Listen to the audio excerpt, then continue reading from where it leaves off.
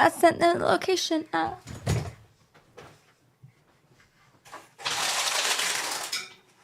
I sent them a location. Falling when I'm falling. What the fuck?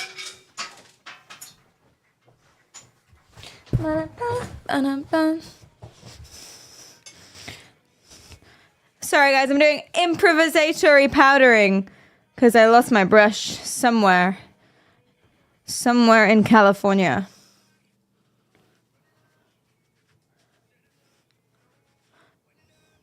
Oh, this is not going well. Oh no, oh no.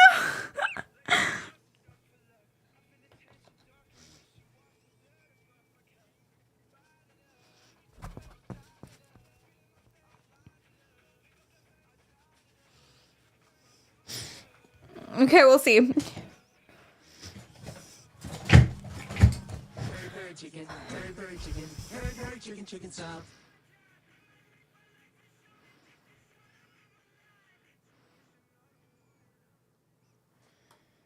Hi everybody, welcome to the stream. What's up? Whoa, we're slanty. Hi, how are you doing? Don't be alarmed. Don't be alarmed what of the change in background. I'm in the same room. Different place. Something's changed. Why are we slanty? Better.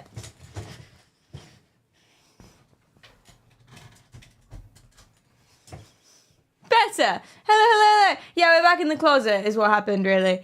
Yeah. I was going to make a gay joke there. I won't. It was too on the nose. Chicken salad.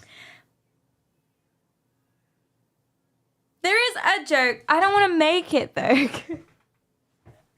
don't want to make it for many reasons. One reason is it's 2024, guys. Second reason is, and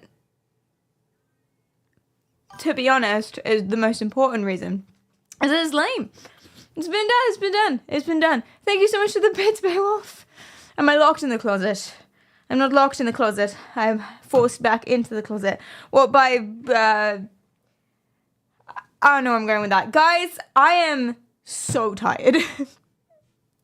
Oh, we're live on YouTube, Echo. Wait, what are you messaging? Chat isn't on screen. Oh, yes, you're right. I'm sorry. Where even fucking is chat? Oh, wait, actually, on that note, TTS isn't open either. So everyone chill on the bits for just 2 seconds before I open it.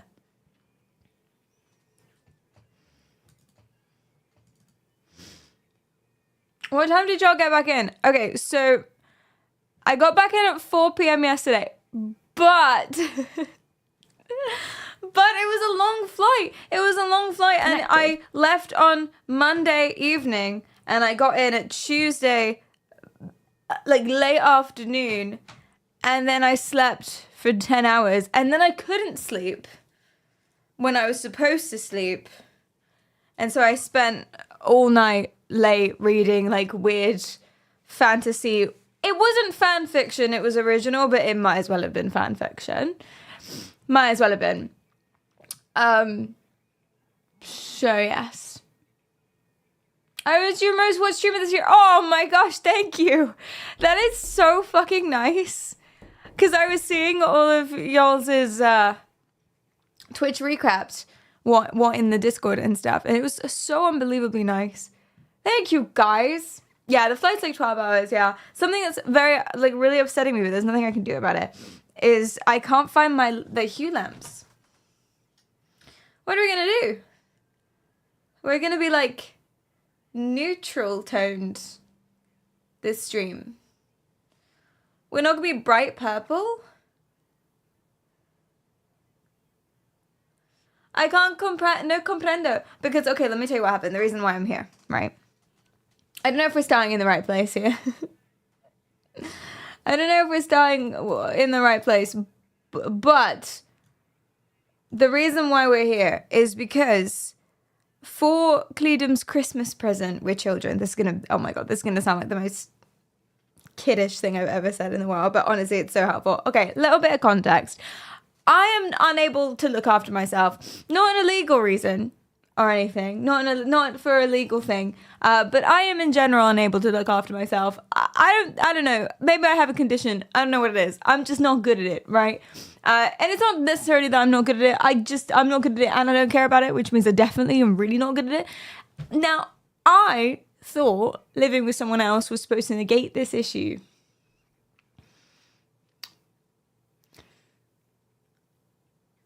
Are we too quiet? Are we too quiet? Really? No. Oh, interesting. Because that would have thrown me off because it should be the same. Mike is good. Oh, thank you. Thank you. Here, find it 10% volume. Oh, so you want me to shut up, actually. Fine for me. Thank you, guys. I appreciate that. Yeah, so I thought living with someone else would negate the whole I can't look after myself thing because you don't need to, right? Someone else will look after you for you, or you can like hold each other accountable or whatever. The problem is when you pick someone to live with, pick someone who is actually going to complement that and not be the exact same. You know? Cleedum, neither, is very good at looking after himself and he cares about it even less than I do. So what happens is when we move into his childhood bedroom with, can't tell me what to do, you're so right, I'm so sorry. When we move into his childhood bedroom that has stuff in the room, what from when he was 11, like seriously, this room has never been emptied ever because he's a hoarder. And we're living in squalor and we've got one job and that job is to redo the room. We can live here for like very little rent with all of the support of a loving family in the world, and it's very lovely and we're very grateful. So long as we just, you know, spend a single evening cleaning, just one single evening cleaning. It had been 4 months and we hadn't done it. So Cleedum waited for fucking Christmas and he goes, for my Christmas present, can you clear out the room? And they did. And it's really nice. Yeah, we're in our mid-20s. But it was really nice. Yeah, legend, exactly. And so now all the furniture in the room, I wish I could show you, but I've got my shit all over the floor. I'll show you next stream. But the room has been completely redone. So instead of desk, massive space, bed, and then that was the whole room. If you look at any of my previous VODs, that's the entire room. Now it's like segmented into like half and half. So I'm sat where the bed used to be. Y'all are at the foot of the bed. This is the head of the bed, right? Where it used to be. And then all of this side of the room, we've got a bookshelf, we've got a divider, we've got like, oh, it's like 2 rooms in one. It's like I have a bedroom and an office now in the same room. It's amazing. I'm really excited about it. But that's why we're in the cupboard. I'm going to jazz it up, guys. Don't worry. I mean, keyboard, that you know that I can't play, but new people won't. Keyboard, let's go. Doesn't work. Anyway, no one has to know that. I'm going to put a plant. I'll find the hue light, so we'll be purple again. You know, it's going to be good. It's going to be good. We have it together more than you did in your mid-20s. Oh, for real? I'm so sorry. What was your mid-20s like? Can I ask? They've relegated her to the wardrobe and called it a Christmas present. Maybe that's what it is. That's ridiculous, but I respect it. Thank you. Thank you. Yes. Do you guys ever, like, put your phone down and then don't reply to anything or anyone or do anything?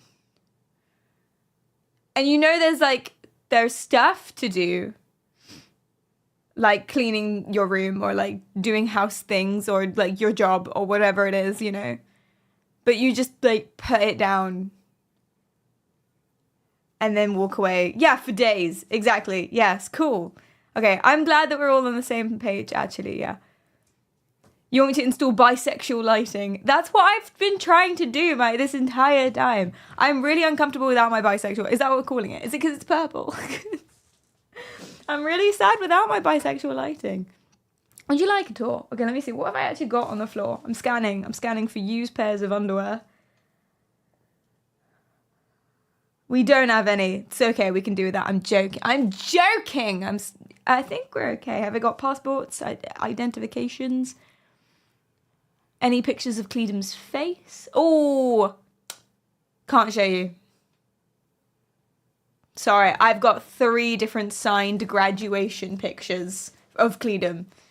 So can't show you the room as of now. I'll clean it and put things away, and then next stream I'll tell you. I'll show you. Wait, but Cleedom has her face. An overwhelming amount of ass. Thanks so much for the follow. I appreciate you. Thank you. I'm okay with that. I'm very happy you guys are okay with that. I'll bear that in mind. Signed by the Cleed himself. No. No, by the frickin'... What are they called? Headmaster. That's a school. Dean? Oh my god, what is the head of a uni called? Dude, what is the head of a uni called? I have no idea. Is it a dean? CEO, might as fucking well be. The unibrow, that feels wrong. Terry, thank you so much for the 20 months. Let's go. Thank you. Principal? President would depress me if that was true. Vice president is already wrong just in the name. Why do you get the dean's autograph on his own picture? No, it's like a copy print thing. It's like not each one has been individually signed. He just they copy the picture of the chancellor, God Emperor, Jesus Christ, and the disciples. It's Chancellor. Okay, I love how Max is just like a current underneath everyone else. All of us screaming things, and Max is just like, guys. It is Chancellor. It's Chancellor, guys. Dictator. Oh no. But yeah, we just came back from LA. We came back from the Stream Awards. Thank you so much for your leave, Guy. Do you mind if I take your leave in like 10 minutes? Because I haven't eaten today. And if I use your leave and I sprint down 3 flights of stairs, I'm going to set a timer. Be like no more than 2 minutes. And I'll sprint down 3 flights of stairs, 4 flights of stairs, and grab a piece of bread and then come all the way back up. Have I taken my meds today? No. But don't worry, because I know exactly where they are on the floor. They're right here. Ow! Got him. Easy. Did you know the word Kaiser and Tsar are both derived from Caesar? I did know that. Isn't that fun? That is a very fun fact because they just lauded Caesar so much as the world's first dictator, and they fucking, I don't know, everyone sucks Caesar's dick throughout history, which is a weird figure to suck the dick of. It's a weird one, isn't it? Because dictator, military campaigns, invasion, imperialism, genocide isn't usually something we think, oh, hey, that guy must be fantastic. And yet for Julius Caesar, we are like that. We do that. Isn't that strange? Have you guys ever thought about that? Isn't that strange? That like all of the other ones, we're like, oh, what an evil, terrible guy throughout history. And then Julius Caesar, we're like, smash. It was a different time. It was a different time. Yeah. I know, it's weird. I'm projecting. What am I projecting? Sorry, I can't speak.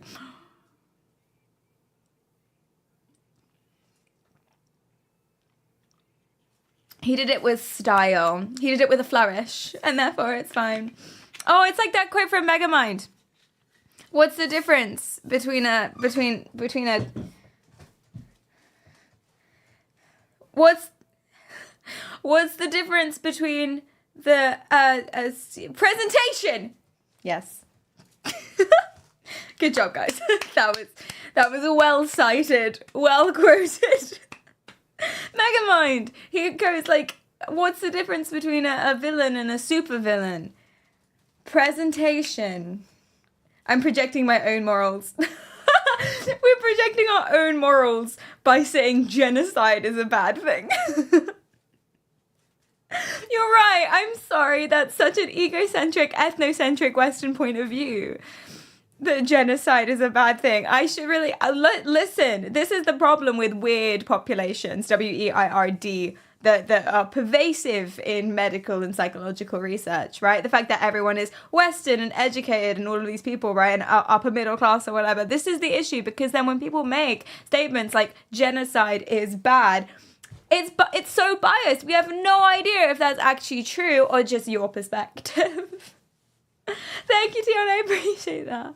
A little genocide is fine as a treat. Oh my god, I made Clem sweat in the airport. Okay, so I went to America. Yay, for the second time in my life. Very succinctly, actually, the first and second time. I just went back again. Anyway, but I was in LA, Los Angeles. I don't know how to say Los Angeles. Los Angeles? Los Angeles. A woman in the airport asked me where I was going. And I struggled. I stumbled on the word. It was not good. I was in line to like show my boarding pass when you get to the airport to go through security. And she asked me where I was going and I like proper stammered. Los Angeles. And it was very suspicious. And then my boarding pass, this is actually not, I'm not exaggerating this. Then my boarding pass didn't work. So I had to go to the desk and she was just watching me the whole time. And the same thing happened to me on the way back. My boarding pass did work on the way back, but I don't think anyone scanned it. So like my name came on the tannoy. Cledum's name too, but I won't tell you his name. But like on the tannoy, I was like, it's like half an hour before our flight, and this omnipresent, omniscient voice comes on throughout the entire airport, being like, Perry, my name, Perry Cariel. Please see gate 150 for a verification check. And I was like, what the fuck? That's never happened to me before. I've never been on a tannoy at an airport. That's very scary. That's very scary. I was, honestly, unhand me, woman. I was treated like a terrorist the entire time. That was really, really, yeah. Also, I was mid-nap, so it was very alarming. They woke me up. I was dreaming about soup. I was having a nightmare. I was having a nightmare in the airport. I fell asleep, right? Basically, I was on a cooking show in the nightmare about soup. Yeah, I was on a cooking show, and I had to make like 7 different kinds of meals, right? And I had to present them all at once. You only get to run like once. I think I spent a lot of time with Trisha. I don't know if you guys know Trisha. She was on Gordon Ramsay. She's very cool. She's a Michelin star chef, content creator. She's amazing. Anyway, I spent a lot of time with Trisha, so like I had cooking shows in my head. But anyway, and she. So I had to, you only had like half a second to plate everything up, because that's a rule in cooking shows. Did you know? That's why it's like always so stressful at the end where they have to plate up their dishes finally. It's like, surely they didn't all like plan so poorly, like time-wise. Do you know what I mean? Surely a lot of them paced themselves properly, but that's why you're not allowed to serve up until like you have 60 seconds at the end for everyone, so it looks like a mad rush. It's crazy. I don't know, trade secrets. But anyway, it was that, and because I had to serve up like 7 dishes in one go in 60 seconds and I only had one run, I had put this really hot bowl of soup like in my mouth, like I was holding it like in my mouth, and it was boiling hot soup, and I spilt it all over my face. And so apparently in the airport I was just like, yeah. And then my name came on the tannoy, Pericarial. Please see a member of staff for a verification check. And I was like, oh, what a terrible day. Spit the soup out of your mouth into the bowl. No, the soup wasn't in my mouth. The bowl was in my mouth. I should have said. The soup as a concept, as a dish, was in my mouth. The bowl was in my mouth.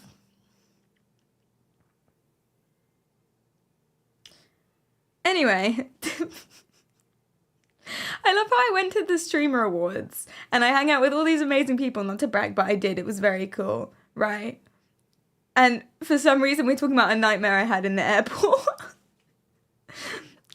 Theme restaurant where you regurgitate the food at you. They regurgitate the food at you like you're a baby bird. I think, people would pay money for this, I imagine. Just get, like, TikTok influencers to do it. You know? Like, if the green flag guy would spit in my mouth. I might not pay money for it, but I don't think I'd be mad either. Does that make sense? It's a spectrum there. Have you seen Green Flag Guy? Respectfully, as a content creator, I respect him. I want him to spit his wisdom into my metaphorical mouth of knowledge. I don't mean literally. I meant respectfully. Gabbana, thank you so much for the 12 months. Oh, 13 months. Thank you. That's so nice. And Matale, thanks so much for the follow. That's TOS. I don't think that it is. Please, Ferry, you just started the stream. Yep, and we go all night, baby. Hi, Jan, what's up? Thanks for the follow. Keep talking like this and they won't nominate you again. I don't know why they nominated me the first time, to be honest. Oh my god. Okay, I went to the Streamer Awards. It was really good. Hi, Harvey. What's up? How are you doing? Thank you. I've lost my voice.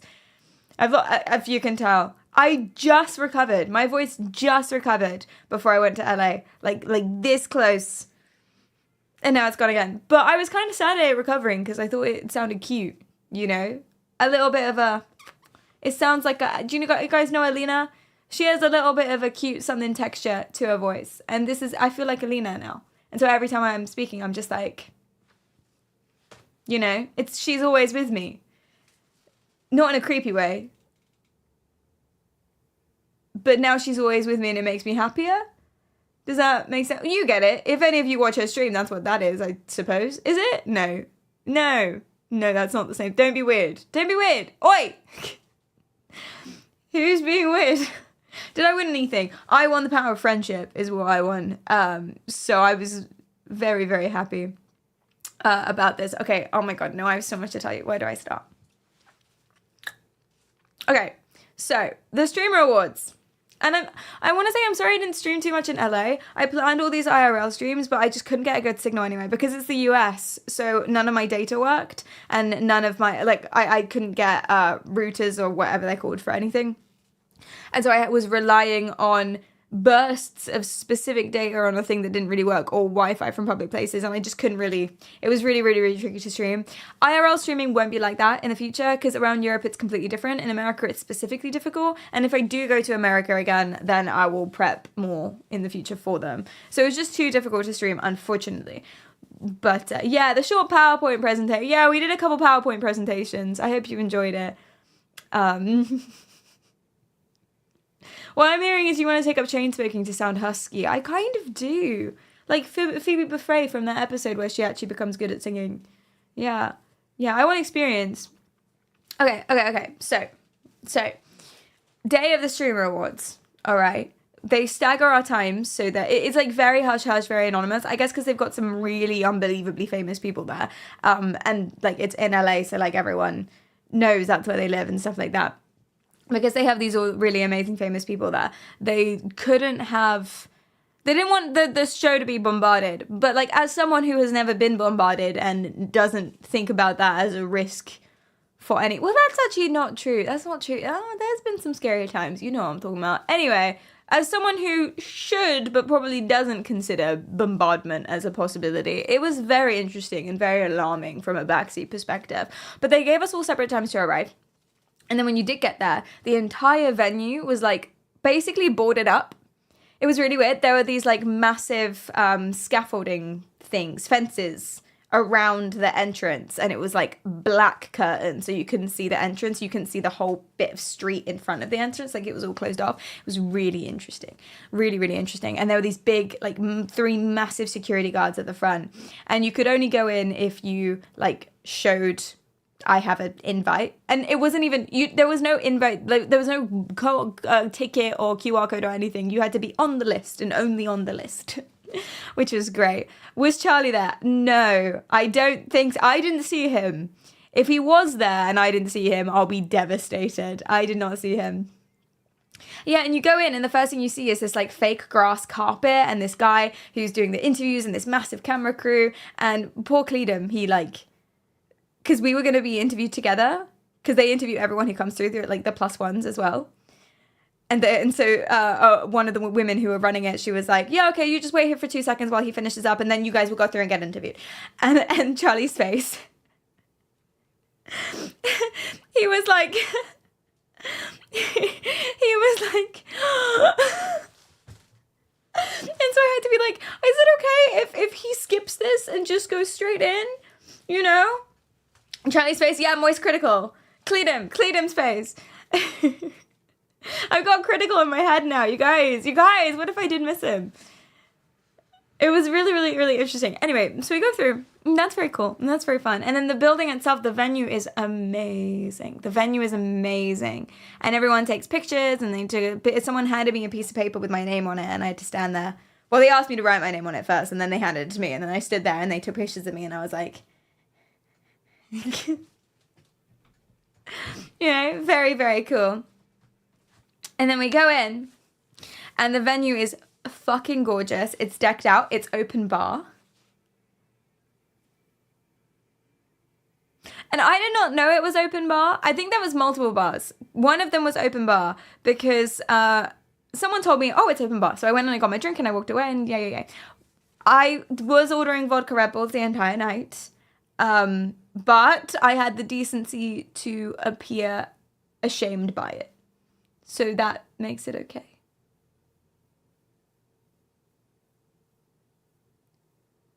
That makes it all right. Yes? Yes. Yeah, it's fine. It's fine to order Jaeger bombs and vodka Red Bulls and tequila shots. That's fine, so long as you act embarrassed. No, but go on. Okay. Don't let anybody drink shame. The shame outweighs the blame. Really, you feel bad enough about it yourself that you don't need any other like onlookers or bartenders following through. Anyway, but so I was told it's an open bar. I went and I got my drink and I went back, and then I told someone else, oh, did you know it's an open bar? Oh my gosh. And she looked at me and she was like, it is? It wasn't for us. We had to pay. And I said, oh, really? Now, it turns out there were two different bars. One was paid, one was open. That was the end of the story. But she said, I shouldn't have spoiled the story. I'm so bad at storytelling, man. Ugh. Anyway, that's the end of the story. But at the time, great story. Thank you. Fuck. Oh, I could have done a way better job. There was intrigue. There was a twist. No, so she said, oh yeah, because someone told us it was an open bar, and so I went to walk away with my drink, and then he said, oh, that'll be $10 or something. And so I immediately got incredibly panicked and incredibly scared because I did just walk away with my drink. Now, this would be much more interesting if I didn't spoil the ending, but it's a terrible story. I'm a terrible streamer. What is happening? I was worried I was stealing. I wasn't. Anyway, next. What's the next one? Was the open bar for the nominees? No, it was for everyone, which is very, very, very generous. Boo! I know. I'm sorry. I know. Also, QT arranged for a 3-course meal. So the actual award show, I don't know if you guys saw, the award show started. And there were like lots of speeches and lots of interesting things and the nominations and the announcements, and it was all so fluid and done so well. And then the music performances were absolutely incredible. I don't know what they sounded like on stream. I hope the stream did it justice because I was absolutely like genuinely blown away. I was not expecting to think that the music performances were good. I was not, especially like I don't know anything. Okay, this feels mean to say. I don't know anything about Bella Poarch. I haven't heard any, like, not because I just haven't come across her at all. I know the meme that kind of got her famous, or like the reels that she did with the facial expressions that got her famous, Bella Poarch. Yeah, that's all I really know, but I don't know anything about her. So when it said music by Bella Poarch, I was like, oh, all right. And I had very low expectations. She's amazing. It was amazing. All of the music performances were incredible. But during the show, we had a 3-course meal. So, like, every few sections, they would bring us, like, a new thing, like a salad and, like, they had a vegetarian thing. And it was so cool. It was so fun. They really fucking treated us. Her performance was it was so good. How is the jet lag? So, I don't think I ever adjusted on the way there. So, I'm fine now. Does that make sense? I thought the jet lag would be worse. But I think I just didn't. Yeah. I was really tired in LA, like the entire time. I struggled. And there was like an after party to the event, which was really lovely. Again, like it was this rooftop Japanese bar with an open bar and food and stuff. It was really cool. But I was so tired throughout the whole thing. I struggled. I was like, I made a game in my head. It was talk to 2 people you know, 1 person you don't, and then sit down. And if I just kept repeating that, then I'd have a successful evening. So it was like, hi, nice to see you again. Oh, you're enjoying your drink. Hi, nice to see you again. Oh, you're enjoying your drink. Okay. Hi, I'm Perry. Nice to meet you. That's really, really cool. 10 minutes. 10-minute rest. And we go again. And I just did that all night until the end. Until the end, when I looked in Cleedham's eyes and he looked into my eyes. And at the same time, we were like, final round. Final round. Finally. And then we just walked around and said goodbye to every single person we met. So tired. So tired. It was so bad. It was so bad. It was familiarity FaceTime. Exactly, that's what it was. Yeah. And do you know, I shouldn't fangirl on stream. Because I need to be cool. I need to play it cool. But do you know someone who I had familiarity FaceTime with to the point that it made sense and would have been weird if I didn't go up and hug him before I left?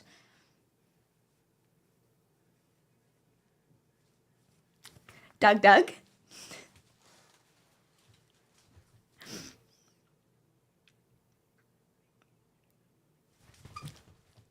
I know!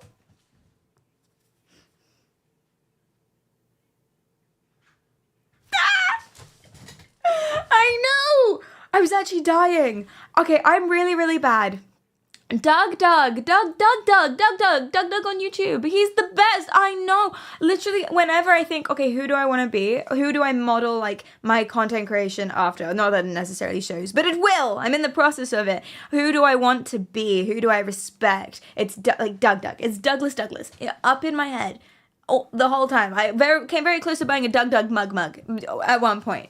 But it's always Doug in my head. Was he downing olive oil? I did not see that.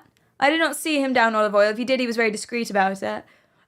But, so you're the crazy fan that came up to him and gave him a hug. Shut up. Oh, speaking of, I also got to chat to someone else. Again, that's an update. Remind me. Did I see his cologne commercial? Yes, I did. I loved it. I loved it so much. I know. Never heard of him, never saw him, but guy. Oh, well, if that's true, then you are missing out. Seriously, come here. I shouldn't do this because I don't want to I don't want to fangirl. Twitch chat. I don't want to fangirl too much. Because, you know, I have to be cool. But I was so unbelievably hyped.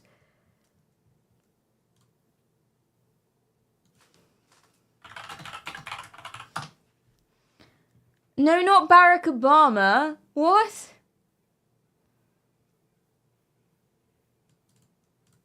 Okay, here we go. Yeah, you guys don't know Doug? Of course you do. Okay, what's something like, he's done so much stuff. What stuff would you recognize? You've probably seen at least one of his videos, or you've heard of like something that he's done. He does a lot of very interesting tech game projects. Chat plays, AI versus Twitch chat. Yes, exactly. The AI plays an adventure game. He does a lot of like indie stuff with weird coding. It's really very, very, very cool. Skyrim, but NPCs spawn a cheese wheel every second. You see? Never heard of Doug even once. Well, you're welcome. There you go. There, your new favorite YouTuber. Anyway, he's such an idol of mine. And I did not recognize him. And I'm very bad at recognizing people.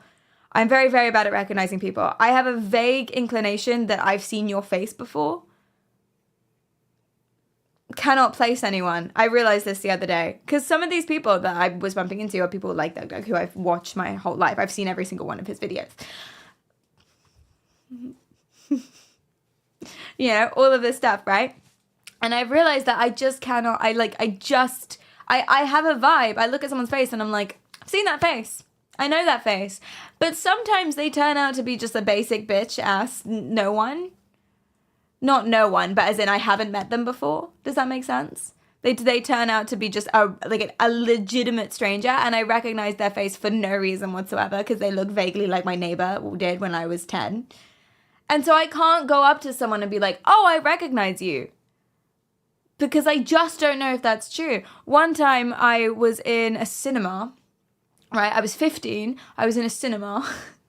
And I thought I saw my friend in the front row, and she turned around, square on, full lighting, saw her face, was like, she's in the year above me. I know that girl. And I went over, absolutely not. Complete total stranger. This happens all the time. So I don't trust myself at all. I really don't. So even though I was talking to a few of my friends, and this man who I very much recognized joined the conversation, and I was like, couldn't place him. Recognize his face, couldn't place him whatsoever. Could be someone I've met before the previous night. Could be someone I've seen around. Could be someone who looked vaguely like my brother's friend. I don't know. So I didn't say anything. And no one said his name.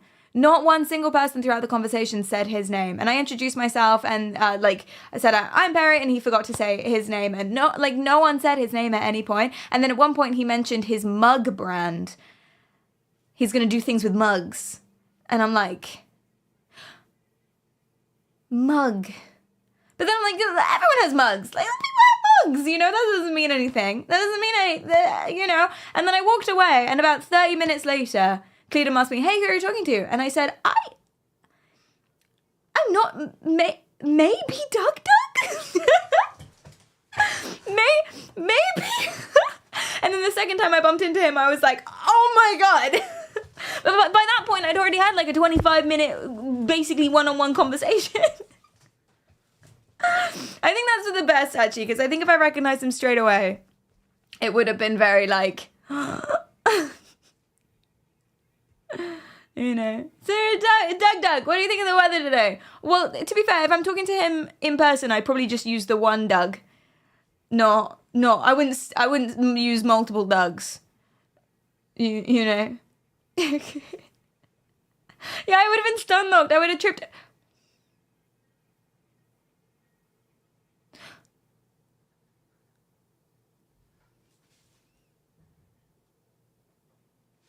No, surely not.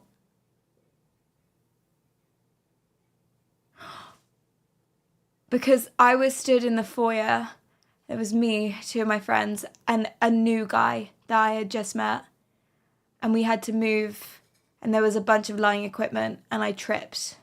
And I hit the lighting equipment, and the guy pushed me back. I did trip on Doug. It's okay, because we spoke later on. So, oh shit, that was him. That's alright. It happens. I also, you know how the interview on the grass outside my interview, cut out? Did it cut out? It's because I fell over the cables. Did you know that? I'm pretty sure. Because it would be a weird coincidence. Yeah, I tripped over the cable on the way up. My moment. I tripped on a rug and on Doug while he was talking to me about his mug bugs. I know. Why is the cable underfoot? Well, it wasn't really. That's my streamer. Did I meet Sear? I did, and his partner. Yes, they were dressed amazingly. Sear was the one person that I forced myself to say hi to. I wanted to say hi to everybody, but he was the one person that I gave myself a little fangirl moment for. Everyone else, I was like, that's super interesting. I want to get to know them. Or if we naturally fall into a conversation, that would be great. Or we were in the same category. So I hung out a bunch with, I talked a lot to Pirate Software, which is very, very cool, as well as D-Tune. And I didn't get to meet RDC actually, but they're very, very, very busy and they had their own things going on. But yeah, and Sear was the only person that I was like, I'm going to give myself a fangirl moment and I'm going to go on my own and I'm going to say, I'm such a fan and I'm going to do the proper introduce myself to you because I've been watching Sear since I was 11. Which is not something I said to him because I didn't want to age him. Do you know what I mean? I feel like that's rude. It's a little bit rude. I feel like if a content creator came up to me and was like, yeah, I've been watching you since I was a literal child, I'd be like, excuse me? Go back to school, bitch. That's how I would feel. Maybe. Hello, you're pushing 40? Is he? He doesn't look it. He doesn't look it. He looks 20 something. But yeah. Not Sia the singer. Why would Sia be at the Streamer Awards? Why would I have met Sia? And why would she? No, Sia. Sia. I've been watching him since I was like 11. And I was like, okay, I have to. I'm going to be so mad at myself if I don't say hi. So I did. I gave myself that one. And I was trying to play it cool for everyone else. Thank you. Thank you. I feel like that's okay. I feel like it's all right. It's all right. What was the update thing I mentioned some minutes ago? Oh, yeah. So I was going to tell you, but then Cleta messaged me and said I shouldn't. Which means actually I probably should have ignored your message too and just let it drift into the wind, but I didn't do that. Hi, James. What's up? I've been censored. But I counter-argued, and he's at work, so he hasn't seen it. Therefore, I win. I feel like I could do it in a good way. It's nothing bad. I had absolutely no bad experiences with anything or anyone the entire time. It was fantastic. Was Syrian character or was just for the cam? I don't know what the character is or should be, so I don't know how to answer that. Apart from falling all over the place, I did trip a lot. I tripped a lot, which is weird because I was in flats the whole time. I found these super beautiful, sparkly heels. People who wear heels or people who just like pretty things, you'll appreciate this. They were from the Wicked, like the film The Wicked selection in Aldo, I think. They're selling like a bunch of Wicked themed shoes and bags and stuff. And they're the most gorgeous pink and green sparkly high heels I've ever seen in my life. The whole thing is jazzed out in a million rhinestones and I was like... But I wouldn't have lasted 10 minutes, chat. Seriously. I put them on in the shop and like after just standing them in them, not even walking, just standing them in them for 2 minutes, I was like, this is not sustainable practice. And it's me. So I'm already going to fall over a bunch. I don't need to like increase my chances of falling over the shop. So I wore flats. I was basically in flip-flops the entire night and it was fantastic. I tripped over 3 times.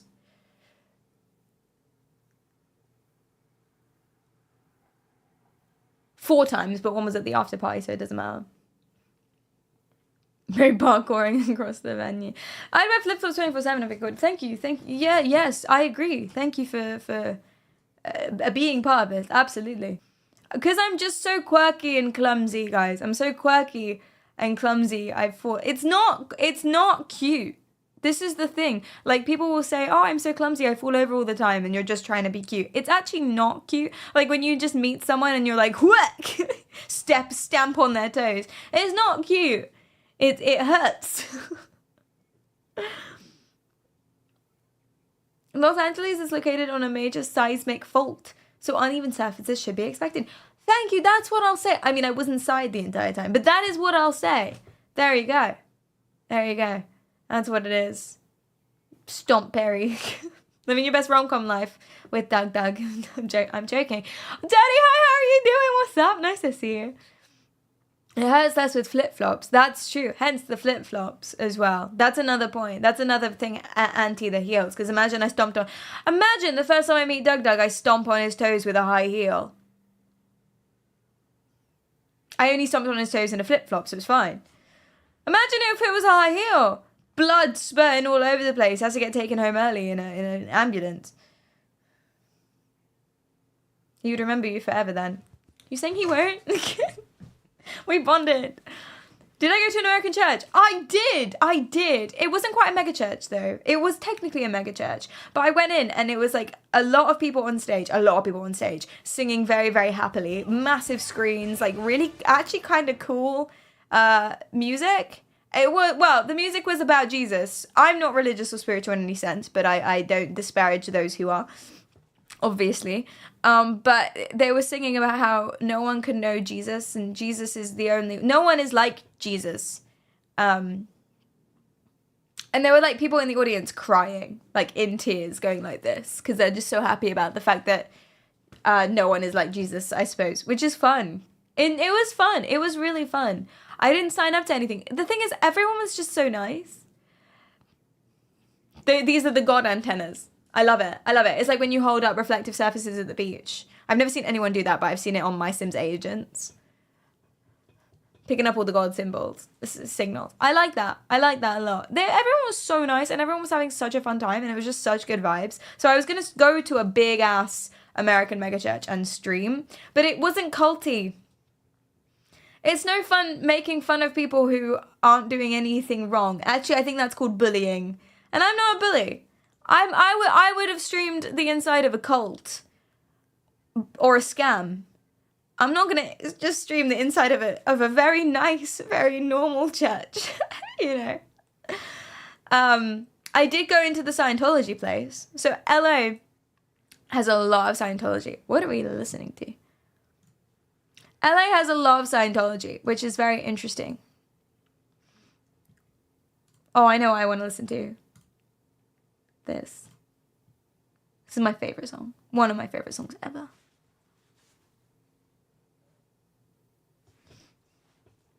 Oh, yeah. We went into the Scientology place.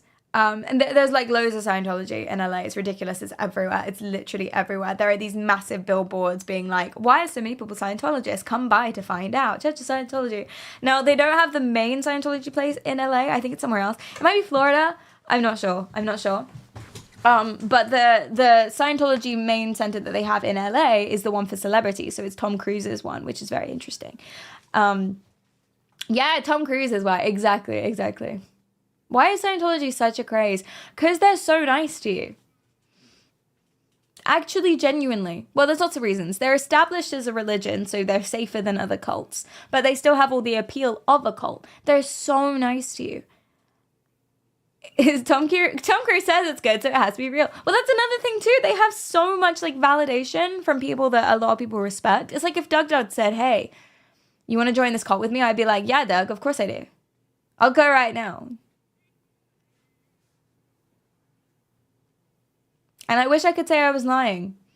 I don't think that I'm lying. I mean, I haven't been presented with this yet, but I think I actually might. I would consider it. That's a lot of power for Tom Cruise to have, I think. But they want all your money. Exactly. They want all your money. They also don't call it a cult. That's true. That is true. It's like an official religion in the US, which is insane. It's Cult Plus with their protected status. Cult Plus. That's what it is. And they're so nice to you. When you go in, because I went in. When you go in, they're just like, it's so nice to meet you. How was your day? You look so lovely. Would you like to read up? Can I answer any questions? Would you like to read up about this? Oh, take this. It's free. Would you like a free personality test? At that point, I said no, because I know about that. Listen, I would have done the free personality test, and I don't think I could be manipulated into joining Scientology, but it's 200 questions. That's part of the manipulation. It's not quick. They make you stay there for like 2 hours, and then they make you buy things and sign up to other things and stuff like that, and they pressure you to stay, and if you try and leave, they're like, no, you have to finish. So it's like, yeah, it's like hours long test. And that's why that's the only reason I didn't do it. Because I'm like, dude, I'm in Hollywood. I want to look at some stars. Speaking of stars, you know the pavement with all the stars on it? Don't all religions want your money? Whoa. But I do agree that people being too nice is a red flag. No, I don't actually. You sound paranoid. Are you good, Chief? See, I don't know if that's... I think corporations being too nice. That's probably what you meant. Corporations being too nice is a red flag. Because I was trying to think about why the customer service in the US was so much better than the customer service in the UK. And it's because... Okay, love you Americans. We pay them, the staff. They don't have to, like, work for their... Well, they do literally have to work for their money, but they don't have to, like, suck our dicks for money. They get a good salary already. We don't have a tipping culture. We do tip sometimes, but we don't have a tipping culture because they already make a good salary. So, like, no one's trying to, like, put a finger in your ass when you sit down, you know? Whereas in the US, they literally are. They're, like, ready, hand on the chair, little pinky up. It's alarming. And then I feel bad when I sometimes don't tip. I tipped most of the time when I was in the US. I did. There was one time I didn't. It was an airport Starbucks, and I bought a bottle of water that was $7. And then they asked me for a tip, and I was like, no. Because I think that's quite a lot. I think that's pushing it, frankly. It was self-service, so I went and got the water bottle and brought it to the counter, and it was $7. Now, I got this very nice bottle from it. This is the water that I bought. But I'm like, no. Why was it $7? I think because the bottle's made out of metal. It's like it's not a thermos because it's not double walled, but like it's, you know. But can I tell you a dystopian thing that happened to me? Hi, Red, thanks for the 12 months. And I guess it didn't happen to me, it's happening to everything. LAX, the entire airport of LAX is sponsored by Smart Water. I'm not joking, that's true. They're sponsored by Smart Water. I walked around the entirety of the Terminal B. I walked around the entirety of Terminal B looking for a bottle of water, a normal one. Couldn't find a single one. All I found was this one and the Smart Water bottle, which was in a very, like... Is this Smart Water as well? Drink Path. It's this one and the Smart Water, which is in the same sort of bottle, so it's the same price. It's like metal and everything. It looked identical. It was just white. Cleedum came up to me and was like, do you want white or black water? And I'm like, what? Huh? And they were all $7, and these were the only ones you can get. But they make you throw away, obviously it's an airport, so they make you throw away your water at the beginning. So you have no choice. You've been drinking dumb water, I know, exactly. Explained a lot, didn't it? Yeah, so it's like really weird that the entirety of the airport is sponsored by Smart Water. You can't get water other than this one. It's a scam. The entire thing. It's really freaking weird. It's really weird. And this is what I was saying. You guys were like questioning why I was freaked out when I went into a WH Smith on Oxford Street.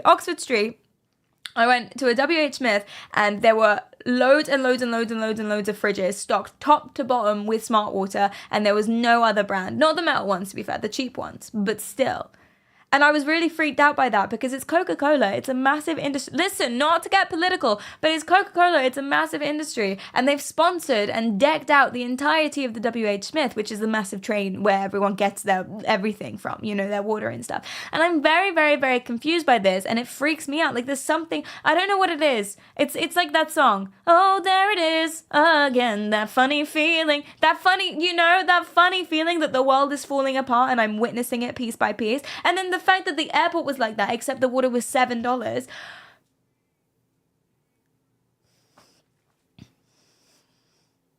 It's life is stranger than fiction. Exactly. That's what it is. It's so weird. But at least there's freedom.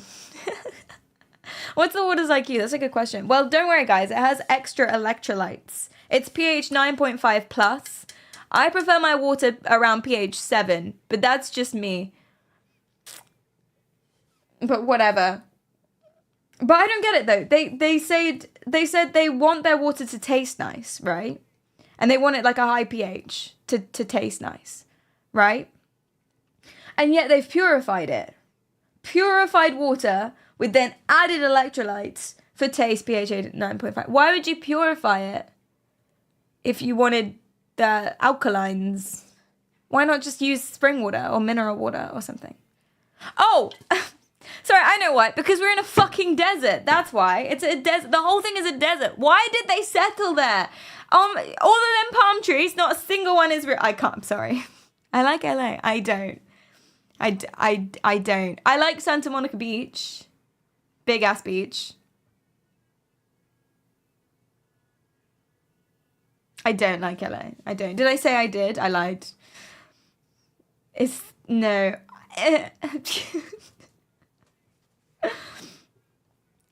Did the beach claim another pair of shoes? No. So I full sprinted towards the ocean in my shoes and socks, and Cleedum ran and chased me and grabbed me and pulled me back and made me take them off.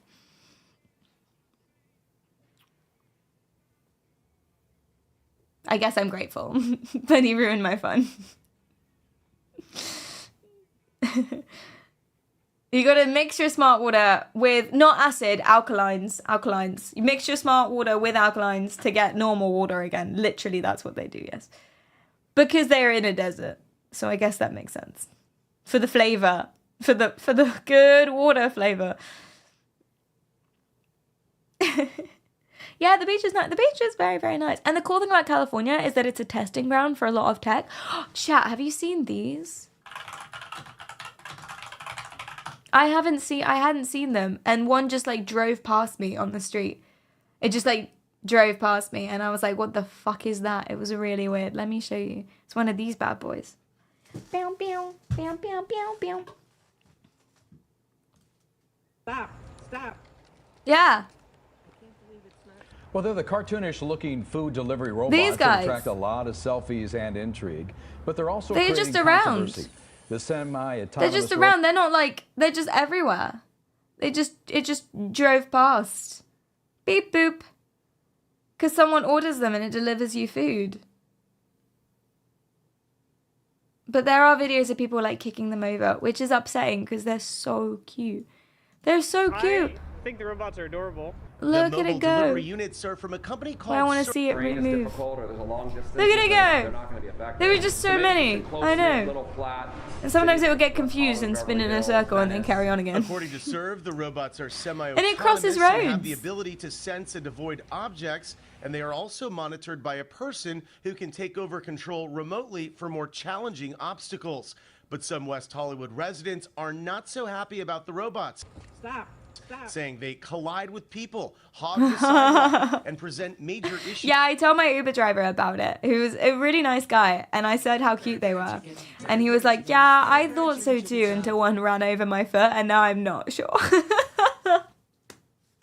Yeah, honestly, I'm on your side. Old people, not disparaging old people in general, but this particular old person, get out the fucking way. You can see it coming. It's got lights on. It's got a little flag that comes up here. You can see it coming. Just take a step back, man. Do you own the streets? No, the streets are for the bots. That's what I've been saying this whole time. Dude, thank you so much, Eco, for the 9 months. I appreciate that. Hola, what's up? Thank you so much, Red, for the 12 months. 1 year, let's go. Oh, thank you.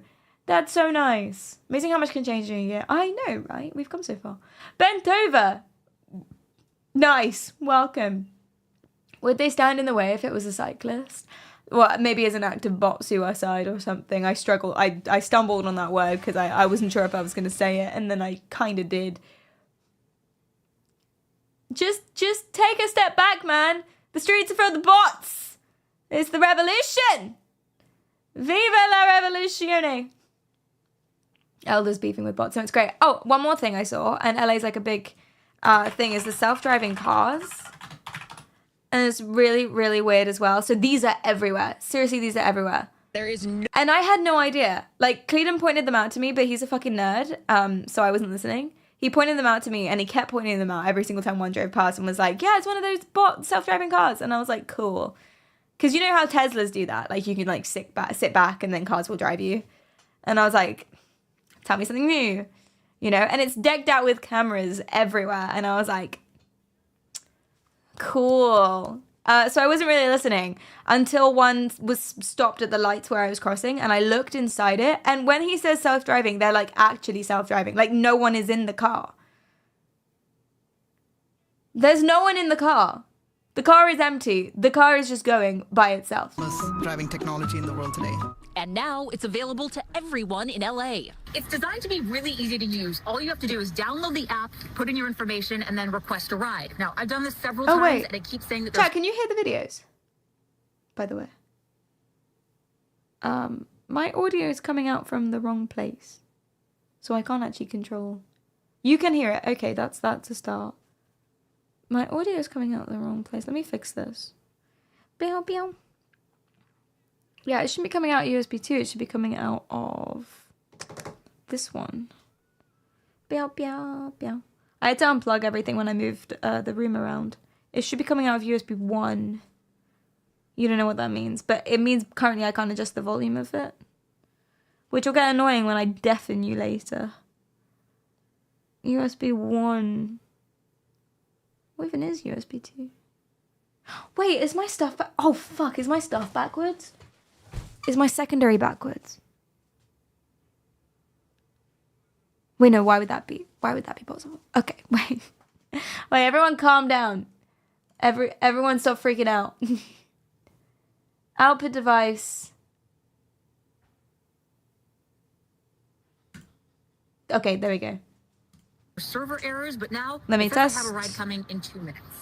And there it Yeah. is. Cool. Anyway, these are self-driving cars. It's actually really easy.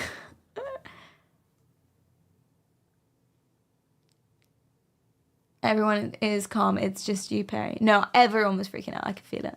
I could feel it through the screen. Self-driving cars are a problem. Do you reckon? They're so weird. They're decked out with all these cameras and there's no one inside at all and they're just driving around and they're so common. They're everywhere. They're everywhere. And I seriously freaked out to the point that I think someone laughed at me because I walked past it and I had to stop in the middle of the road. It was a red light. Okay. No one was coming there. But I had to stop in the middle of the road and I just looked at it and I was like, I could not control my face. And then there was a car with a man inside and he was looking at me like, you've never seen this before? Haha, fucking tourist. that's what it was.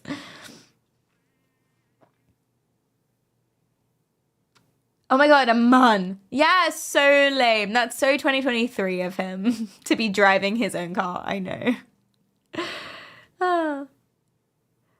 What's so freaked? Do I have a technology phobia? I'm a tech YouTuber, kind of. Oh, I am a tech YouTuber. So no. It's not got anyone in the driver's seat. What is wrong with you? What do you mean? What are you talking about? Oh, I'm too cool. Look at me. I'm intimacy. I'm too cool to think that that's weird and cool. I'm super well adjusted to all of these things. I started coming in a decade ago. Shut the fuck up. It's not got a driver in it. There's safety and legal issues that we have not yet sorted out. That's probably true as well. Yeah. I wouldn't want to stand it in this way. See, for the self-driving car, I would take a step back, you know?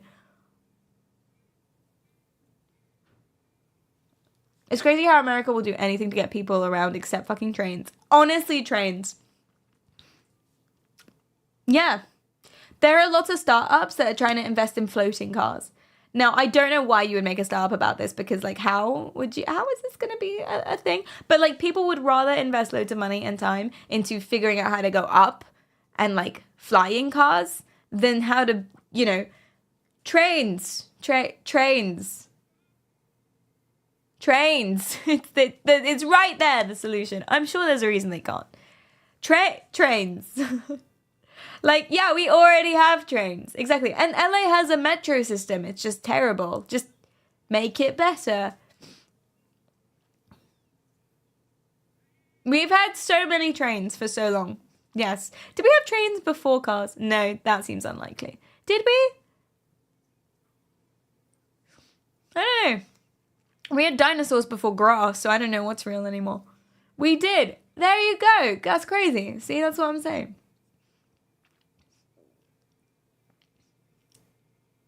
Trains way before cars. Interesting. I remember Back to the Future 3. I remember there being a train. In a Western? Dinosaurs before grass? Do fact check me on that, though. Dinosaurs before something. We are crocodiles before all else. The one thing the Tesla did that concerned me was that it made a lane change at a crosswalk and ignored the solid line. That's another thing about LA, or just America in general, I guess. Pedestrian crossings. So, in the UK, if a road has more than 2 lanes, I think that's true. Yeah, if a road has more than 2, maybe 4 in a rural place, there are no pedestrian crossings. Right? Or there's an island, at least. Yeah, there will be an island. So you cross the first 2 lanes, and then there's a space for you to wait. And then you cross the second 2 lanes. You don't cross more than 2 lanes at once. Ever. And if it's like a motorway, then you have an overpass or an underpass. There's no pedestrian crossings on a motorway. In LA, you're just expected, you have 20 seconds, and you're just expected to cross an 8-way highway on foot.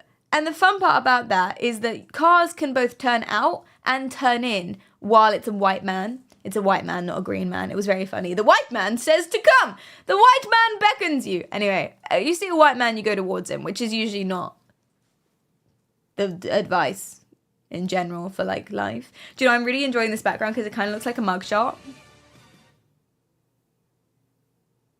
You know? These kind of look like height lines. And it looks like a mugshot.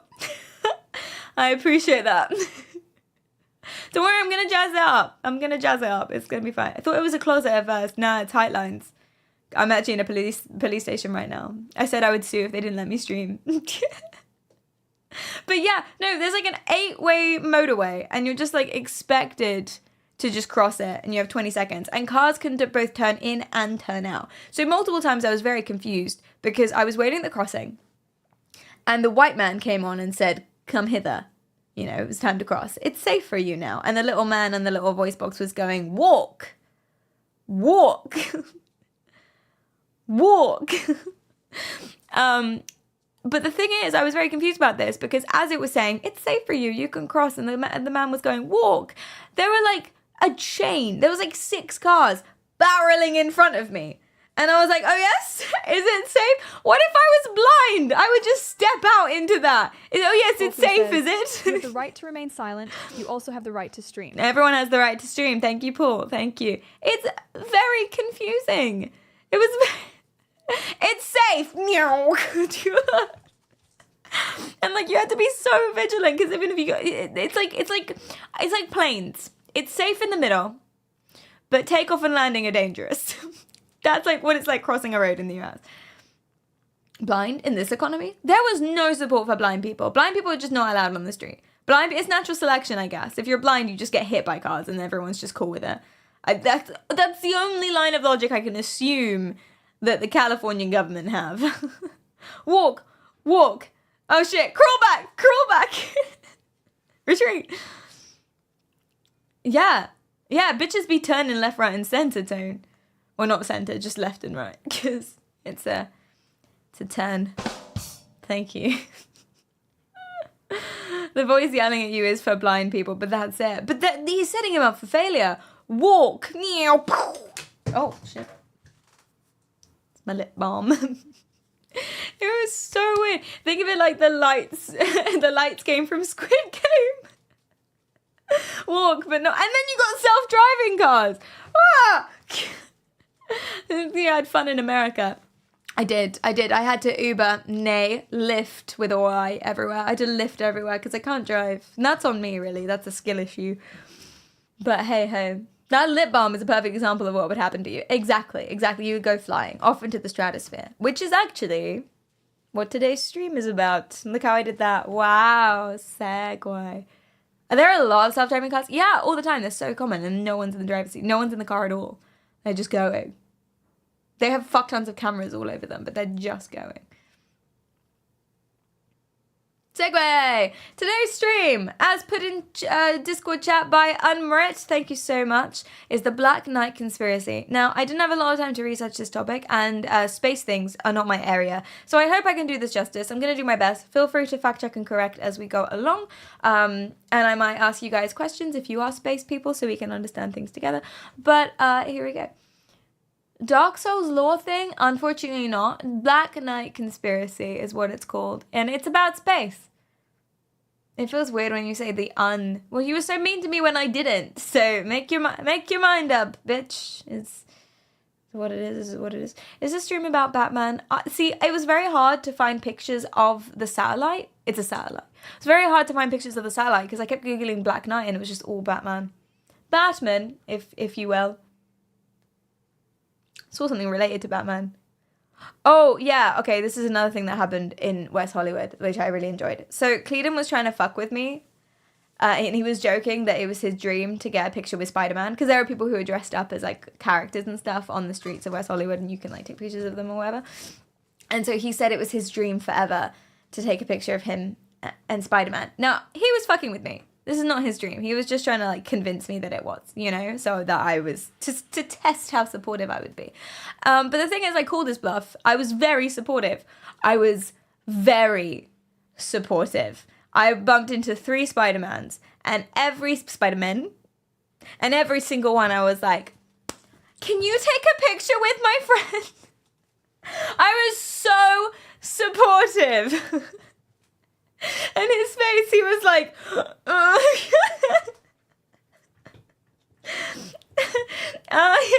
yeah, it's his dream. Of course I would support him. You didn't run into the naked one. How would you identify the naked Spider-Man? Because how would you know he was a Spider-Man and not just a naked guy? You know, if he's not in the costume. There was some very low budget Spider-Man. There was some like very, very low budget one. Oh, it's body pen. Oh, that's fun. No. There were very low budget Spider-Man though. Like there was a guy who was clearly middle-aged and very overweight in a costume that did not fit him, that was super dirty. Wasn't a convincing Spider-Man, but I appreciate the grind. Sticky webs, guys, ew, guys, ew. I'd throw stuff at him and see if he dodges. I think that's called assault that you're describing there. I don't think you're supposed to do that, actually. He was a middle-aged bankrupt Spider-Man, literally. But I appreciate the grind, and I appreciate the work that he's accomplishing. So I love that for him. What happens if you're wrong? Oh yeah, if you it's just a naked guy and you're like, are you Spider-Man? And then he just starts like whacking off in front of you and you have to run away. Did I see any Michael Jacksons? No. Thank God. I think everyone except the West End in London has had a bit of enough of Michael Jackson. But don't worry, the Michael Jackson stage play is still going strong. I see pictures for it everywhere. Oh, there it is again, that funny feeling. Singing web right in front of you. Don't you hate that when that happens? On the underground as well, on the tube, that happens a lot. People just slinging web. Please don't. Oh my God, please call it slinging web from now on. That's how I'm not going to refer to it as anything else. Please remind me if I slip up and don't refer to it as that. Slinging web. That's how I'm going to, that's it. Yeah. I will take no Michael slander. It's not slander coming from me. It's from the courts, mate. So carry on. Awkward for you. That's okay. Just tell me you haven't got any tattoos, yeah? Because that's going to be very destabilizing for you Porfo emotionally. Says, Huck, serious question. When Spider-Man is shooting his webs all over the place, swinging across the city, who cleans up the webs? Sorry, I mean slinging webs. That's a very good question, Paul. Thank you so much for asking. Yeah, that is a very good question. Who cleans up? They dissolve, they biodegrade. Oh yeah. Or they're eaten by pigeons, which is strange. They take an hour to dissolve. But then again, guys, he's saving the city or romancing. He's doing some romancing. And you can't begrudge him for that. Depending on the adaptation. You know too much about Spider-Man and I appreciate it. He's an eco-friendly Spider-Man. Literally. So it's fine. The pigeons would get stuck in the web. How big are the webs? I thought the webs were pretty juicy. Because he can like snap them off. That's how he swings. He like snaps them off and then pew, pew, pew. So I thought they were pretty juicy. I didn't think they were like solid. But then again, it has to support a whole... What are we talking about, chat? 6, thanks for the follow. I appreciate you. What if it was all taking place in his head? So there are no spider webs anywhere. I feel like he'd still be slinging web aggressively, but probably just in a room by himself. I feel like I am the Spider-Man every time I go to the bathroom. What is it? Over like a burning hot crater or something? I struggled on that one. Burning hot crater? And you gotta like parkour over it? Every time you go to the bathroom, you sling some web. Every time? That can't be healthy. That can't be healthy. One time, I tried to convince my PE teacher that I had a very irregular flow. Wait, hear me out. Wait! Because we had gymnastics lessons when we were like 12. Okay. And for those lessons, they made us like wear leotards, which are basically swimming costumes, but fabric. Everything on full display, man. Everything just out there for the world to see, okay? Just wow, you know, like really bad. And they made us wear leotards, and I was like, I'm absolutely not going to wear a leotard. But if you were on your period, you could wear shorts. So every single gymnastics lesson, I was like, sorry, I'm sick. I'm just unwell. To the point, she obviously didn't believe me, but to the point that she was like, you need to go to the hospital. And I was like, I know, but NHS, what can you do? Because absolutely fucking not, mate. And what are they going to do? What are they going to do? This is my theory. What are they going to do? They know I'm lying, but what are you going to do? Check? No. It's like whenever I say anything inappropriate, like this entire story on stream, it's like, what are you going to do? Fire me? I'm self-employed. Checkmate. Checkmate. Exactly.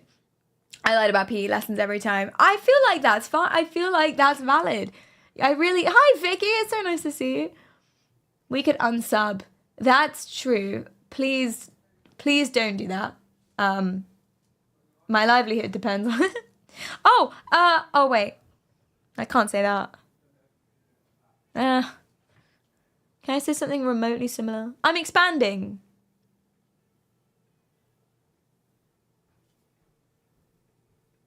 I don't know what I can say yet. Damn it. I'm expanding. What from burgers? Like Kirby, yes.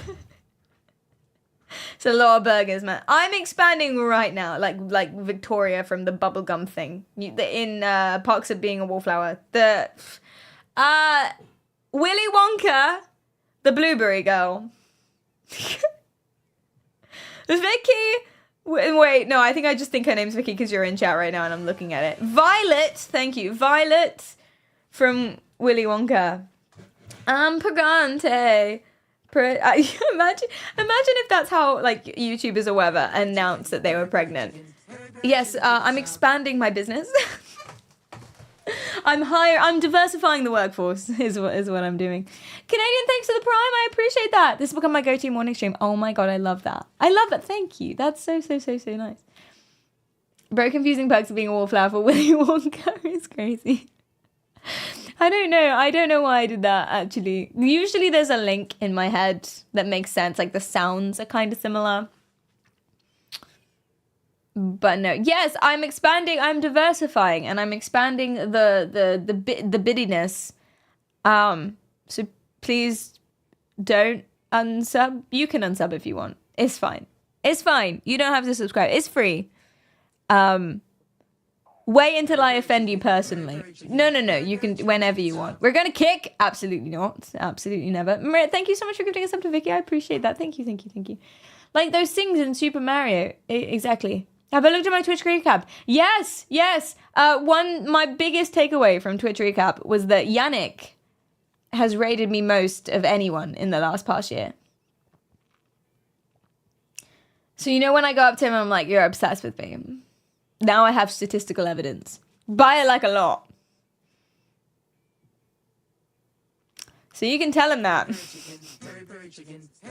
That's my one biggest takeaway. Like a lot.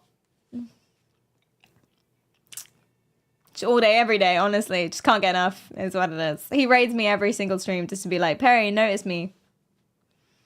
You could just be thankful. No, I'm going to mock him for it. I've decided. I'm going to mock him relentlessly, make him feel bad so he doesn't do it again. That's my... Because I think that's funnier. Kukus, thank you so much for the 2 months. I appreciate that. That seems like a sound strategy. It's worth it, chat. I swear to God. Mocking is the right choice. Isn't the satellite a blanket? How fucking dare you? Oh, I did something. How dare you? How dare? The satellite is not a blanket. Okay, if you don't know what we're talking about. Alienating her greatest fan for the boys. If you don't know what we're talking about, today we are talking about the Black Knight Conspiracy. Oh, and by the way, this is also the LA Streamer Awards after party update recap stream. So if you have any questions about the experience in general, please do ask. Because in future streams, I mean, I'll forget about it. But yes. I'll never forget about it. Okay, so the Black Knight Conspiracy Theory. Basically, there was a thingy in space, and this is in my YouTube thumbnail. Did they pay for your flight? They didn't. It was a smaller event this year, so they didn't have the budget for it. It was an open bar, though. And I would... Okay, well, I can't say I would have rathered that. But still. How was the food at the event? Really good. It was a 3-course meal. It was really nice. And I didn't remember if I told anyone I was vegetarian. And on the meal, on the menu was like steak. It looked really good. This beautiful steak. And I was like, that's fine. I'll give my steak to Cleedom. I'll eat around it. The asparagus looks so tasty as well. And that's on me for not telling anyone. But apparently I did, or they like knew somehow. And this man walked over to me and was like, just to verify you're vegetarian, right? And he must have been hiding the plate behind his back, because as soon as I said yes, he was like, whoppa. He must have been stood there with the food like behind his back, like a magician. It was so nice. It was so nice. Vegetarian cheat day. I feel bad. There were only 2 times where I was questionably vegetarian. Because I went for a hot pot meal with my friends. And hot pot's really good. And the best thing about hot pot is the steak, right? Now, I didn't have any of the steak. But the way the hot pot worked is there was like a bunch of different broths. And then you ordered a bunch of different food and you dipped it in and you cooked it. It was delicious. And I didn't want anyone to miss out. So I was like, put the steak in all of the, like, I'll be fine. Put the steak in all of the sauces. We can get like meat broths. Like, I don't care. I'll just eat the tofu and the vegetable. Like, I don't, like, you know. I'm very satisfied with that decision. Very satisfied. My second, more questionable one, which I might not be satisfied with, is basically I really don't like quiche. I told you about this. There's something about quiche. It makes me, like, physically repulsed. Like, I don't know why. The noodles. Yeah, we got udon. It was amazing. So good. But yeah, so on the plane, for breakfast, and I was so hungry. It was either a full English breakfast or quiche. You can't stand it either. I know. What is it? Because I like pies and I like scrambled eggs and I like all the things they put in the quiche. But for some reason, when you put it together, I just can't do it. There's something about it. But for breakfast on the plane, and I was so hungry, and we still had like a couple of hours until landing. It was a full English breakfast with like sausages and bacon, or a quiche, and I was like, well, I'm cooked. I don't want to be fussy. So what I did is I was like, Cleedom's a big boy. He's growing outwards. No, I'm joking. But he's not getting taller. We're in our mid-20s. Anyway, he's growing. Big growing boy. He can have an extra sausage or 2. So I got the full English and I just ate everything else and it was really nice. Questionably vegetarian, pretty sure, because it was all like smushed together. Pretty sure I had a lot of, maybe a little bit of sausage, but that's okay. He's in his bulking season. Yeah, it's winter. Exactly. Yeah. Oh, you were a vegetarian for a whole year? Oh my gosh. It's been 2 months for me now, since I found out that lambs were baby sheep. Not everyone was born to appreciate a good quiche, no worries. Not everyone was born to spell properly either. So we've both got our things. Sorry.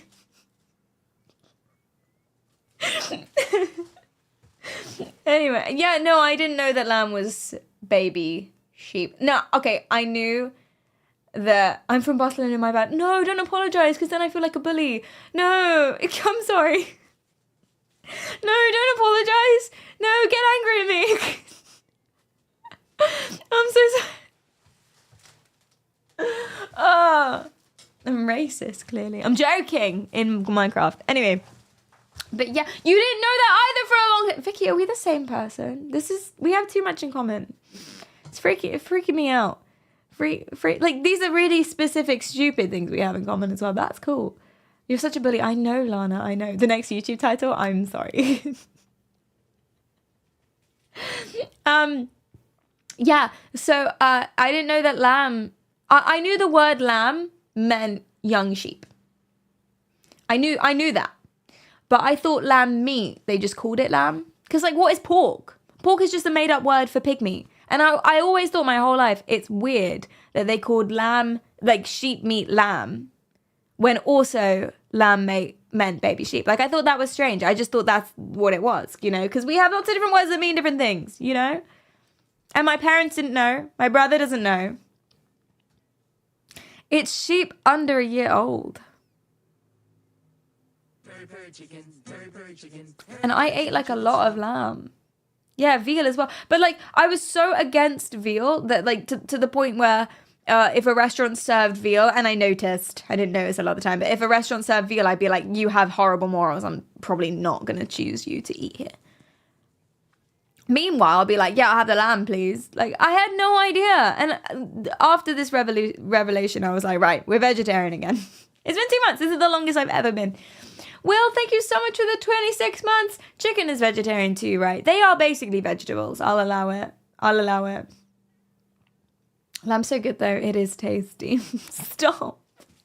It's a baby, which is incredibly lame because then it's like there's a dude, multiple dudes, but there's a dude out there whose entire job is just to birth sheep, wait a hot second, and then murder the sheep. That's his job.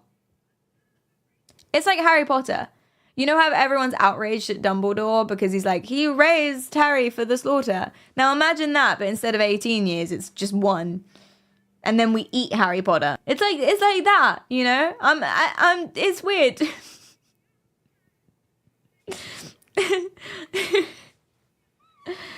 Not to horrify you, but do you know what foie gras is? I do. I've never had foie gras to gladly. It's gross. It's gross.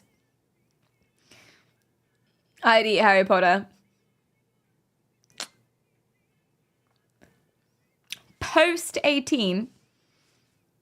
He's pretty hot. Yeah, he's pretty hot. Oh my. I'd go for some of that. Plans for the day, birth sheep, have nap, unbirth, same sheep. Literally. It's very much the mentality of I brought you into this world, I can take you out of it. For lamb chops. Lamb chops, man!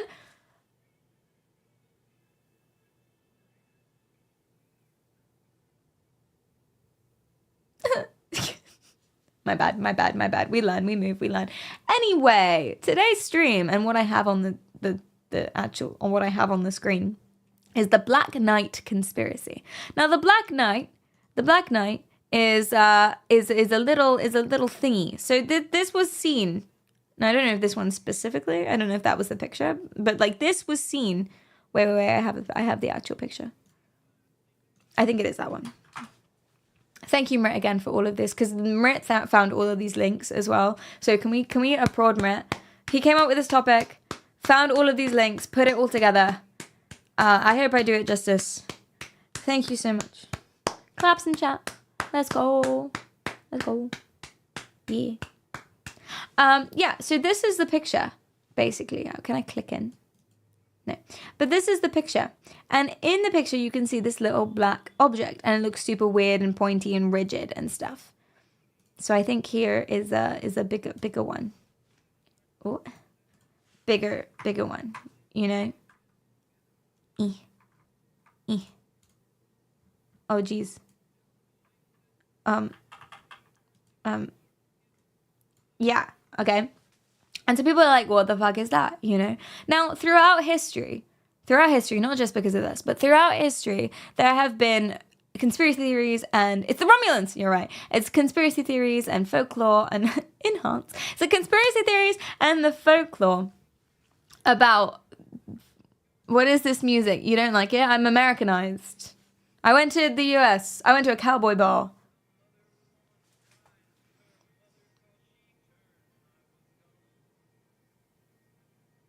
I've been Americanized. Yeehaw! You don't like it? You haven't been to LA like me. I was playing James Morrison, so I don't know Van Morrison rather, so I don't know what happened. I'm gonna be honest with you. We should change it. Oh yeah. We should. What if I play this one?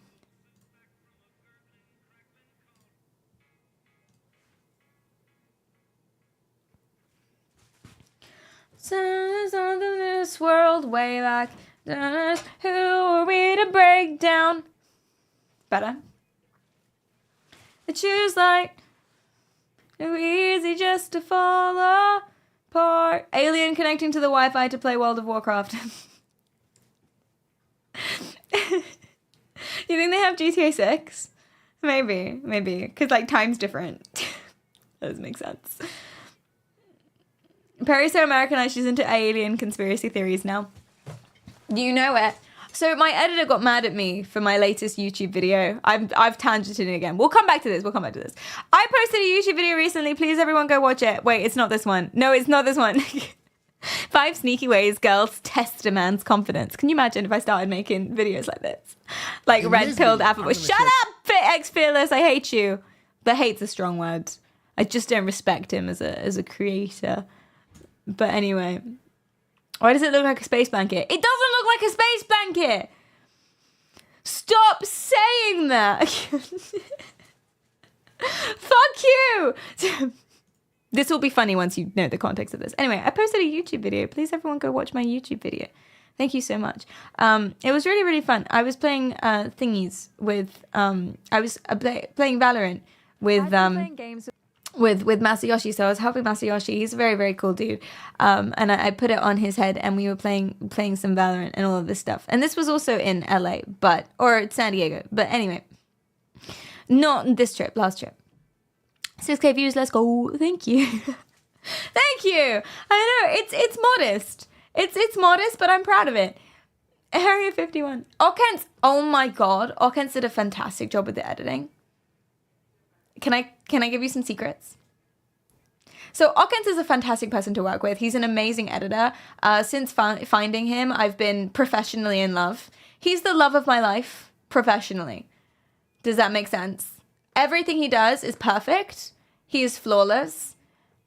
He requires no direction, but he likes direction. He is just so...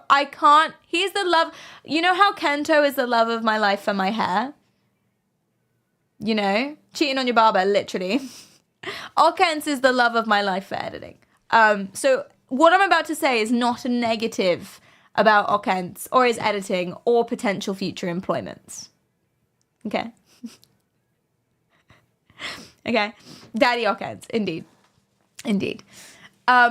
But he told me, so this video has been in the works for ages. There's been lots of reasons why we had to delay posting it. That's no one's fault, absolutely. It was just one of them things. And so it's been in the works for a while because this was when I was in TwitchCon in San Diego. And I'm really happy with the way it turned out. It was a really cool experience. But so I put him on it for ages. Now there was no strict deadline. And then it got delayed, so he knew he had extra weeks. And I put him on it for ages. I'd be like, how's the video going? He's like, yeah, it's coming along. And I was like, cool, love you, babe. He's lying. Because I said, I want to post it on the day of the Streamer Awards. And this was 3 days before the Streamer Awards. I want to post it on the day of the Streamer Awards. And he goes, fuck. He had not started. Guaranteed he had not. Like, he says he did.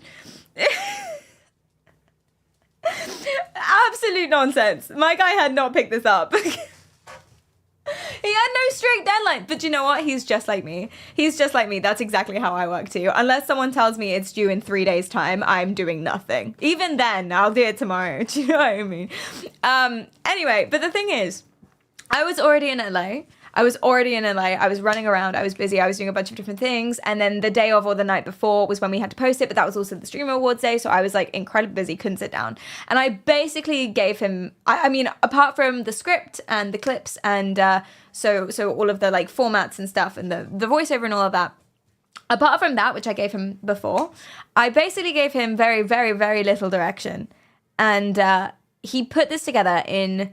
He'll say longer, but let's be honest, 2 days. And it's amazing. I'm so unbelievably happy. And I only had time. I watched it briefly. I skimmed it in 2 times speed before I posted it. And I was like, I trust him. And I was so right to trust him. When someone tells Perry it's due at the end of the week, we already know it won't be Friday. Sunday at 1 a.m. is the end of the week. Thank you. Well, Monday 1 a.m. is the end of the week. I agree. As a fellow procrastinator, I relate. I am the exact same way. But this just proves his talent, I think. This proves his talent. Anyway, please go watch my YouTube video. Why was I doing this?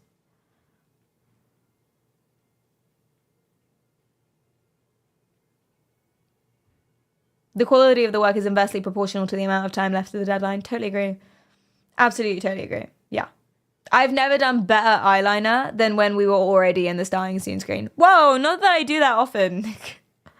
Sometimes I click go live and I haven't done my makeup.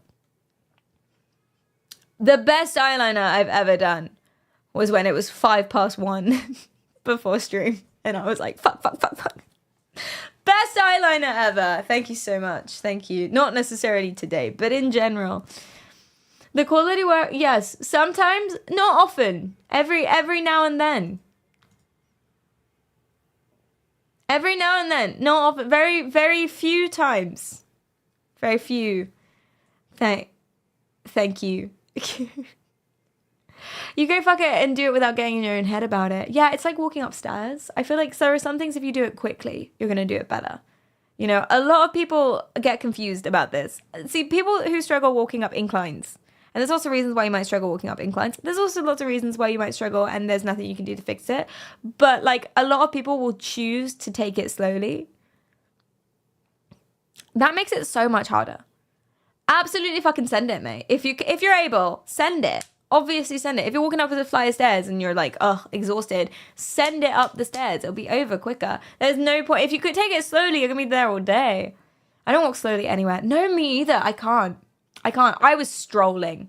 In the hot sun after Stream Awards where I had nothing to do that day. Wasn't streaming, nothing to do whatsoever. I was strolling. I was being a tourist. Nothing going on. And still I was faster than every other person on the street. It's London. Like, yeah, I have nowhere to be. But I want to see various things. So I'm not going to waste any time, man. I just sent it up the stairs, scraped my knee. I'm not liable for any of these decisions. Thank you so much. I'm not liable here. Thank you. One of the most annoying things about walking with other people is having to adjust my stride length so I don't leave all the other people behind. I'm so sorry. Yeah, you do have to do that. You do. Yeah. Do you want to know something fun that you can try with your friends? That's definitely not happened to me. That a certain person definitely has not done to me on purpose multiple times because he thinks it's funny and then laughs. But this is something you can try with your friends. Find the exact pace that you have to go at to make them on the border between running and walking. So it's too fast for them to speed walk alongside you or maintain, but it's too slow for them to run. And so they're like walking and then every now and then they have to do like a little jog to catch up to you. And it's like really tiring. That's what he does constantly. Worst things worse, he's holding my hand, so I have no choice. It's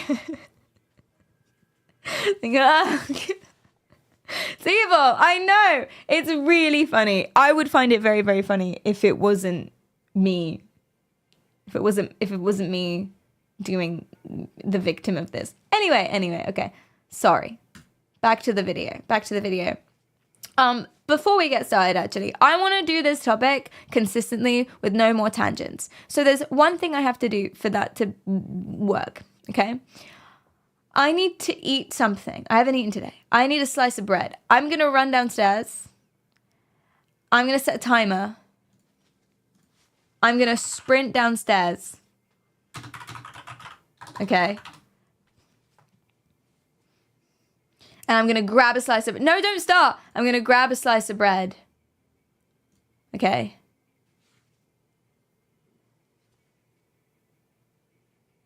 Yeah, you can hang out with the cubes Greg make. Look at my little cube balls. My little cube testicles.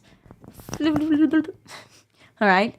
This is what I'm going to do. And this is because of the leave redeem that was redeemed at the beginning. Thank you so much again for that. Okay, are you ready? I'm sprinting. Now, it's 4 flights of stairs. And I have to find the bread. And I'm also assuming there is bread. So, do you think I could do it? Can we start a prediction? I'm going to start a prediction. Will I make it back before the timer? Outcome 1 is yes. Outcome 2 is no. You have 30 seconds to put your thing in. 30 seconds. Quickly. Put a 1 in the chat if you think I'll make it back before the timer. 2 minutes to run down 4 flights of stairs, and grab something that I don't know is there, and then run back up again. Would the mic pick up the screaming if Perry trips? Yes. You can hear the dog barking all the way down. So yeah. Typing in chat won't work. Oh yeah, sorry, I have to click the little predict button. My bad. Sorry. You've got 5 seconds to put the little predict thing there. You got it. Okay, ready? Ready?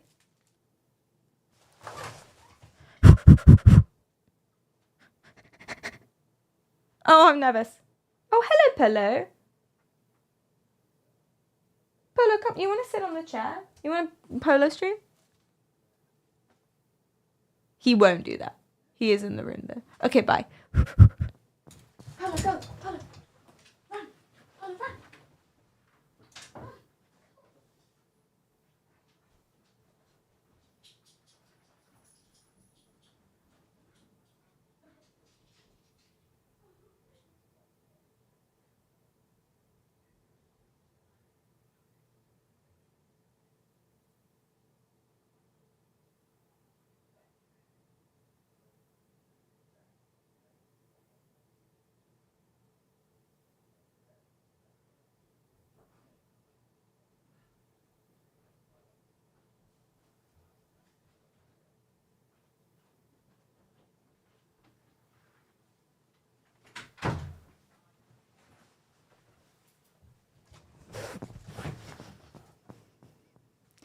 Guys, the kitchen's closed off because there's a painter, so I can't get in the kitchen. Do I have any snacks? I didn't pack any snacks. There's no snacks. Snacks have not been packed. This is why you should always have super secret snacks. What am I gonna do? I have ibuprofen. I could eat that. That feels unhinged. It's okay. We can firm it. We can firm it. It's gonna be okay. So I guess yes. I think winners win. No, I think winners win. I did make it back. I didn't say to do what. Yeah. Winners win. Good job, guys. Fill up on water. Yeah, let's down this. You didn't get bread though. Yeah, but like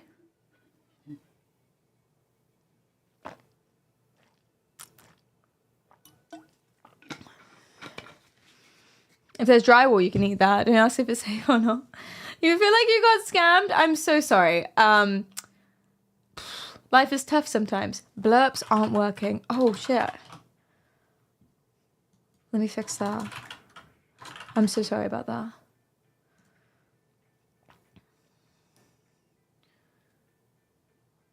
They should be working now. Maybe?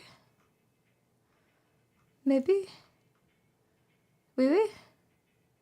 Subgo, blurps, blah, blah, blah. Yeah. They should be working now, presumably.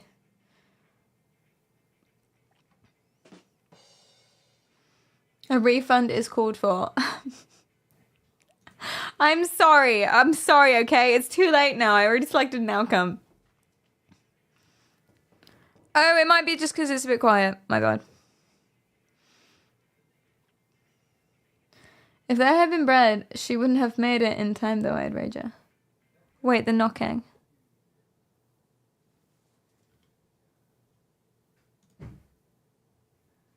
I don't think that's true. I think I would have made it in time.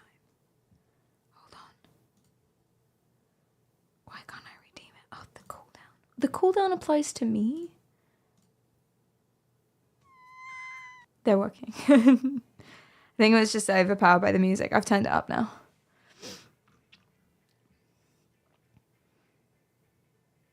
Fraudulence, turbulence. Okay, if it helps, I got back at 1:15 and I got all the way down to the kitchen and up again. I think I would have made it. Like, actually going that one extra flight and getting the bread would have added maybe 10 seconds. I would have made it back. Yeah, 100%. 100%. Complete hypothetical question. Should tips pop up on the stream? Oh, they should have done. Sorry, I had to turn everything off and on again. I just got back from it when I went to LA, and then I just got back from LA, so things are a little scruffy. Oh my god, Agi! Aji, that's so nice of you. Oh my God, thank you for the £20. Please order food. That's so sweet of you. Aw, okay, I will. Thank you. That's so nice. Oh, that's so lovely.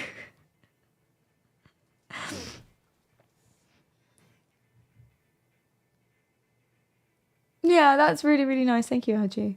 You did not have to do that. Alrighty, so let's start the topic. And I'll do this slyly, very slyly in my lap, and no one has to know. Every now and then I'll just look down at my crotch and smile, and no one has to know. Don't starve, Twitch edition. Thank you, thank you, thank you. First time streamer has proper food on stream. Yeah, because that's what people do, right? Like, Twitch streamers, they just grab bread. I've seen some unhinged Twitch meals. Because this is the thing. To be a streamer, I think you're a certain kind of person. I think streamers are crippling procrastinators. Potentially quite lazy. Absolute hot messes. And they usually don't look after themselves very well because they're gamers. So, a lot of the time, I've seen unhinged lunches. Like, I just eat straight bread. I don't toast it. I just grab a slice. Sometimes I put hot sauce on it. If I'm feeling a certain way. I'll eat whatever's in the room. If there's something in the room, I'm like, score. So like chocolate from 2 years ago, that would be my lunch. You know? Or like a half pack of crushed nuts from a year ago. Yeah. Yeah. I've seen some very unhinged things. I'm a bread fiend. It's delicious. There's no need to put anything on it. Hot sauce is good though. I would recommend hot, like sriracha. Not sriracha. I would recommend like red hot on a piece of bread. Yeah. Yeah. I literally did that today. I so rate that. I think it's great. Valencia is great. I have not seen Valencia. Interesting. Alrighty. So, here we go. Right. The Black Knight Conspiracy. So, back when, there is a picture. People saw this, basically. Date taken 1998. People saw this. And it's basically this tiny little dot, right? Or it's a little bit of, it looks like space debris, but that would be slander. It looks like some kind of spacecraft. It's shiny. It looks like it's metal. It's pointy, and it's in orbit around the Earth. And it's very alarming and very weird. And everyone's like, "Oh my God, what in the alien is this?" Right? NASA, of course, the bastards deny it. Of course they do. NASA denies it. And they say it's nothing. It's space debris. But they would be they're covering up because they're part of the Illuminati. So that's a picture of me. Please delete it. I'm so sorry. We'll tag you. We'll tag you at least. Looks like a Halo ship turned sideways. That's what I'm saying. It's obviously a fly on the lens. Right. Very, very, very, very weird. Now, this kind of added to a bunch of speculation. All right. And they made a documentary about this, but we're going to come back to the documentary. This made like a huge speculation thing about alien spacecrafts. So throughout history, basically, with folklore and mythology and like all of these things, especially during the Cold War, when there was an arms race, right? And so all of this space technology and stuff was getting bum. People were super into space. Russia and the US and people were like super into space. And so there was all these like weird things happening in the sky. And during that time, and especially since it was around the same time as like the devil scare, what's it called? When they were like, everyone who plays D&D is a devil worshipper. There's a name for it. Satanic Panic. Yes, thank you so much. Yes, Satanic Panic. So it was around all the same time, I think. And basically people were getting like super freaked out that there is government conspiracy, that there are aliens, that there's the devil and stuff like that. So what with all of the UFOs, literal UFOs, because people couldn't identify them, up in the sky, people were freaking out.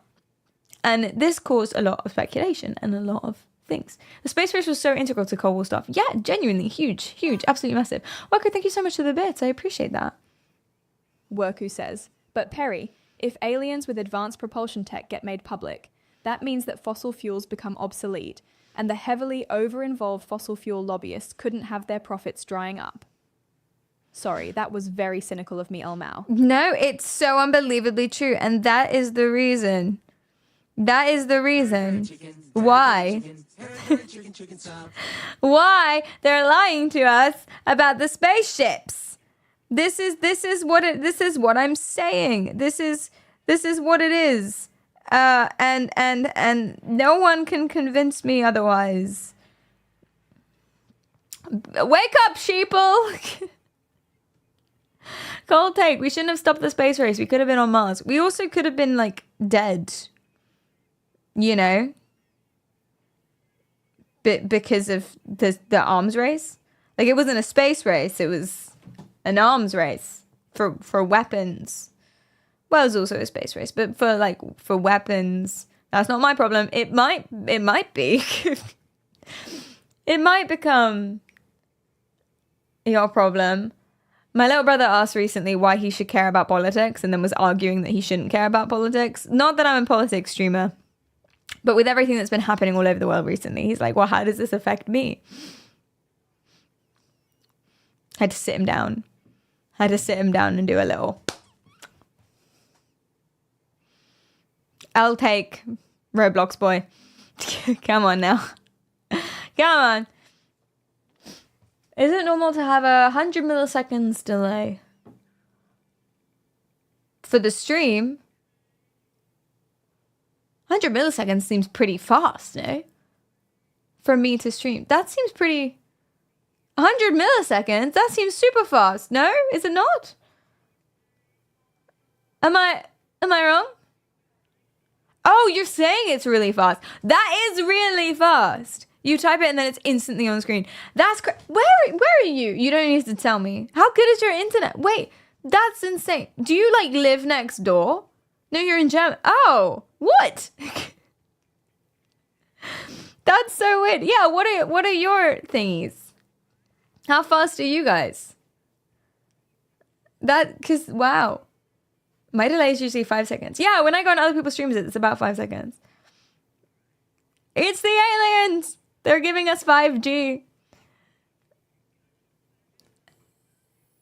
I'm also in Germany. It took about 3 seconds to show up. Damn. Maybe it's very fast today. That's interesting. Don't even have fiber optic. Crazy. Crazy. I thought the UK had good internet. We do. We do have good internet compared to other places. Most places do. I've never had less than a second. Me, never, not anywhere. That's a little like, I would feel quite unhinged. You have so much power. So that means when I reply to your like if you type in a message and I read it as you type it, because a lot of the time that's what I do. Like you guys are delayed, not me. Like I'll read your message usually when it pops up at the top. I'm like, my eyes are trained on the top of chat. Sometimes I scroll with my eye holes, but they're usually trained on the top of chat.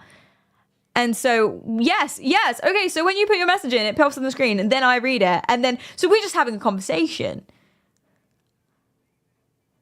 That's crazy. I want your internet. I'm going to move to your building. Please don't call it eye holes. I will and I shall.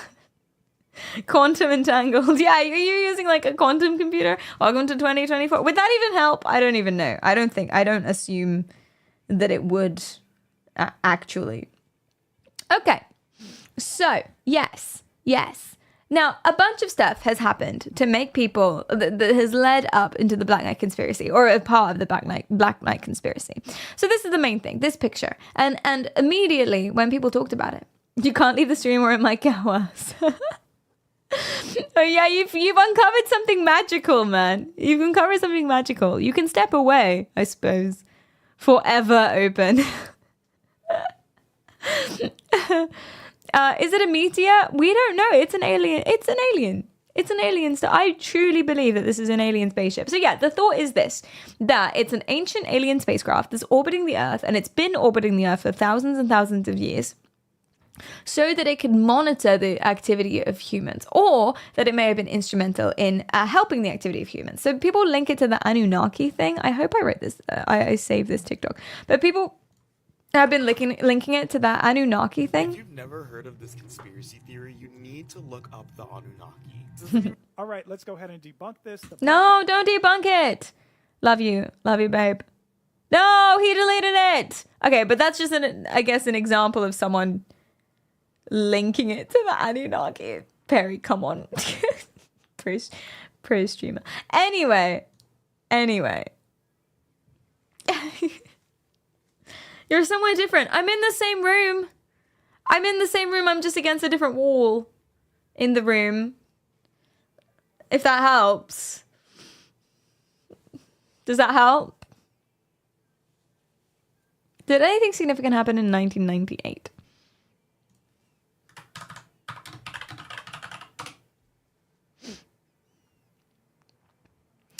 The Lewinsky scandal, embassy bombings,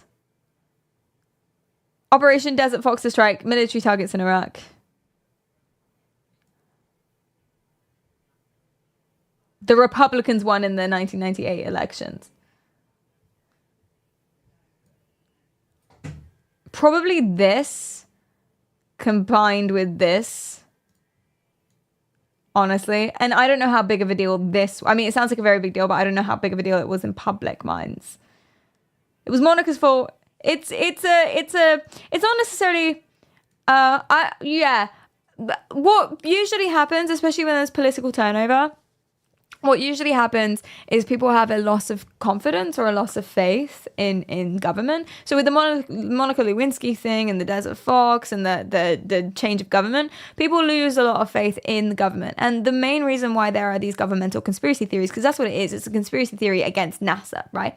The reason why people have these government conspiracy theories, like the Anunnaki or like the Illuminati, actually, rather the lizard people, right, is because they don't have faith and they don't have confidence in the people who are meant to look after them. They don't have confidence in the government. And so when you have a big shake of confidence, you usually, correlationally at the same time, you have a increase in anti-government conspiracy. So it's actually a very good question. What happened in that year? Yeah. So I have no idea if this is related at all, but it would make sense. Is it a form of coping? Absolutely. It's absolutely a form of coping. It's about taking the power into your own hands or feeling like you have control over it. Because if you say that something is let's go back to this picture. If you say that something is institutionalized, includes multiple bodies of hundreds of individuals, and it has historical precedent in that it's been that way for years and years and years and years and years. And therefore, if there was any change to it, it would take either dramatic revolution, and then, even if you did have a revolution, it would take years and years and years, decades and decades and decades to actually make a meaningful change. If you admit that, that is incredibly upsetting. And it's probably the main reason why younger generations are so apathetic to voting in politics and stuff.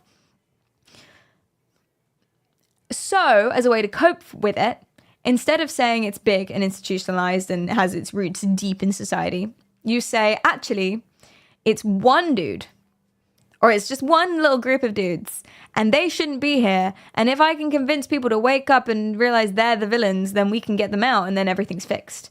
It turns it into a more specific, more interestingly, and kind of seems not right, but interestingly more manageable problem that other people will get on board with. Project Paperclip thinks got satanic and occultic. I haven't heard about Project Paperclip, I don't think. Did you see that the James Webb Telescope has found evidence of potential Dyson spheres around very distant stars? What is a Dyson sphere? Lots to Google today. Paperclip, Project Paperclip. Was a secret US intelligence program that brought German and Austrian scientists, engineers, and Oh, yes. Oh, yeah. Yeah, they hired a lot of Nazis, didn't they?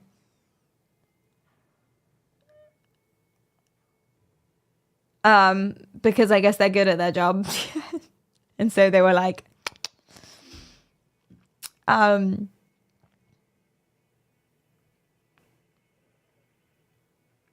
You think the conspiracy theories increased after World War? I mean, the conspiracy theories definitely increased after World War II because, like, it's World War. People are in poverty. People are struggling with different things. It's political instability. People are mourning. So all of those things, all the mental health conditions, all of them, any sort of paranoia, hallucination, or delusional thinking, or whatever, would have increased dramatically because it's a time of incredible trauma for literally everyone. I don't know if this necessarily is related to its particularly... Are you saying that the Germans who came to the US were actually doing the occult? They brought Satan with them. If someone is in despair, they're going to reach out for ideas why. Yeah, exactly. People are going to try and make sense of things. And that's exactly what it is.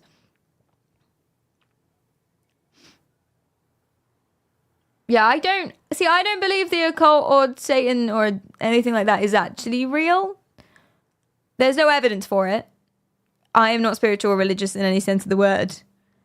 I'm talking about the conspiracy theories and why people do believe it's real. But like that movie Captain America. Okay. That's a take that I can see. I associate conspiracy theory stuff more with the 60s. Yeah, I think the 60s is when it started. So the 60s and 70s. Not necessarily 1998, but yeah. What does that little halo ship in orbit mean? Are you in a closet? I'm not in a closet. I'm outside. I'm adjacent to a closet. How dare you? How dare you?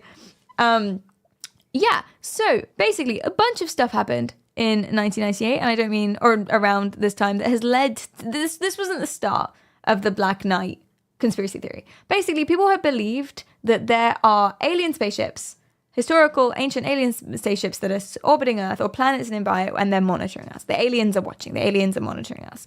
And a lot of the reason why people think that, actually genuinely, I think, is because people have hallucinations and auditory hallucinations a lot.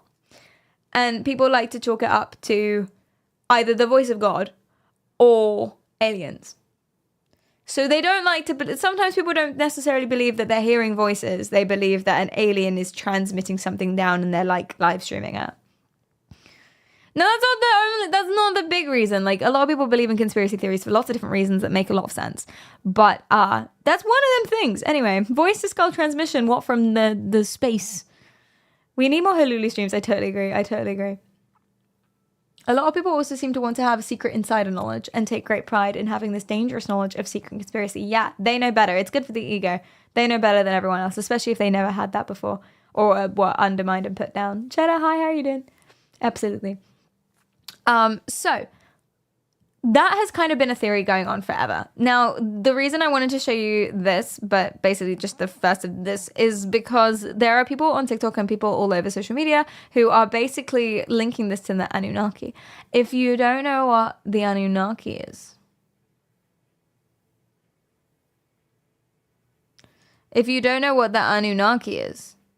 okay. Basically, they are an alien race. Alleged, obviously, alien race, and people believe that they, in the ancients, came down and they created humanity.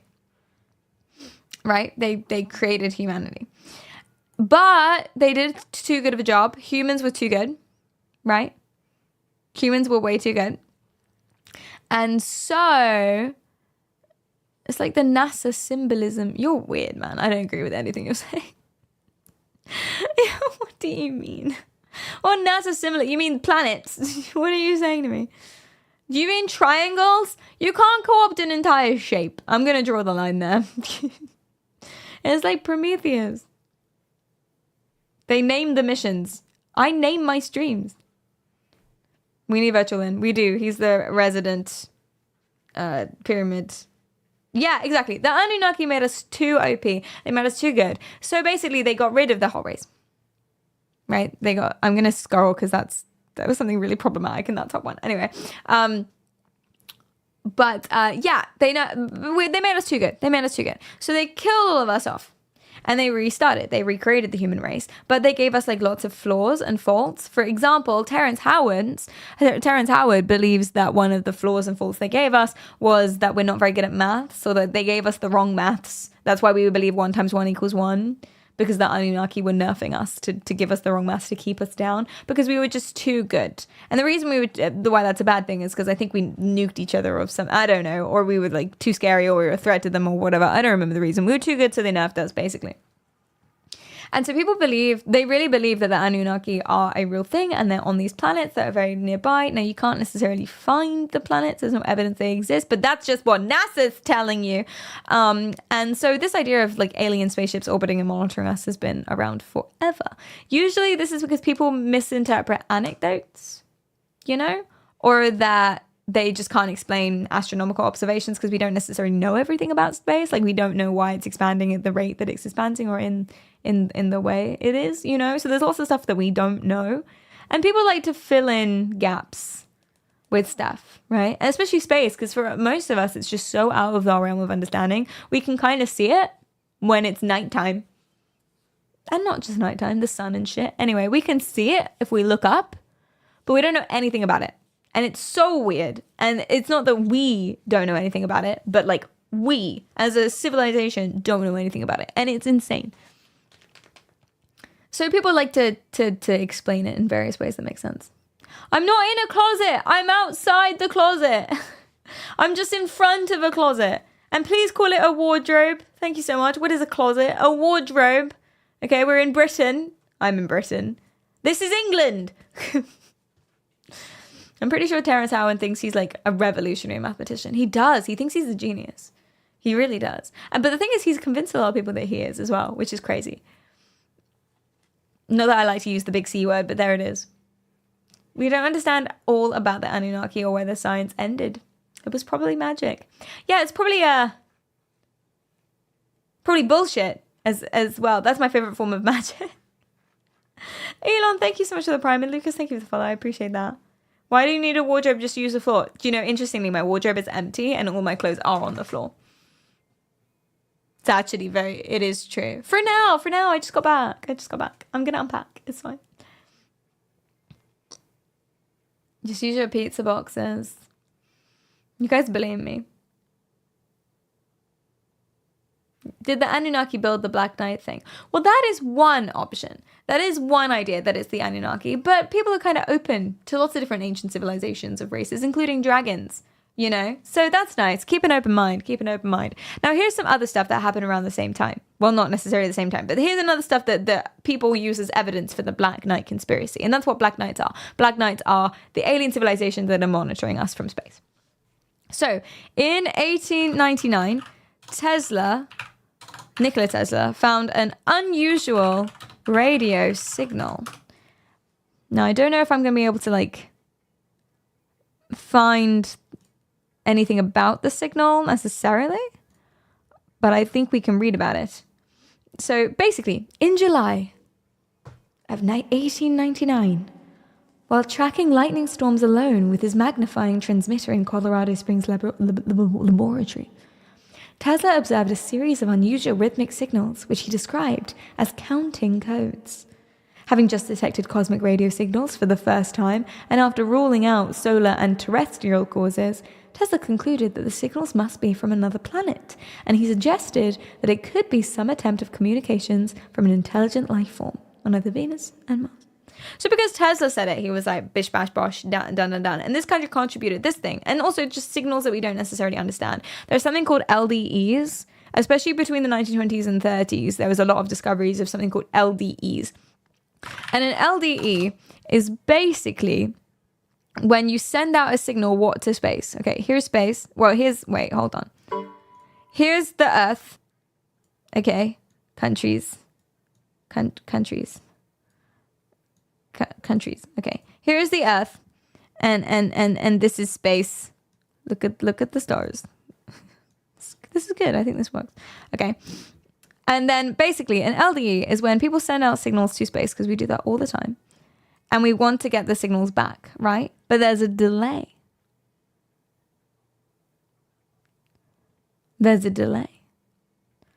and it's an unusual delay. So they expect to get it back after a certain amount of time because they've done the calculations and whatever, and like 99% of the time they always do. And then every now and then it just takes a little bit longer. And they're like, and that's an LDE. It stands for long delayed echo. And a lot of the time, at the time, must be aliens. Literally, that's what the conclusion was.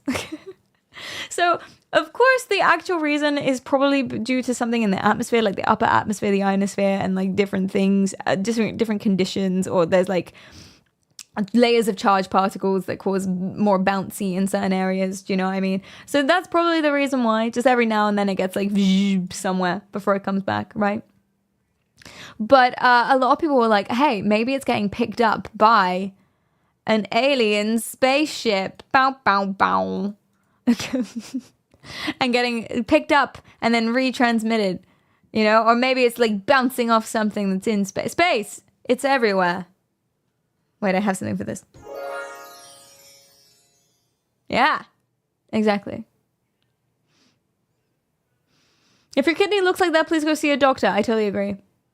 Towns, what's up? Welcome. That is the only possible explanation for sure. Well, the thing is, all of these little things individually amount to nothing or no evidence. But put them all together. Gotta connect the dots. Gotta link the string. Very important. Are you saying the entire continents are taking off into space? No. You gotta cross the streams. Stare into the barrel of the gun. Be into the wind. Cross streams. What for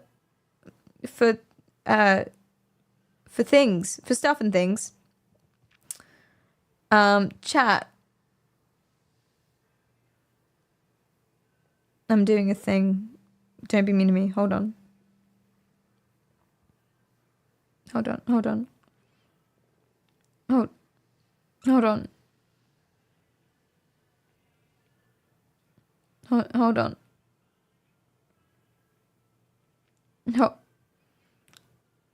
Hold.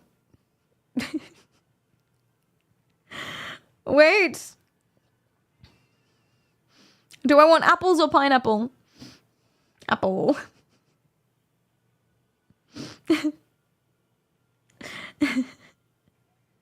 That's what I...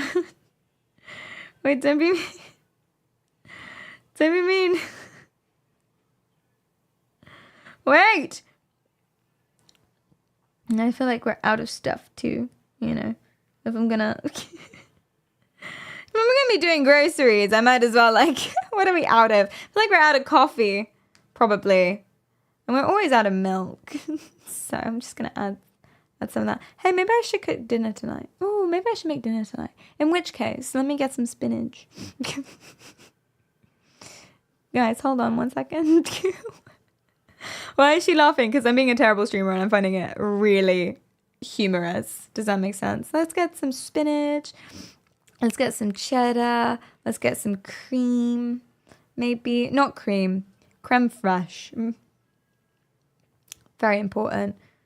Organic creme fraiche. Let's go. To give it terrible views. If you get apple and pine, it's a pineapple. Oh, Kens! Hello, love of my life. What's up? Respectfully, professionally. And then, what else would I need to make what I'm thinking about making? Maybe a pepper. We probably have peppers. Pepper. Spinach. Pepper.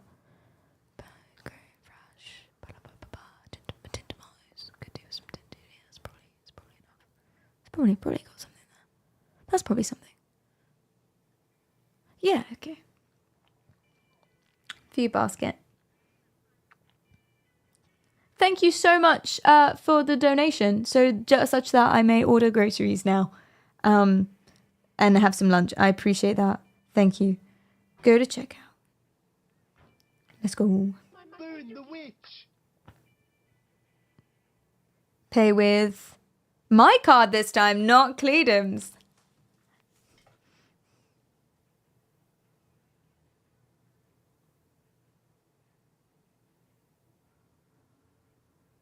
Sick. Okay.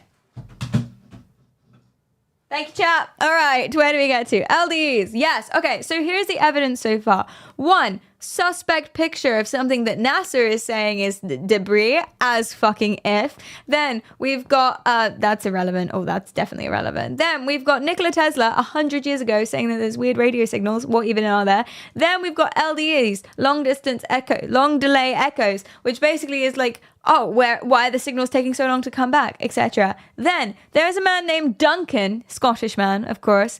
His name is Duncan Lunan, or however you pronounce that, which is just a crazy name. And he made a star map, Duncan Lunan's star map. Okay, and he basically explained LDEs as a map. The pattern of LDEs. So where the delays happened, what kind of signals happened, what kind of signals, and how long they took to come back, as a map of various stuff. And he thought that they were basically messages from aliens, or from an alien probe in orbit, hence being part of the Black Knight conspiracy. Now, Duncan Lunan himself, I'm pretty sure he goes, I'm pretty confident that he's like, yeah, I don't think this is real, but this was fun to make. Black Knight, nothing to do with me. I'm pretty sure, yeah, he thought it was like kind of weird and fun to make and stuff, but he backed up away from it, is what he did. He was like, this isn't true. But it didn't really matter. It doesn't really matter, because it's like the whole vaccines give you autism thing, you know? It's like if you say it and people hear it, then it's done. It's out there. It doesn't matter if you take it back. So like newspapers do this all the time. All the time, newspapers do this on purpose. They'll like post something and they'll say something crazy, and then the next issue they'll retract it. Because at the back of every newspaper, and I didn't even know this, at the back of every newspaper they have a long list of retractions. But no one ever reads them. It doesn't matter. It doesn't matter at all. So newspapers, especially like rags, will do this all the time. Like the Daily Mail, where they'll post the most dramatic thing with or without evidence. They'll get caught, and someone will message in and be like, hey, this isn't true, take this down. And then they'll issue a retraction the next day. And they do this procedurally, because no one ever reads the retractions. It doesn't even matter. And this is true in science as well. So the whole vaccines give you autism conclusion by a dude who was super corrupt. He lost his license and it was debunked the same day. But it doesn't matter, because people read it. People heard it. It was picked up by a rag. And now it's still a thing like 50 years later. But how could it be wrong? It's Daily Mail. Yeah, man. No, it's so true. It's about the emotional reaction. Absolutely. Absolutely. I was just putting it out there, just investigating, not saying it's true. Yeah, and then you reread the article and it's like, this is fact. You can't put the shit back in the horse. Not with that attitude. Guys, what does that mean? They should make it so retractions and corrections are the same, on the same page and size as the original article. Yeah, that's such a good idea. And they'll be so careful after that point. It's true. It's just journalism kind of sucks. Like the whole industry sucks, because you have to get things out so quickly. People need to be the first people to do something, to break a story. And because you have to get it out so quickly, you sacrifice being able to fact check everything. So it's really, really rough. And what it means is that a lot of people just copy. So if there's a misinformation in one article, there'll be the same misinformation in all of the articles. You know? BBC in the UK does a pretty good job. They're okay. Yeah, they're okay. The Guardian's all right as well. Yeah. I don't think the people who like reading Daily Mail would care. That's a good point as well. Depends on the subject with BBC. See, with all of these things, they're biased. They have an angle every single time. Very few journals publish straight news. I was going to make a joke about the gay agenda. Alleged gay agenda. Get it? Straight news. They're in the media. I'm sorry. I'm pro LGBT. I'll shut up now. Is Duncan Lunan your homie? Not that Duncan. We do know a streamer who is Scottish called Duncan. This is a separate Scottish Duncan. And he made a map what from all of these LDEs, and basically said it was space robots, which is interesting. Now I'm pretty sure himself, he's like, this isn't, I don't think it's space robots. I don't think it's spaceships. But people kind of took this and was like, this very famous, interesting author, professor person thinks that it's aliens and therefore it must be. He's cited as evidence a lot for the conspiracy theories, which is very interesting and very strange. Anyway, so here's some more, okay? I told you about the space race era.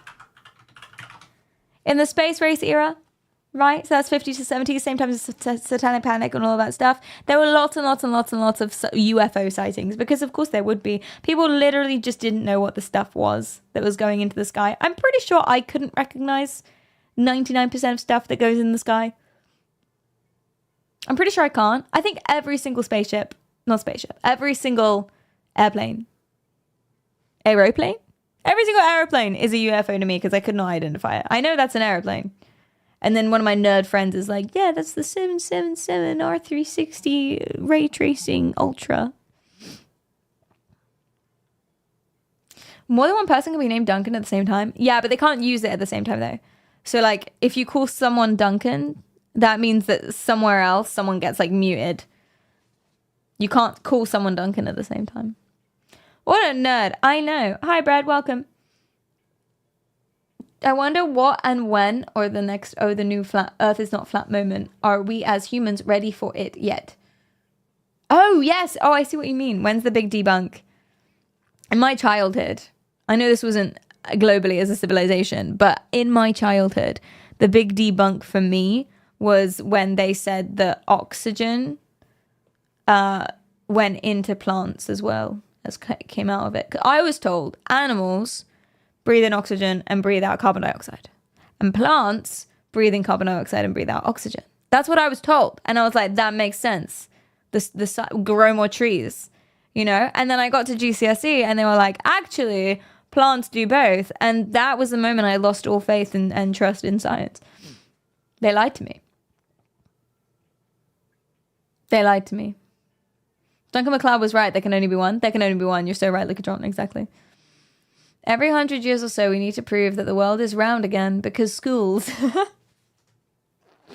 See, interestingly, that sort of thing is actually a really big concern for a lot of astrophysicists because the universe is expanding and it's expanding at a faster rate than our equipment is getting better, right? The theory is that at some point, assuming we survive, at some point, we won't see, or we won't be able to see the stuff that led to a lot of the conclusions in physics that we've made. It won't be there anymore. It won't be measurable.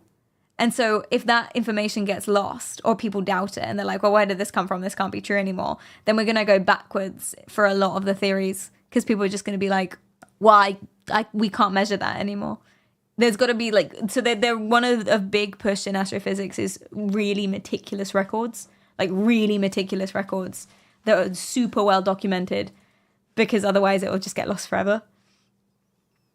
The shrinking observable universe, exactly. Hi, Curly, what's up? It was really fun. How have you been? I suspect humanity would be gone by that point. Yeah, me too. But there it is. It's just, yeah. And that's how we learn. Each year they lie to us so we could possibly understand. And each year they'll tell us how they lied and explain it further. If they just drop everything on you from the start, your little brain would short circuit. Like Scientology. That's what they do in Scientology. You couldn't possibly know about the Thetans and the aliens right from the beginning because your little head would explode. They just tell you it's a happy. They're just doing mental health help. Or maybe if you're Stephen Ridley, it starts out with an innocent little piano course that leads to an innocent little mental health course, which leads to innocent little meetings until, boom, you're a Scientologist. What are you going to do about it? If we survive that long, at some point we won't be able to see anything, even with the strongest telescopes. It's very sad. Very sad. Is that true? What's Scientology? It's a cult. It's a cult, and they believe that alien souls, like ancient alien souls, are the reason we're sad because they're inside of us. And if you pay them loads of money, you can ascend the levels of the cult and unlock superpowers and eventually get rid of all of your Thetans, your alien souls. Fully straight up a cult. Has protected status in the US. Scientology. Oh, Ken's hi! Oh no! Hawkins, it was amazing. It was amazing. I know you did lots of work on it before, like like genuinely. It was amazing, and it's such a testament to how good you are. Genuinely, I was thinking that. Like, I was actually raving about it. And I work the exact same way. Like, the exact same way. Why do alien souls need money? That's a very good question. That's a very good question. I don't think the money goes to the alien souls. I think the money goes to the people who get rid of your alien souls. How they get rid of it, I'm not sure. Through money. That's another good question. Actually, the money... No, guys, you're just not understanding this. The money goes towards the company that get rid of your alien souls with money. No, you're just not getting it. You're just not getting it. Okay, listen to me. Actually, that's it. Actually, how do Scientologists get rid of your thetans?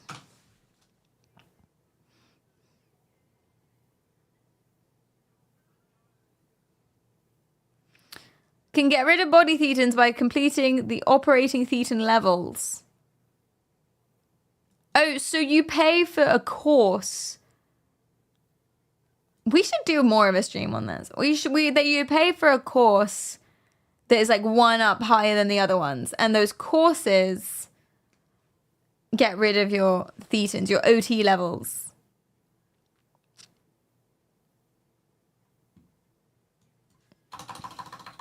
OT level 8 example. It's like a quiz.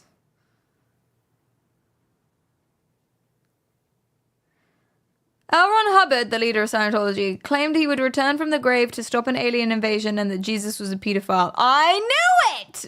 Sorry.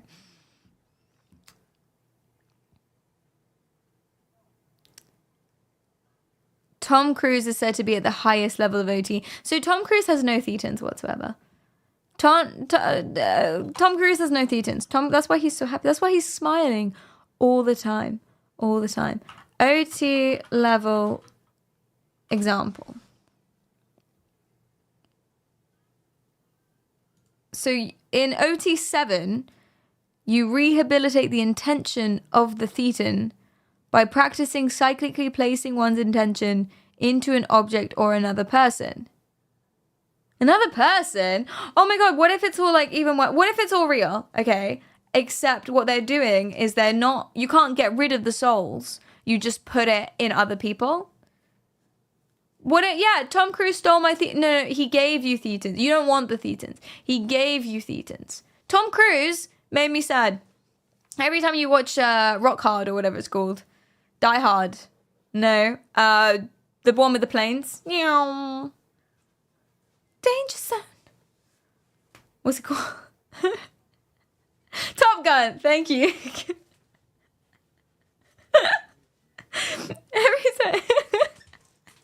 Every time you watch Top Gun, he gives you a little bit more thetan. That's what it is. I can place my intentions inside someone. When you go to like a girl's house and her dad is like, what are your intentions with my daughter? That's what you say. So I want to place them inside of her. To be quite honest.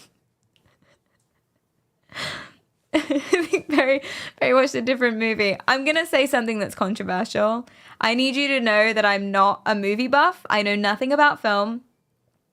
I like what I like. I've watched 27 Dresses 20 times. Okay, my favorite movie is Moana. All right? And so I need you all to calm down. My opinion on film means nothing. I don't like Top Gun. Cancelled. But she doesn't watch any Star Wars. I've actually seen every single Star Wars multiple times, but fallen asleep every single time. Without fail. I don't remember a single Star Wars film because I've always fallen asleep halfway through. I've seen Rogue One 10 times. Asleep. Every single time. If you ask me what it's about, I couldn't tell you. How do I unsub? What about Star Trek? Oh, I love Star Trek. Except I grew up with Voyager. So now I can only watch Voyager. Everything else feels wrong to me. It might be the tism. This might be my tism. Everything feels wrong to me. I can't watch another season, a series. It has to be Star Trek Voyager. Otherwise, I get weird about it. Not even TNG. No. I can stomach some of the Next Generation. I wouldn't mind some of it, but it's not the same. I wouldn't sit down and watch it. Voyager's the best one. Exactly. So why would I bother with other series? Jean-Luc Picard is very disappointed in you. I can stomach some of it. I can watch some of it, okay? Do you think you're conditioned to fall asleep during Star Wars? Actually, I was thinking about this. Very possibly. It's like whenever Cleedum starts talking about bridges, it's just like a trigger for me. I'm just like... Genuinely. I don't like Top Gun because it feels like a montage of boys running around objectifying people and then doing stupid shit in planes. It's just it's like a plane montage, which there's nothing wrong with that, but it's like it feels like it was made by a hobbyist, like a really obsessive plane hobbyist. It feels like a parent's YouTube channel. Does that make sense? It feels like my friend's Call of Duty compilations back when he was 12. Does that make sense? I'm wrong about this. I am not a film buff. I am very wrong about this. My favorite film is 27 Dresses. Did I say it was Moana? I'm lying. Moana's the better option. Okay. It's a bro movie of bros being bros playing volleyball and hiding how short Tom Cruise is compared to everyone else. They do with the angles. They do that. Yes, they do. They do. My lunch is here. I'll be 2 seconds. Thank you guys so much for the donation to let me buy this. Thank you. Oh, he's screaming at me. You're not nearby. He's like, oh, he's nearby. You're not nearby. I need everyone to chill out. You're not. If you were nearby, I would see you, Abe. Oh my God, that was an old lady. Not Abe. I thought he was literally right there. If you were nearby, then you wouldn't be on the other street, Abe. Come on, Abe. Stressing everyone out for no reason. How do you feel about Fight Club? I really like Fight Club, but I never finished it because I paused Fight Club midway through because I was lonely. So I went to go talk to my brother. And then he said, what are you doing? I said, I'm watching Fight Club. And he said, oh, isn't it great how it ends? And then he told me how it ended. Oh, my guy's here. Okay, bye.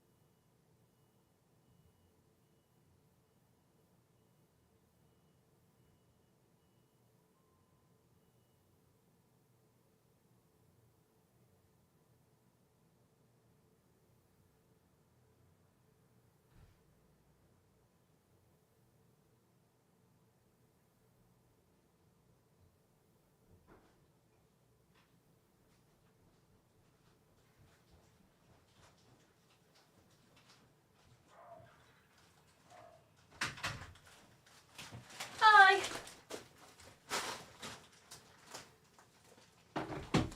Hello.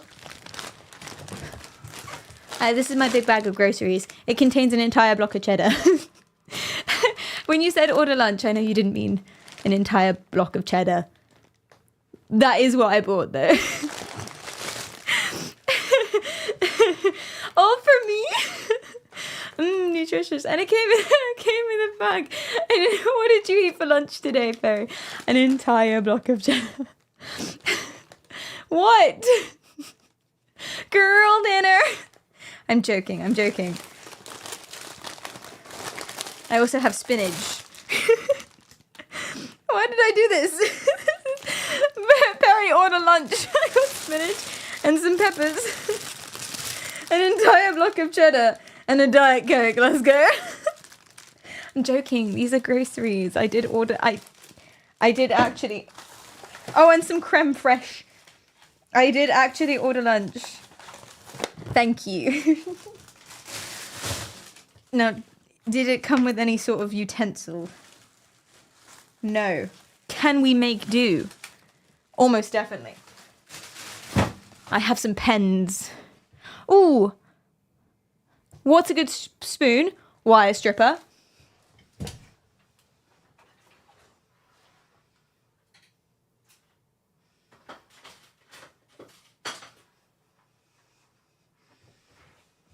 Wire stripper. Very good spoon. But I don't want to get my hands all dirty. That was an entirely new sentence. You thought I said two unrelated things. Wire stripper! Easy. Sorry, wire stripper? Wire. You never seen a wire stripper before? It's how you strip your... How do you strip your wires?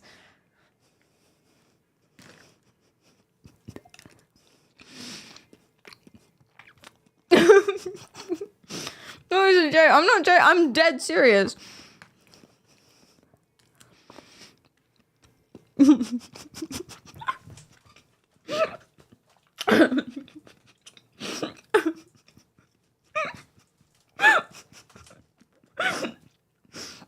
I love how absolutely horrified you guys are. You are scandalized. Ah, yes, my daily chore of stripping wires. I can't believe you guys don't own a wire stripper. And you call yourself nerds.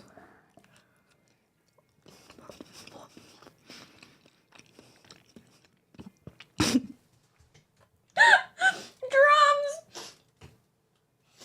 You made me snort laugh. I thought you were just straight up being a block of cheese with a wire. That would be new. That would be a new low. Actually. I think this is genius. Can you imagine? And it would be really thin slices as well. It might be a good grater. Actually. Strips. Jeez. Hi, Dana. What's up? Hi.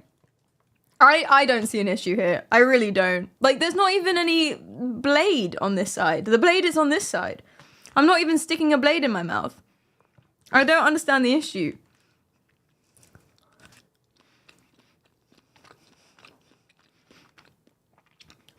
You strip your wires with a box cutter. That's very brave.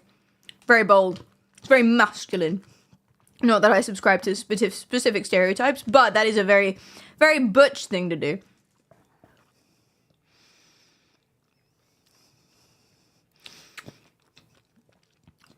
Did you wash it? I did not wash the wire stripper. It's too late now. Whatever's on there is now in my mouth, and now it's clean. That's how it works. Wire strippers are way too shit to use on the 30 AWG wire I use for stuff. Your wires are too strong. That's valid. Sometimes I use eyebrow scissors. This is what happens when you're a tech person, but also girly pop. I have these little pink eyebrow scissors that I strip wires with when this doesn't work.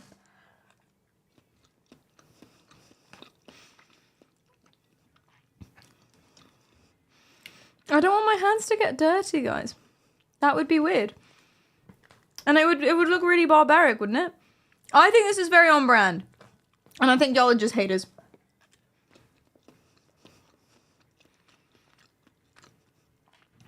I know someone that used a scalpel. Where did they get a scalpel from? You've used nail clippers to strip cable. That's genius. And they're the right kind of size for it, yeah. And you can control how far down the blade is. How tight it is. Mm-hmm.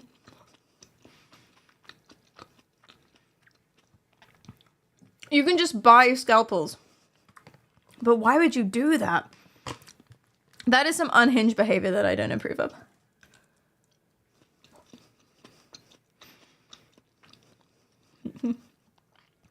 Why don't you get some utensils? Yeah, like a loser. That is called admitting defeat. Okay. Admitting defeat is getting utensils when anything can be a utensil. Guys, the word is utensil. Okay? The word is utensil. As in, it is an object that has a utility. It doesn't matter what the object is for the utility. If there is an object that works just as well, then its utility is the same. This is a utensil. Because it works just the same to do the job that a spoon would have done.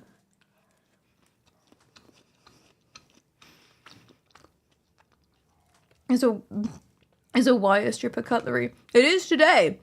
See?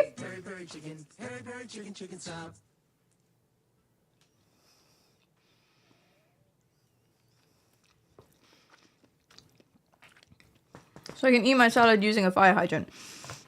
Well, that doesn't seem like that would work.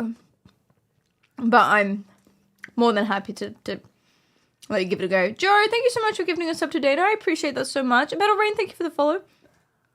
No. And you can clean your utensils. Just because I didn't doesn't mean you can't. I do want to know what Cleedon would think about this. I do. Grace, oh my gosh. Thank you so much for gifting 5 subs. I so appreciate you. For the expansion. Oh, thank you. That's so nice. Thank you.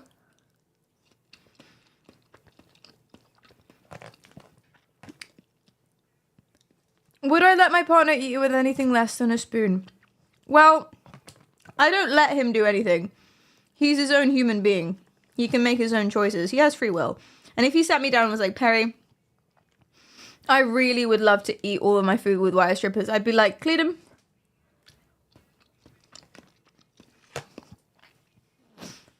I support you. I'm happy with you. For you. And your bravery.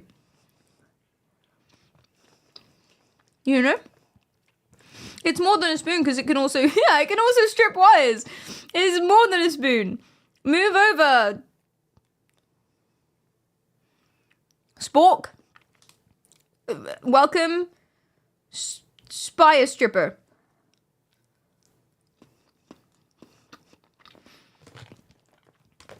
Yeah, if you're a really supportive partner, you get him the full set. You get him more fire strippers.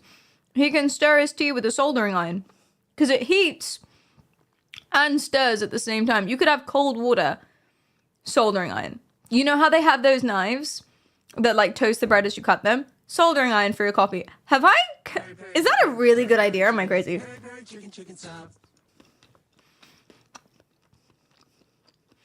Nada, thank you so much for 5 gifted!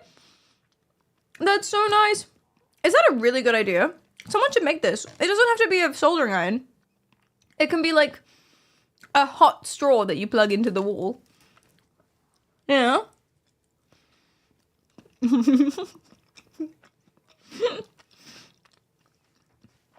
Also a bonus sweetener from the lead.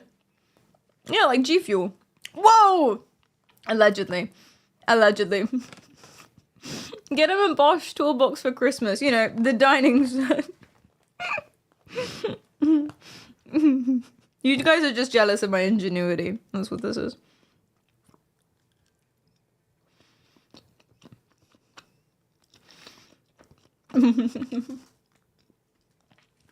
It's a good idea, but you're also insane. But you don't have to use an actual soldering iron. And you don't have to use it multi-purpose. You can have a specific coffee one. I'm not saying solder and then use the same thing for your coffee. Although that does sound like something I would do. But I'm not saying do that.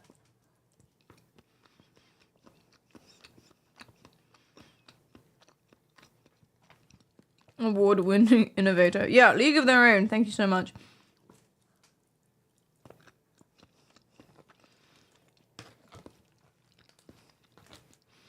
I'm gonna break it to you, Goliath. Cutlery is never clean.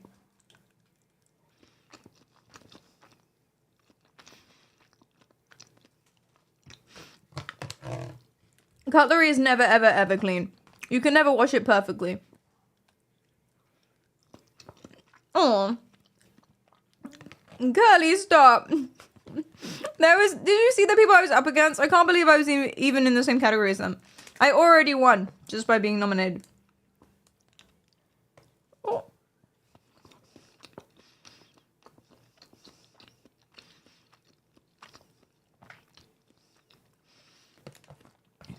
Cleaner than a wire stripper, though. You're just assuming. What if I keep my wire stripper super clean? You know? Nothing is ever perfectly clean. Literally. Not the stuff you touch, not you.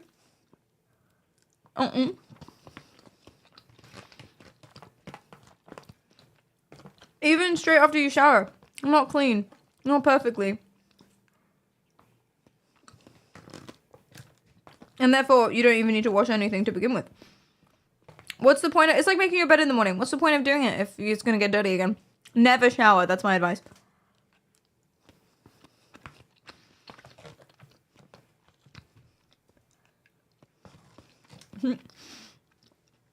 The chat filter is censoring stripper and I can't understand. Them little slut wires.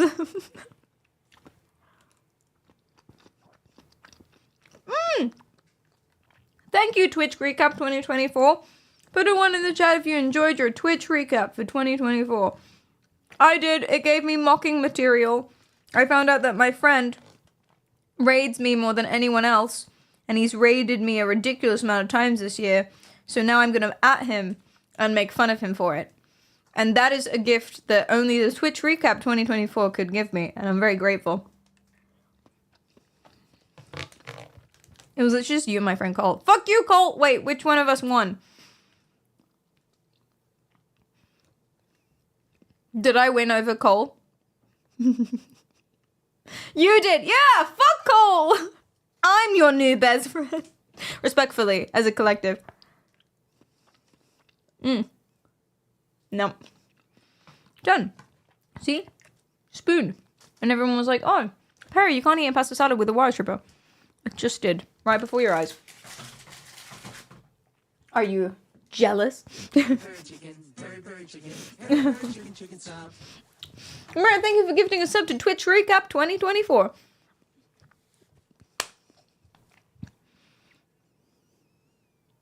Yeah, very jealous. Checkmate, atheists. Yeah. You said it couldn't be done. We're breaking boundaries on today's stream already. You said it couldn't be done. You said I couldn't eat a pasta salad with a wire stripper. And I just did right before your eyes. Someone make this a YouTube. Oh, Kents, make this into a YouTube video. Like that my voice broke when I called his name. Oh, Kents. my editor. Oh, Kents. Make this into a YouTube video. Can we talk about how shit Kick is? I thought you were a bot. Are you not a bot? Or is that... Because that's wild if you are a bot and that's just what Twitch has programmed you to say. Hello? Oh, hi. I thought you were a bot. But if you are, then it means that Twitch has sent bots around to everyone's stream to be like, can we talk about how shit Kick is? I mean, you're not wrong. That is... very funny if that's true. But also if you're a human being, that's also nice. It's nice to be a human being. Well, welcome in. I'm here, what's up? I just ate a pasta salad with a wire stripper. Can you make that into a YouTube video for me? I'm sorry, were you busy? I'm sorry, who added him? Did you actually add him? I'm not taking responsibility for this.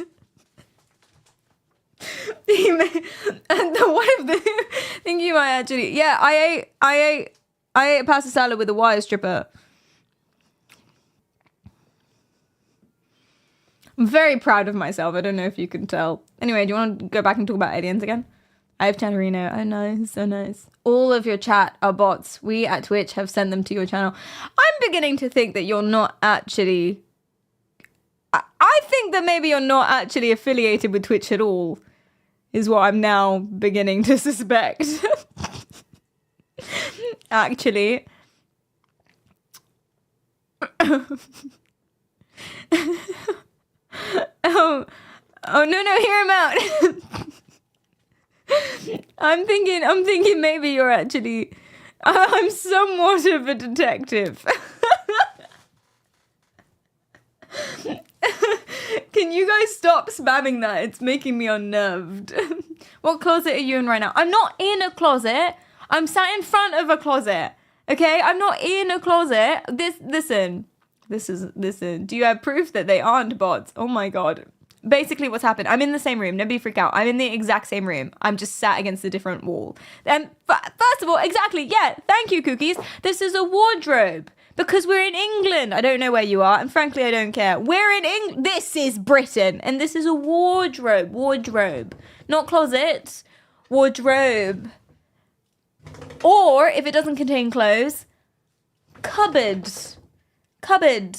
Okay? But it does contain clothes. Well, it will. Wardrobe. Wardrobe, cupboard, not closet. What's the difference? One is correct. In the United States of England. Are you still in LA? No, that's why I'm screaming this is Britain. Although, to be fair, I would do that. I would do that in LA as well. This is England. Sounds like a closeted answer to me. Congrats on coming out, Perry. Thank you. I'm out of the closet. I'm not back in the closet. I'm out of the closet. I'm still in the wardrobe. Doesn't sound right. Yeah, you're not affiliated with Twitch. I'm still in the wardrobe. Oh my god, that's so good. That's so... Hold on, I have to tell someone. Hold on, you said something really funny. Wait, I'm gonna pretend it's my joke forever though and not quote you, if that's cool. If you're British, it's not coming out of the closet, it's coming out of the wardrobe. My joke. Yoink. That's so funny. Wait, I want to hear it back. It was so good. If you're British, it's not coming out of the closet, it's coming out of the wardrobe. Wait. Oh no, I'm still in the wardrobe. Oh, it's so good. I'm delusional. Really funny original joke of yours. Thank you so much. Thank you. If anyone asks, I'll agree what Perry came up with. You want what I'm on? 11 hours of jet lag and no food up until recently, but I ate it with a blade. Well, it was the other side of a blade. That's the trick. To be as funny as me. At this point, we should all just, it's confirmed TwitchBot is funnier than Streamer, but that was my joke, and I'm the streamer, so. PCP! Who said PCP? Brit! Sneaky, welcome in, how are you doing? What's up? What's up? It was on your Twitch recap 2024, so I guess that makes it yours, literally. Oh, I own everything in chat, by the way. Okay, that's not true. I'm allowed to use chat. Like, I'm allowed to make content from you guys. Like, I can put you in shorts and YouTube videos and I don't have to ask you permission. Did you know that?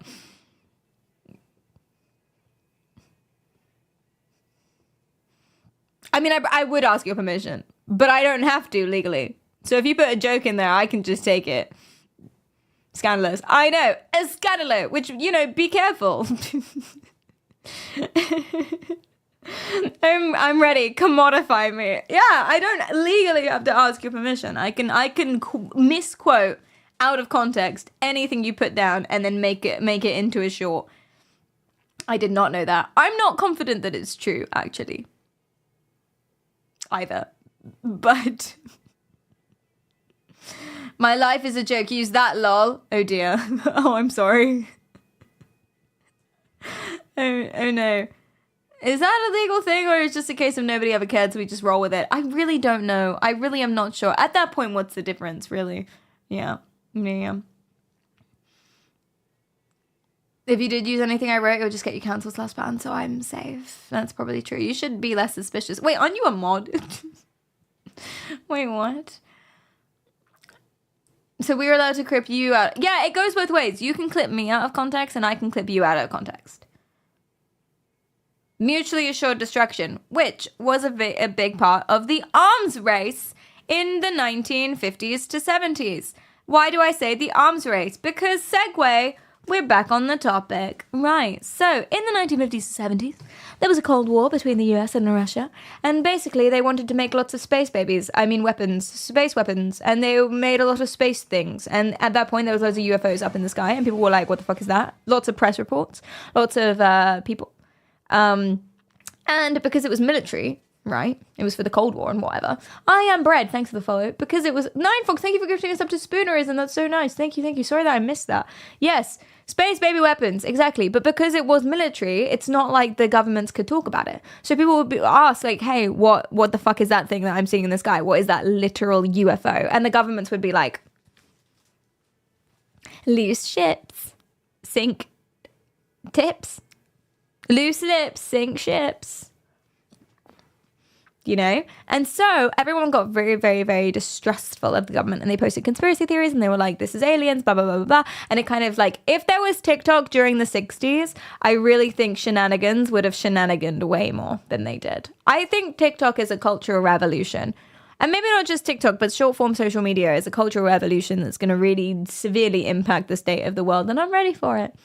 Aliens, exactly. If it hasn't already. Aliens, yes indeed, yes indeed. Now, of course, all of these things are unverified and lack credible evidence, but then again, that's what NASA would want you to think. You've linked me a YouTube video without any context whatsoever. The Soviet Union will be pleased to offer amnesty to your wayward vassal. The Soviet Union? I thought you guys broke up. Yes, that's what we wanted you to think.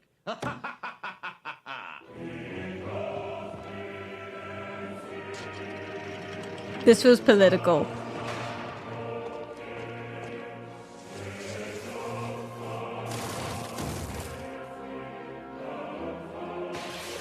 This was thank you for linking me. Oh wait, you weren't linking me. You were linking someone else. Well, that makes more sense. Carry on. Okay. Not political. I would never do that. It's Lenin. Lenin's nothing to do with politics. He was just the leader of a country. But apart from that, he's nothing to do with politics whatsoever. He just produced and carried forth an entirely new political manifesto. But apart from that, absolutely not. Yeah, it's not all about you, Perry. In my defense, the little pin comment on my screen covered the thing that said you were replying to someone else. In my defense. So, Corrales and Who Flung Dung, thanks for the follows, you guys. He was just a beetle. Do you mean John Lennon? Oh, I think you might mean John Lennon. He's just a guy being a dude. Just a guy being a dude. You never overthrown a government with a political revolution before? Just a guy being a dude with his dude friends, yeah. John Lennon, the communist. Sorry, I don't know why I did that. I'm not anti-communism. I'm not political! Anyway. I have a friend who's very political, and he thinks communism is the only way, and he wants to, allegedly in Minecraft, bomb Parliament. He's not going to. He just said it would be a good idea. Don't do that. Don't do that. I'm joking, in Minecraft. Is he still your friend? Yeah, he's a pretty chill dude. Parody, not actionable. It's a metaphor. Stop snitching. Why are you snitching on your friend? He's pretty chill. He's not going to bomb Parliament. He just thinks, like, it would work. So, didn't Guy Fawkes try that already? Yes, but in Guy Fawkes' defense, he was using gunpowder in, like, the 12th century. So I feel like we can do a better job of it. Not that we should in Minecraft, allegedly. But do you remember that episode of Buffy the Vampire Slayer? There's an episode of Buffy the Vampire Slayer that really speaks to me, and I think about it all the time. There's a whole episode where they unleash like this magical, mystical curse, and this big, buff, knight evil dude comes out of this magical book, and they're like, he's the biggest villain in the world, and he's been trapped for hundreds and hundreds of years, and they set him free. Oh no, what are they going to do? And in the lore, in the books, it says, no mortal man-made instrument can stop him. And they just kind of took that to be true. And they were just like, okay, no man-made instrument can stop him. What are we going to do? We're going to have to find like the magic and the curse and blah, blah, blah. And then Buffy was just like, it was the 10th century. It was the 10th century. What if we took a bazooka? And so they did. and they bazookaed him, and it worked. I mean, that's literally, yeah. And I think about that all the time. I know it's a fictional TV show, but like I think about that all the time. You should watch Buffy. It's seriously so good, and that's first season Buffy, which is the worst Buffy. So it's really good. No man-made instrument can stop it. Let me try a gun first. You know what I mean? Because they didn't have guns. This is what I'm saying. How did the people who wrote that book knew? They didn't know. They didn't know. I think about this constantly. First and second seasons are the worst. Yeah, it really took off. It really got better and better and better. It really did. Yeah, I think you have to watch Buffy now. It's my favorite show. It's my favorite TV show of all of the show. The introduction of Dawn is a great intro. Said no one ever. Don't spoil it. Don't spoil it. No spoilers. Said no one ever. Don't spoil it. It was trippy though. Don't spoil it. Oh, the introduction of Dawn was a great intro. Oh, I agree. I totally agree. Don't spoil it. The Riley season wasn't great. Riley's really hot though. He's a blonde military boy who Buffy... Yeah, there's a blonde military boy. Don't spoil it. There's a blonde military boy and he's very sexy. He's very hot. And there's an episode where he's like shivering and sweaty and can't get up.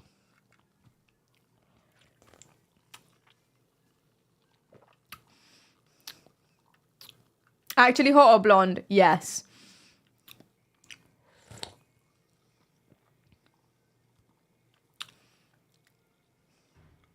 It lives in my head rent free. It's one for the wank bank. I heard a blonde hot boy. I'm curious now. Riley from Buffy the Vampire Slayer. I would recommend. If you're into hot blonde boys, that season of Buffy the Vampire Slayer, woo! That's why I don't mind it. Because I don't think it's a good one, but I don't mind it at all because I wasn't paying attention anyway. I was just looking at Riley.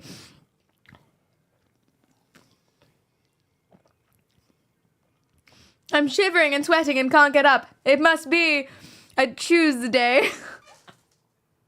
Literally me this morning. Why do you think I was 10 minutes late? I was so jet lagged. I was in bed until don't tell Cleedum. I was in bed till 11, and I was like, and I was really excited to stream, but I was just like trying to drag my limbs one by one out of bed. And there's a spider in the bathroom, and I don't know where it is. So I had to my shower was very paranoid. Weirdly, it's a Wednesday. Not for me. Not for me. Wait. Time PST now.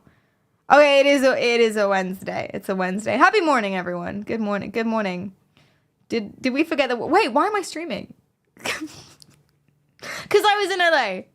I don't stream on Wednesdays. Fuck. Wait, have I done it again? Wait, do you remember when I did this a year ago? I did this a year ago. I think it was Tuesday. I mean... No. This was on purpose. This was definitely 100% definitely on purpose. It's in the schedule. But I did this legitimately. This one was actually planned, but I did this legitimately a year ago. I had so many... I was at uni 2 years ago? 3 years ago. Don't age me this way. Anyway, I was at uni. And I had deadlines upon deadlines, so I wasn't sleeping, basically, because that's how I work. I do nothing until the night before. So I had deadlines upon deadlines upon deadlines. And I just was like, okay, I have time to stream. As soon as I finish this, I have time to stream, blah, blah, blah, blah, blah. And so I went on stream, and I very confidently put my arms up at the beginning of the stream and was like, Happy Tuesday! And it was not Tuesday.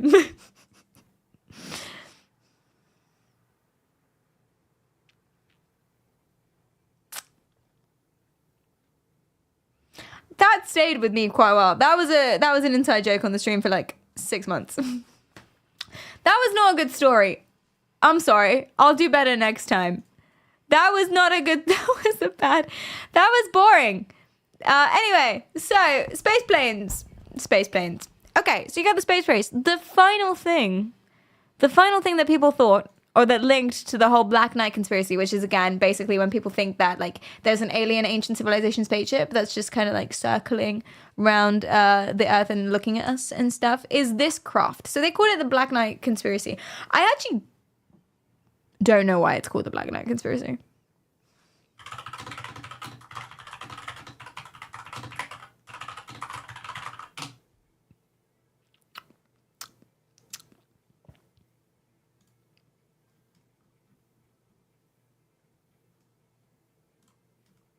I like the story. Thank you, Ignorant.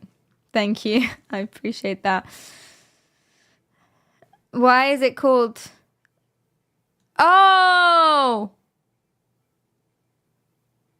Because it was taken by the Black Knight. I feel like that was quite important, actually. I missed that. Okay, so this is the Black Knight. It's a little CubeSat. Do you guys know what CubeSats are? They're really fucking cute. It's a little CubeSat. It's a cube satellite, okay? They're really small. And they're just little cubes. And they're stackable. You can stack them. And they can work together. Like here's a bunch of CubeSats. And there's little cubes that float around. The Borg, exactly. Wall-E. Yeah, that too. Yeah, they're really small. And you can put them all together. Can I build them like Lego? I think you can. And there was one CubeSat called Black Knight, which is such a cute name for it. Yeah, my little knight, my little black knight up in the sky, good boy. You know, super cute name for it. But it was called Black Knight. And this was the CubeSat that took the picture that captured the little alien spacecraft. We're cheap to launch. Yeah, they have so many purposes. So the purpose of the Black Knight was to just...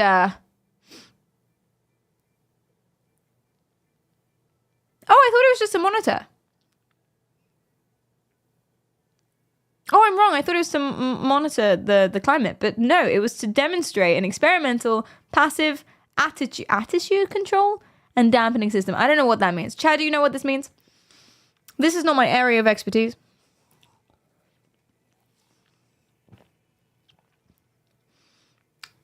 They'll never believe you. The physics nerds, space nerds, engineers. Yeah, I thought it was supposed to be altitude too, but that's attitude. That's a T. Attitude.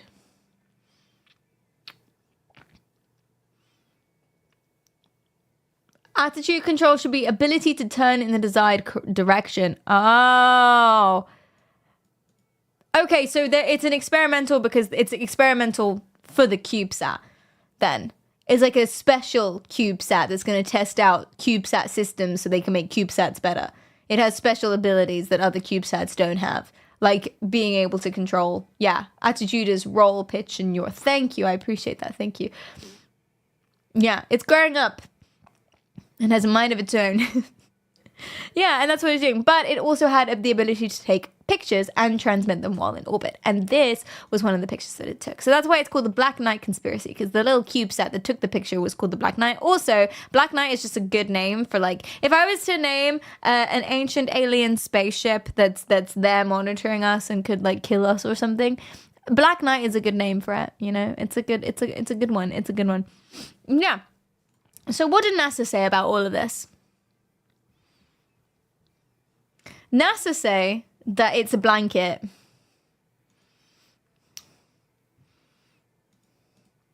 They say it's a blanket.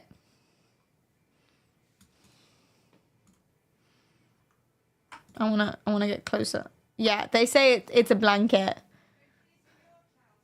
It's a thermal insulation blanket that they lost. It does look like a... How dare you address my girlfriend like that? It does look like a blanket. Yeah, thermal insulation blanket. Because, like, people are out there, satellites, spaceships, whatnot. Things have blankets on them. Like the CubeSats. I'm sure CubeSats lose pieces every now and then and stuff. Blanket for a giant alien. Yeah, it's a blanket. But the conspiracy theorists are like, no, this can't be a blanket because look how rigid it is. Chat, why is that a stupid thing to say? Why is it a stupid thing to say that it's too rigid to be a blanket? Because space. Yeah. Now, I don't know a lot about space because it's a photo. Oh, shit. Yeah, that's a good point, actually, as well. because it's a photo. Can't see it moving. It's not moving. It's not a blanket. Yeah, why would it fall around? In what? The wind? Listen, I don't know a lot about space. I'm sure you guys know a lot more about space. But usually when something behaves differently to how I would expect, or it looks differently to how I would expect, I chalk it up to being space. You know? I learned this from Arcane. A lot of my atmosphere knowledge comes from TV shows. I learned this from Arcane. The pitch of the blades on the hoverboards are different because they're to work in the underground bit where the air is denser. Planes that go routinely above the speed of sound, they have different wings shapes because, you know, stuff acts different at the speed of, beyond the speed of sound. Waves and fluids and shit act different beyond the speed of sound, so they need different wings.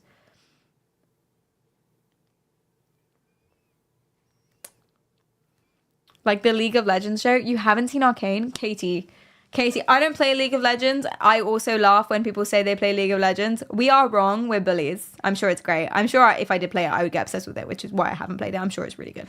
But the show is amazing. It is the most beautiful animation I've ever seen in my life. Seriously, Arcane. Seriously.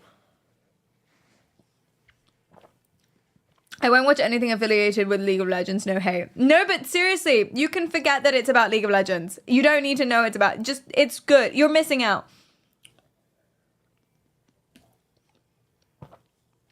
Have I talked about Oumuamua? It's more interesting than flying space trash. It's an alien spaceship!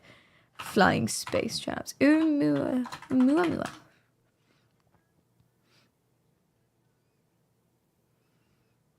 I don't get it. Isn't it an alien? Messenger from afar, arriving first.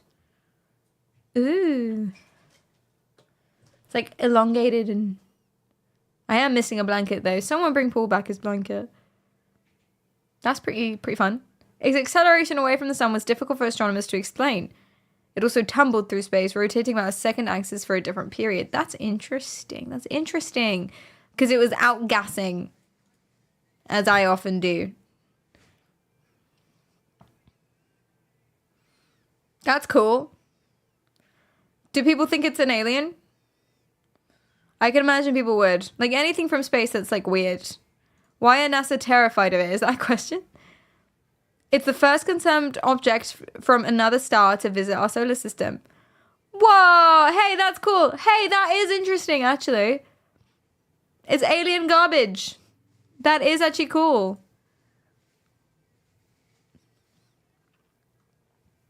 Yeah. It came from outside the solar system. Yeah, that's pretty cool. That's pretty sick, actually. Oumuamua. Yeah, thank you. I do think that's scary, actually. Space is scary. Look how far away the sun is. I know this is just a simulation, but still, like, that's far. Imagine being up here. Sorry, it's weird. Aliens are sending us our garbage. What if this is, like, a really cool artifact? What if this is, like, the equivalent of a golden harp for the aliens? And we're just like, ugh, rock, throw it in the bin. You know? Yeah, maybe it has a function. What if it's alien poop? Yeah? Yeah? It's a gift. You have to keep it forever. The truly shocking thing is any humans actually capable of thinking. Full stop. You realize you are human. And maybe it's the giant plant. Yeah, they're just being friendly. It's like 2 a.m. and you're sat in a circle in a corridor somewhere. Just being friendly. Share around, man. Anyway, thank you for that. I appreciate you. It's not better than my blanket though. Whoa, spaceship. My spaceship. Now, people are obviously appalled that anyone would believe that this is a blanket because look how rigid and shiny it is.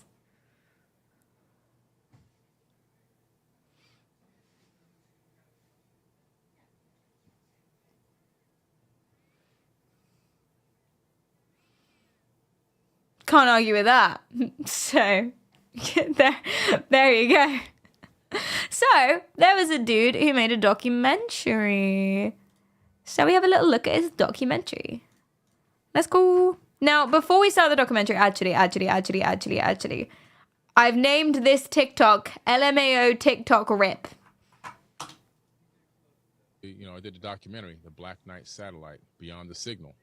And there's this object orbiting Earth that is estimated to be there for 13,000 years.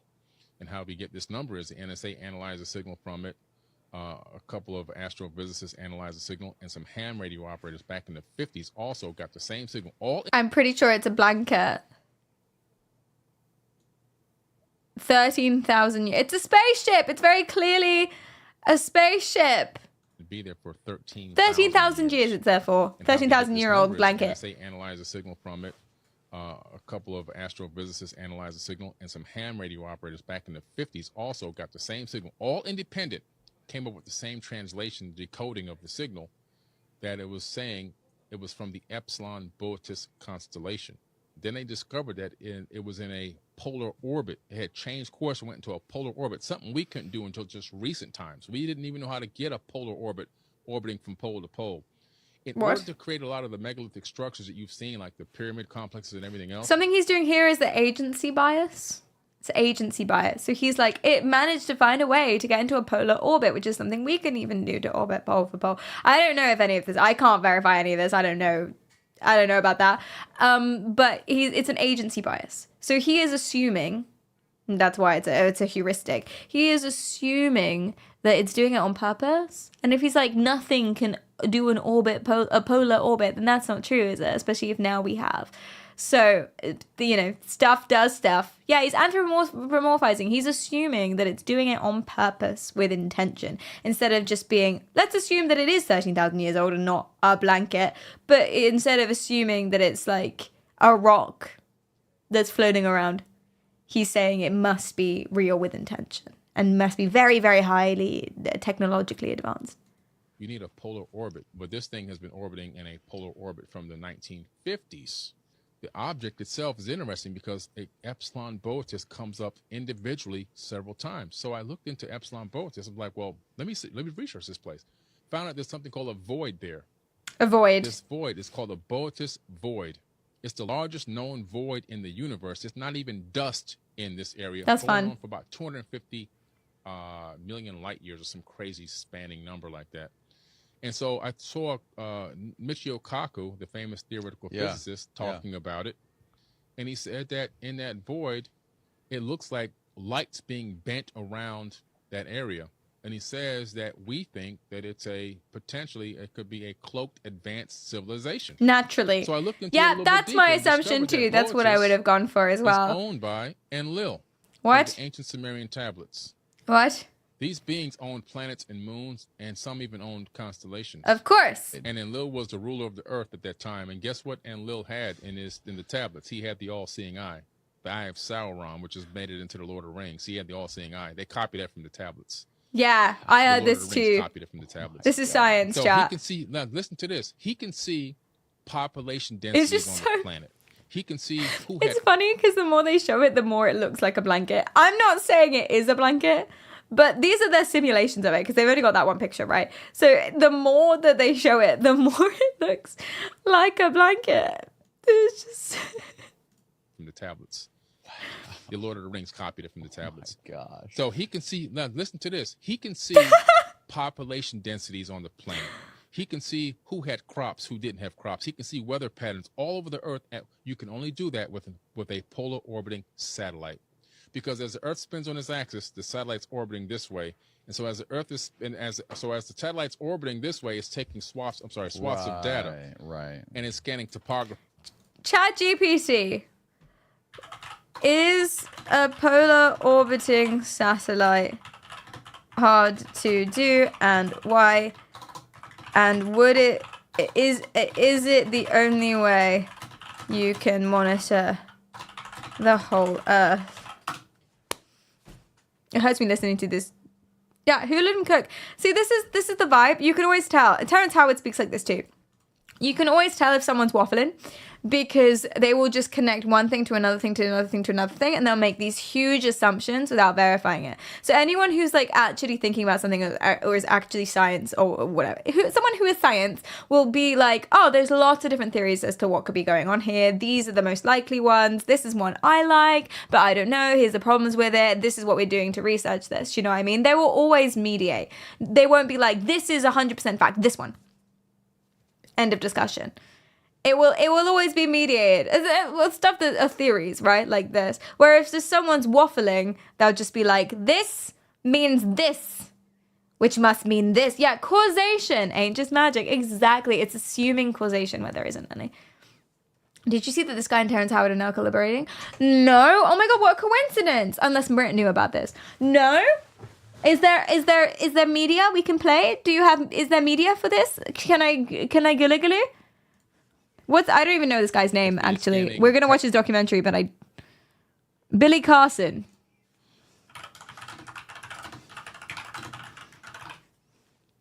No. Wait, Comedy Hour? Oh, no. Professor Dave's Comedy Hour. Okay. Forbidden Knowledge Podcast. Oh, stop it. No way. Let me see if they have it on YouTube, because I don't want to go on Spotify. That's crazy. That's crazy. Billy Carson is even dumber than Terrence Howard. That's so mean. I think they're unwell. I think they're unwell. Oh, is this this is the podcast? Forbidden Knowledge Podcast. Okay, well, we're coming back to this. What does ChatGPT say? I fact-checked a little thing about the polar orbit and the blah, blah, blah. Placing a satellite into polar orbit, this is what ChatGPT says about it, but ChatGPT is working for NASA, and that's what they want you to think. Don't forget that. Isn't inherently harder from a technical engineering standpoint, but there are challenges depending on the launch site. Oh, okay. So they need better safety measures, and it restricts the launch site. So they probably just haven't done it yet. It's good for monitoring globally because the Earth rotates beneath it, which is why it's popular and they do it all the time. But it's not the only way to monitor the whole Earth.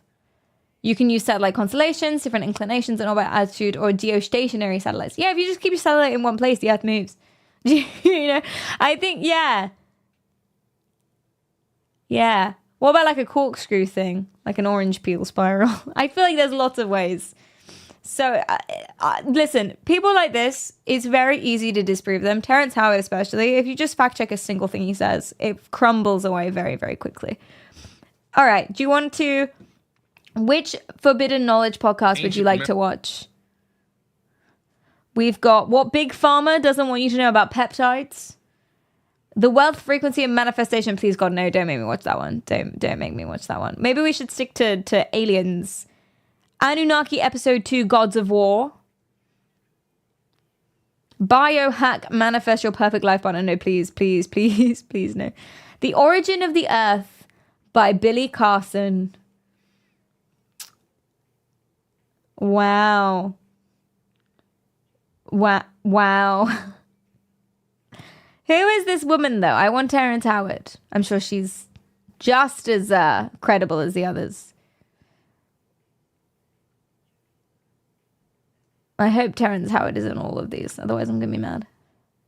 I'm going to be mad. I'm going to kick off. Alien Encounter in Florida. Anunnaki Ancient Secrets Revealed. Let's go for this one. He's mega rich, too. Aren't they always? Hi, Hip. What's up? So, what's the secret? How have you guys made it work so long? Sorry, I don't have we have a deep, almost spiritual connection. I'm his plumber. This is how I feel about Kento. It's like he knew my water heater needed a tune-up. He knows what my hair needs. Like he's reading my mind. That's not... Kento doesn't speak English. Well, he does, but not very well.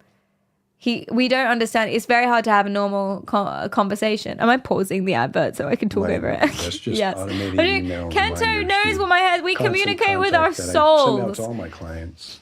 Wait, how many clients do you have? Well, I mean, I have a couple others. Kento cuts other people's hair, Oh my god, Kento cuts other people's hair. I just realized this. What a whore. we have a deep, meaningful, emotional connection. Who are the Anunnaki? That is my question. We all have that question. We all have that. Didn't you guys before the stream? Didn't you guys, like you guys last night? I know you were all staying up late in bed at night, staring at the ceiling, being like, guys, who are the Anunnaki? The Anunnaki is arguably one of the greatest mysteries of our ancient history and our past. Who is this guy? You're not Terrence Howard. We have to ask, who were the gods?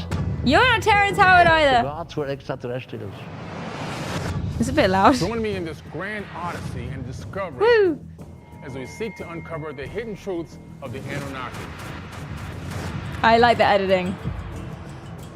Kent, can our next video be like this? By studying Pow, the pow, pow, Anunnaki, pow. we truly unlock the secrets within ourselves. I'm joking. I'm joking. Pow. Where did they come from? Bodega, thanks for the follow. Gussum, thanks for the follow. Blonde, thank you so much for the 11 months. Oh my god, I'm sorry I missed that. Oh, hi there. Welcome back. Welcome back, me. Thank you. Hi. Bow, bow, bow, bow, bow. Okay, I'm skipping. Oh, this is it. Oh, it's a trailer. It's a trailer? Are they all trailers? No. Okay, we've got an I want him. Yes, okay. Let's look at them unlocking the Matrix code. This is a full podcast episode. You're so welcome. I'm skipping. The people got a lot of knowledge out of it.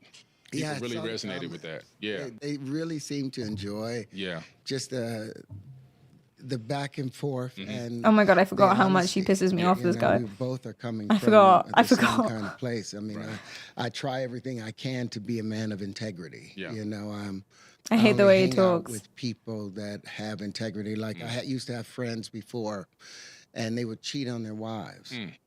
And I'm like, how can I be a friend with you? How can I expect you to have any fidelity with our friendship when you stood in a room in a church in front of your family and her family, all your ancestors from the past, and all that you will come to be. Ancestors and from the promise past. to do something. That's mean. And then you That's mean. break that? Don't pick up You someone when think they're I'm going speaking to be a live. friend? No, we Because don't do that. We people had the same misspeak. mindset, brother, because I would meet people at different places where I knew there was going to be a lot of women, business meetings. I would meet Business them, like, women. at the Ritz-Carlton on the Business patio women. on Fort Lauderdale Beach, and I'd be paying attention. Can they hold this conversation? Can we keep this conversation going? Can we work on what we're working on without your neck being broken in every direction, trying to catch every woman walking by in a bikini?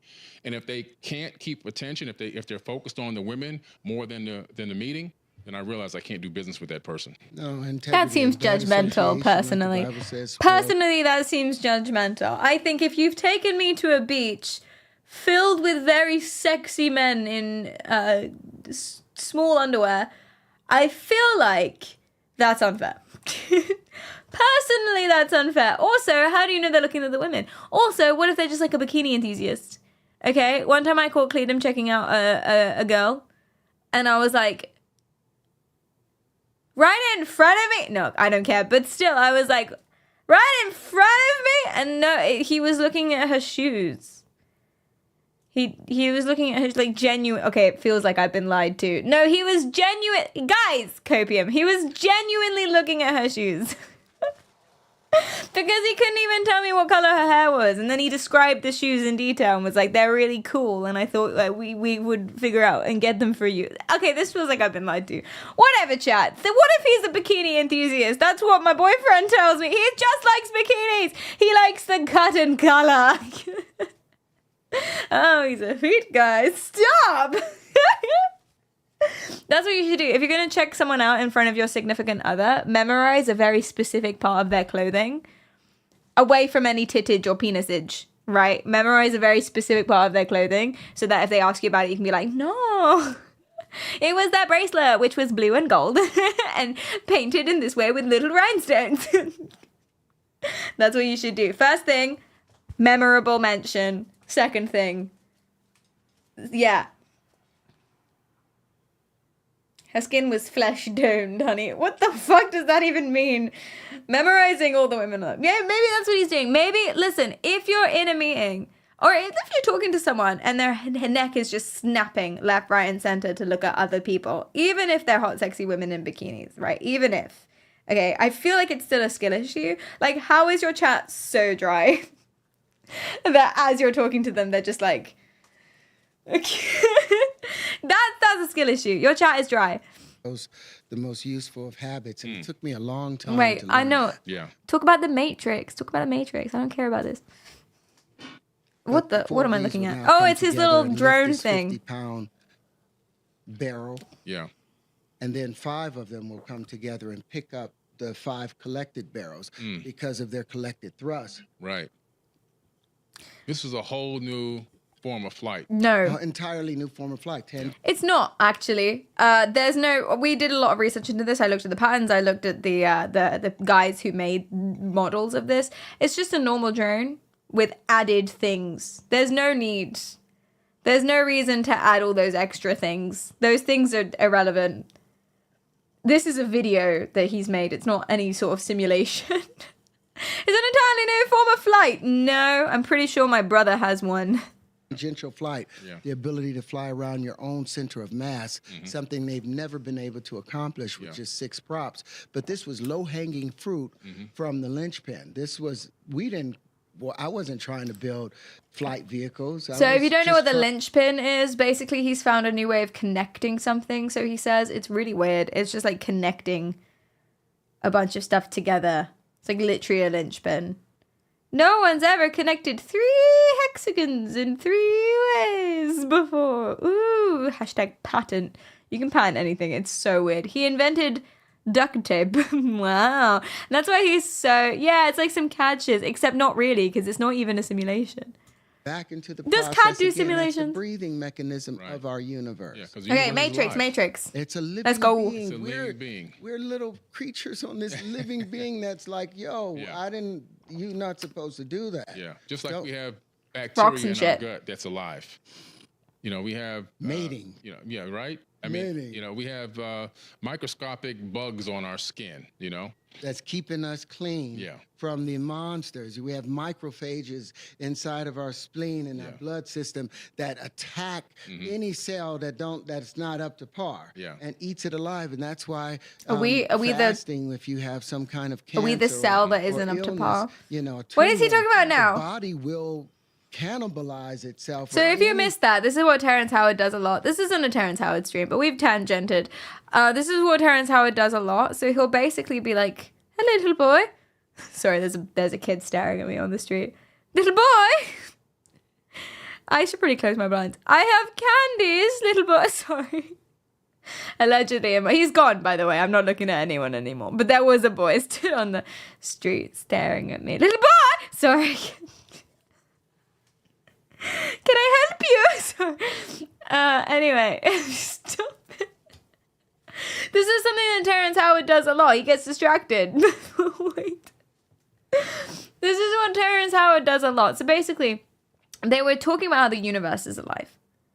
And this guy was like, as an example, yeah, because there's so much life everywhere else, like in the bacteria in our gut. Already a wrong, weird thing to say. They're both insane, but like whatever.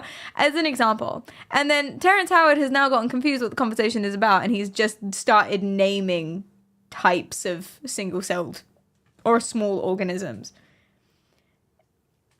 My cousin does this sometimes. Like... If you ask him about video games, which is what I do because I like seeing the little glow on his face. If you ask him about video games, he will launch into 2 hours of listing every single video game he's ever played and all the things he liked about it, all the things he doesn't like about it. And he's 16, but all the things he likes about it, all the things he doesn't like about it, all the ways that it's changed.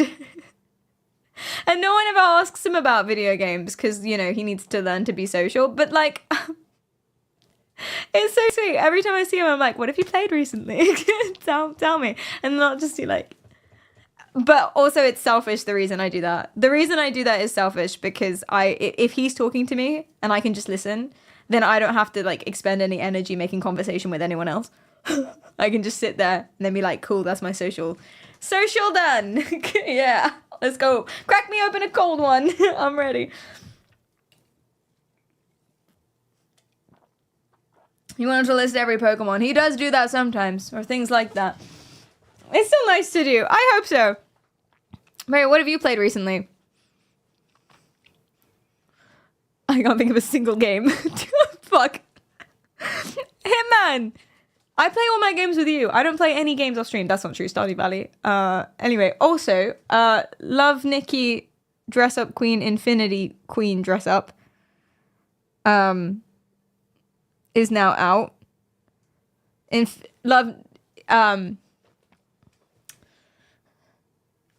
I want to play it. I don't give a fuck. Listen. If you've not played Love Nikki Dress Up Queen, it's better than it sounds. Okay, I know it's called Love Nikki Dress Up Queen. Like, it's a weird name, okay? It's actually kind of beautiful. It's a beautiful game. It's beautiful. Anyway, they've made an open world, like, platformer type thing. Like an open world RPG called Infinity Nikki. And that's out now. So I'm not sponsored. I want to play. I haven't played it yet. It's genuinely beautiful. I would show you the graphics. It's amazing. What tool did you use last time you ate? Wire stripper. I'm really proud of this. I ate a passive salad with a wire stripper. I'm really proud. Wait, does Cleedum know?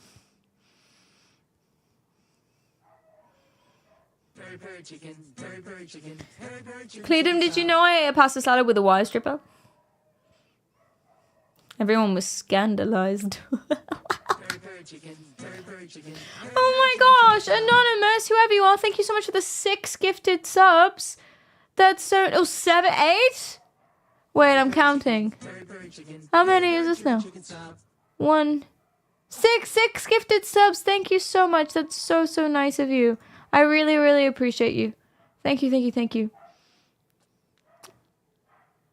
I didn't even try to hire a regular stripper before. I mean, there's no point. When you know, right? You know what you want. You know what you got.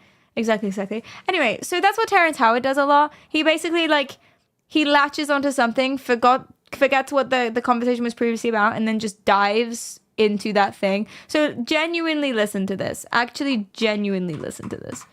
So it's a living being. The guy uses the small creatures as an example of like things we don't know, and then he just launches into naming all of the small creatures he can think of. Creatures on this living being that's like, yo, you're not supposed to do that. Yeah, just like we have bacteria in our gut that's alive.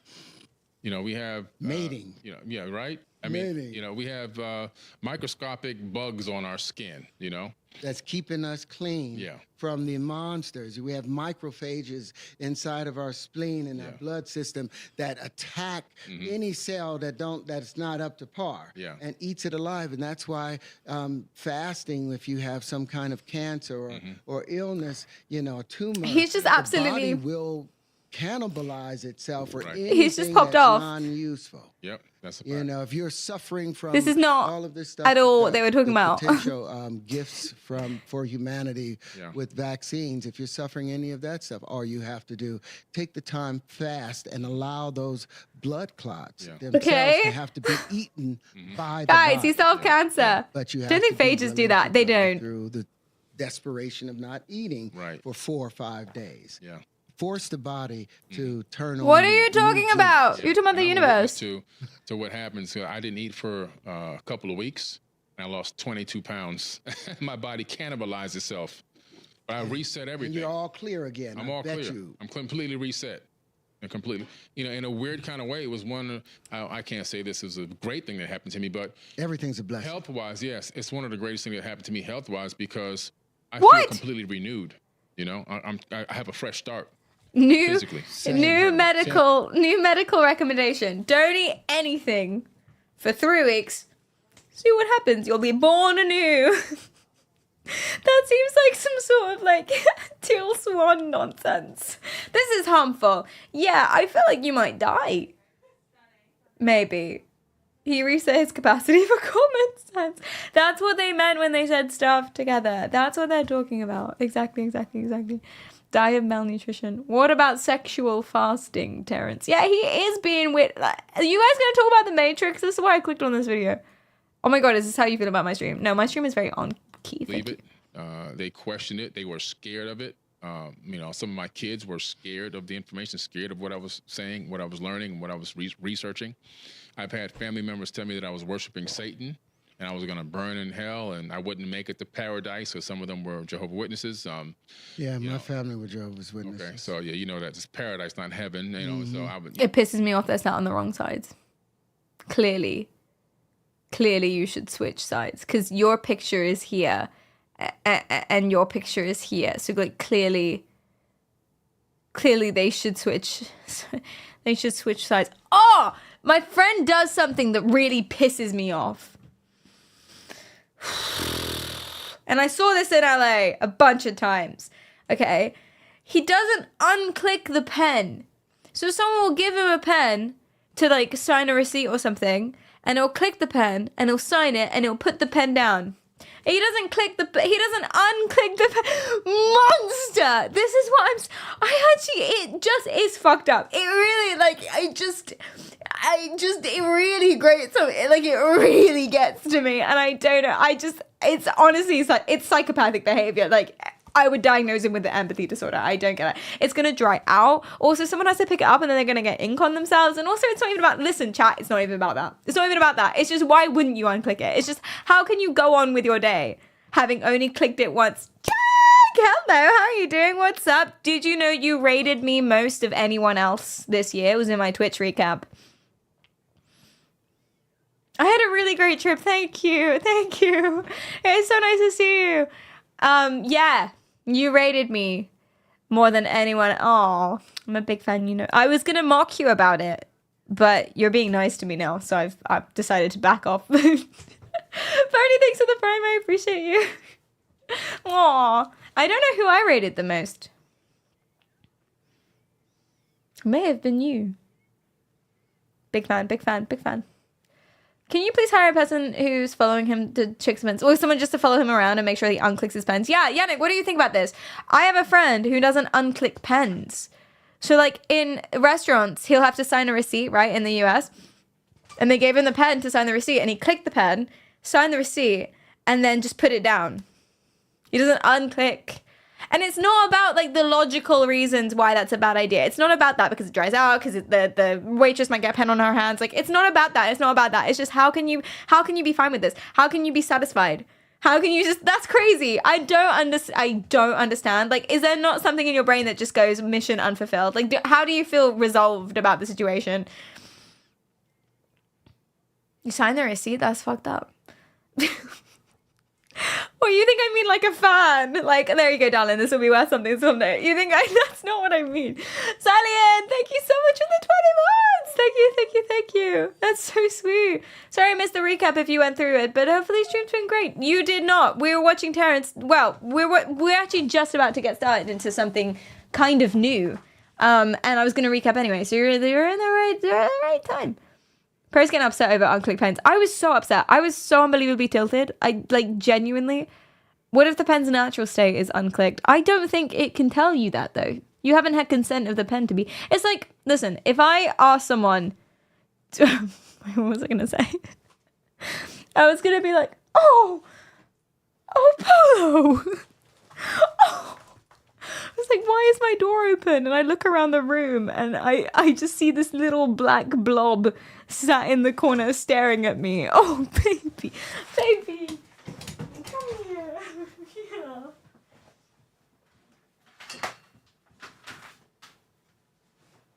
Yeah.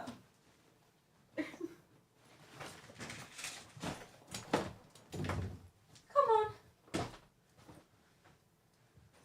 Come on. Yeah, you're so lovely. You're so... Can you see him? Wait, let me... Polo! Polo! He's sniffing my block of cheese. Polo! Come here! Polo! He hasn't been on this side of the room before. It's a new experience.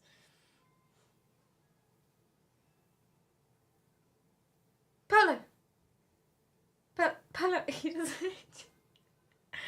Oh, so lovely. Pull up.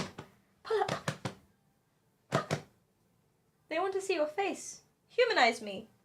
Humanize me.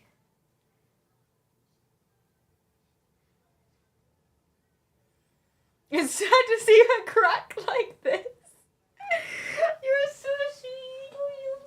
I love you so much. Okay. You want to come up here? Polo? I swear he's real. I swear he's real. Okay? Just like my boyfriend. He just goes to a different school. I promise. What if she's hallucinating? I'm not hallucinating the animal. Okay, if we don't see Polo soon, I'm gonna fucking riot. But I can't pick him up. He doesn't like being picked up. He'll start screaming. So, I would just like, but I can't. I can maybe move the camera. Maybe.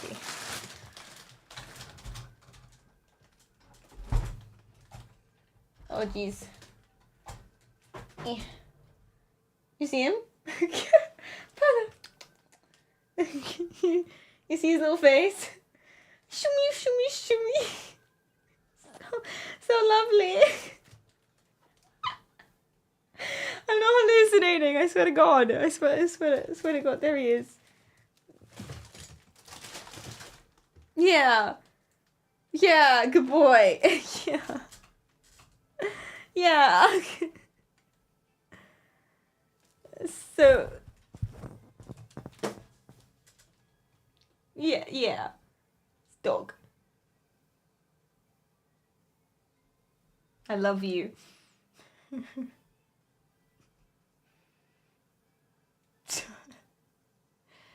It's puppy. Skinny. Give me your forehead. Give me your face. I can't let go of the camera.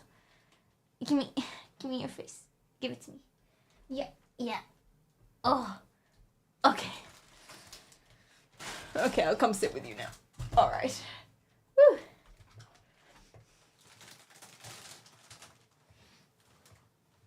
Oh.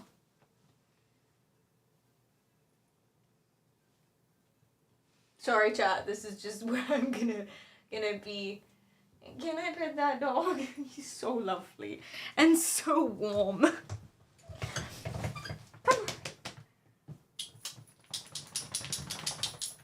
Come up here. If you can come up here, I can cuddle you the whole stream. Otherwise, I can't. You don't understand what I'm saying. Come on. Polo, come. You're gonna be sick. No, he's good. Polo, come.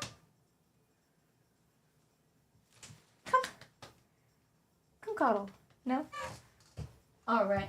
Alright, my love. You sit on the floor there. I'll do my best. I hear clicking. Is he a hostage? See, now he's sad and he keeps scratching me. Okay, I'll just keep a hand on him at all times. Right, what were we talking about? Sorry if I lean over this way, it's because I'm petting the dog. Okay. Is he permanently attached to the floor? I can't pick him up because he doesn't like it and he starts screaming and biting. So I can't move the camera down anymore because the monitors and stuff are in the way. And then the cables are too tight. Blah, blah, blah. I'm working on fixing that though. Not the screaming and the biting. Yeah, he screams and bites if you try and pick him up. It's like have you seen that video where the guy's like, this is the most relaxing, petting your dog is the most relaxing thing. And the dog is like, that's what he's like if you try and pick him up. Otherwise, he's lovely. So, he's just like me for real. People try and pick you up all the time. That's, yeah, cool. That's crazy. That's crazy. Yeah, little chihuahua. Oh. Okay, here's what I'm gonna do. I'm gonna make space over this side. Okay, make space. Right. Okay, I'm making space. That way, and then I can sit sideways. And then that way, if he changes his mind and does want to come up, my lap is accessible.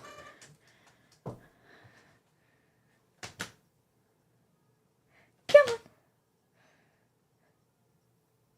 Come on.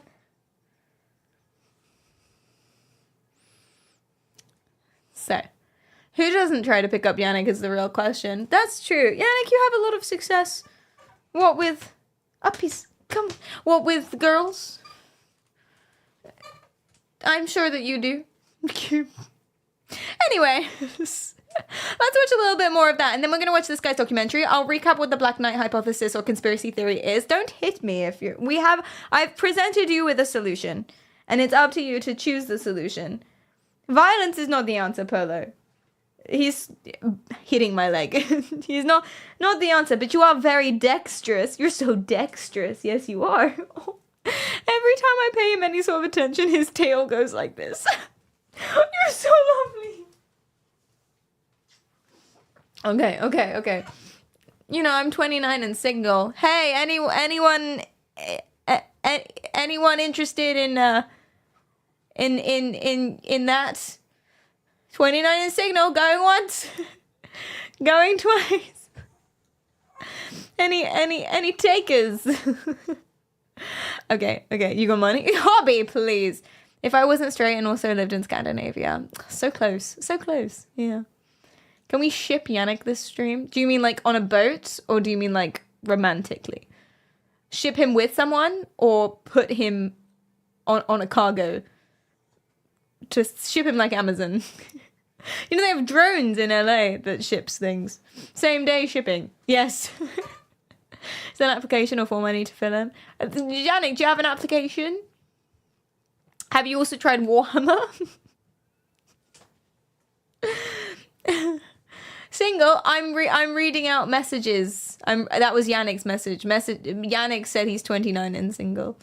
I have a very cringe Hinge profile. Have you showed it before? Have you showed your Hinge profile? That would go hard as a stream. Oh.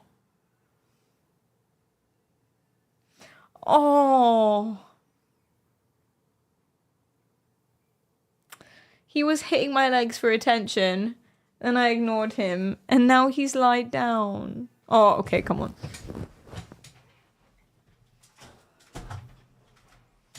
He laid down. This is so heavy. You just lay on the floor. But you have a whole room.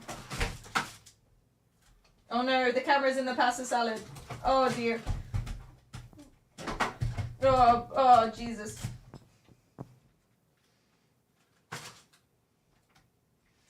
Well, of course the suitcase is not unpacked yet. Of course the suitcase isn't unpacked yet. It's me. What do you think? Obviously, I opened it and threw it out all on the floor. So technically it is unpacked, but onto the floor. So, salad cam. He won't be picked up, but he will be drama when ignored. Literally. Oh, that's so lovely. I think he doesn't like the bed because the bed's over there now. And there's a big bookshelf in front of it. So half of the room is split into half now. So I have like office and then big bookshelf and then bed. And he doesn't like the bed because he can't see me. Because then you know how he used to sit on the bed behind stream, every stream. He doesn't want to sit in the bed because he can't see me. So he's laying on the floor by the wall.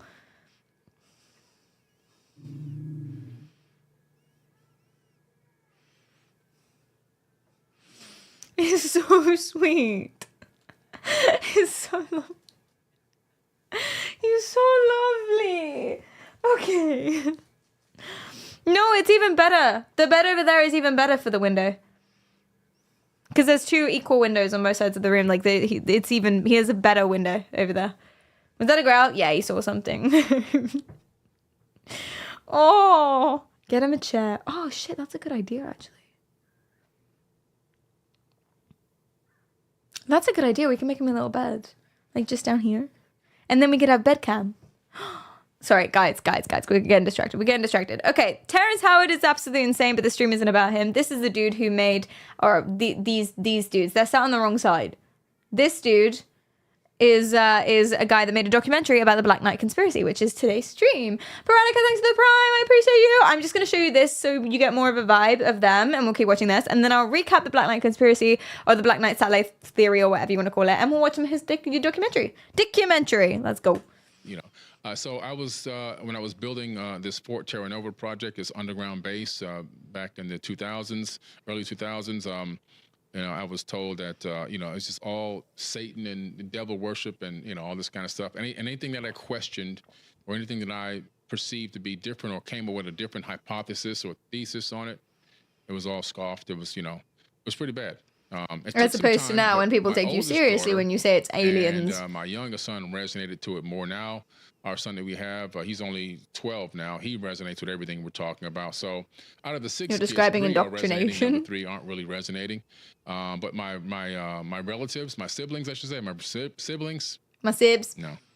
No, you're still the devil to them. Oh yeah, You know, I and was told that I must have sold my soul to the devil, and all the. But I'm always good when they need some money, though. When they need some money, I'm always a Then good. I'm The the money's good. The devil money's always good when they need the money. Yeah, and then they thank Jehovah for you giving them the money. It's a fascinating little world, but He's not a I felt Scientologist, guilty no, because as I far as I'm wanted to aware. help my brothers become a Jehovah's Witness. I talked to them about it, and it did teach me a lot about finding the truth. But I wanted to go deeper. I wanted to go to the very truth. And in looking at some of the doctrine and the information, it wasn't at the source. It wasn't the source. It was maybe a 4th or 5th rendition of some source material. But I wanted to see the source. So, using words like source and hypothesis and thesis doesn't mean you're spitting facts. I would argue it's better to spit the facts and then have someone else call it a thesis. Instead, oh, you're so lovely. Instead. Code. And you have to dig for that yourself. And Walter Russell said, Wow. The universe she's a very jealous, nature is a very jealous God. And she only reveals her secrets when you are alone and Tripping in balls. private with her in your soul. So it's like you've got to get to that place and reconnect with the universe. You don't need information from anyone else. I told you half of these You have to things just close I would your wake eyes and up let the in my voices dreams, take and you I would over. Go back to that place where the older version of myself who was talking to me. So there's an interaction between who you are now, who you will become, and who you have been in the past, because we think about. I wonder what where his we were, opinion so is we on the keep peer review past in there process. instead of locked into the future. But whatever that being was, whatever that condition that was taking place within me, that allowed for an older version of myself to come and give me guidance at 4 and 5. And it was basically the guidance to follow. You don't need their information. I'm going to give you the ability to wake up inside your mind, go to the Akashic record, and the proof will be in the past. So your divine guidance that popped into your head when you were super tired, and perhaps stripping balls, allegedly, was to ignore what everyone else was saying and follow your own wisdom. See, a lot of people say stuff like this, like that's good advice, or carve out your own path, follow your own words, etc. And listen, I believe that we should figure out what our strong morality is, and we should stick to our guns. And just because lots of people are doing something around us or thinking something around us doesn't mean that's what you should go along with. Absolutely. At the same time, though, I think if everyone is saying, like everyone across the world, everyone is saying, bro, you're chatting shit. Maybe listen, you don't have to, it's not all or one. You don't have to dismiss everything that someone else says just because they're someone else. You don't have to only follow your own path. You can take in all the information and come to a conclusion. You know what I mean? Anyway, so that's Billy Carson. Now, Billy Carson made a documentary about the Black Knight. So what is the Black Knight? He's a man whose parents were murdered in front of him. No, I'm joking. The Black Knight is a little bot. Is a tiny little... Wait, where is it? It's a tiny little CubeSat. Tiny little CubeSat that was circling around the Earth, taking pictures and whatnot, as CubeSats do. And he took a picture of this. Now, this is a blanket.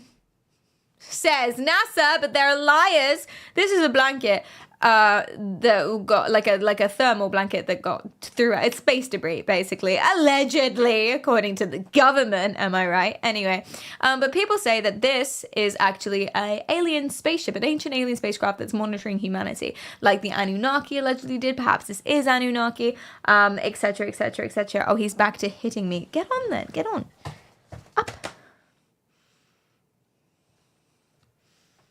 Up.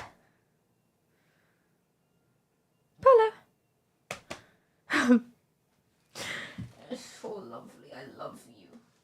Okay. Yeah.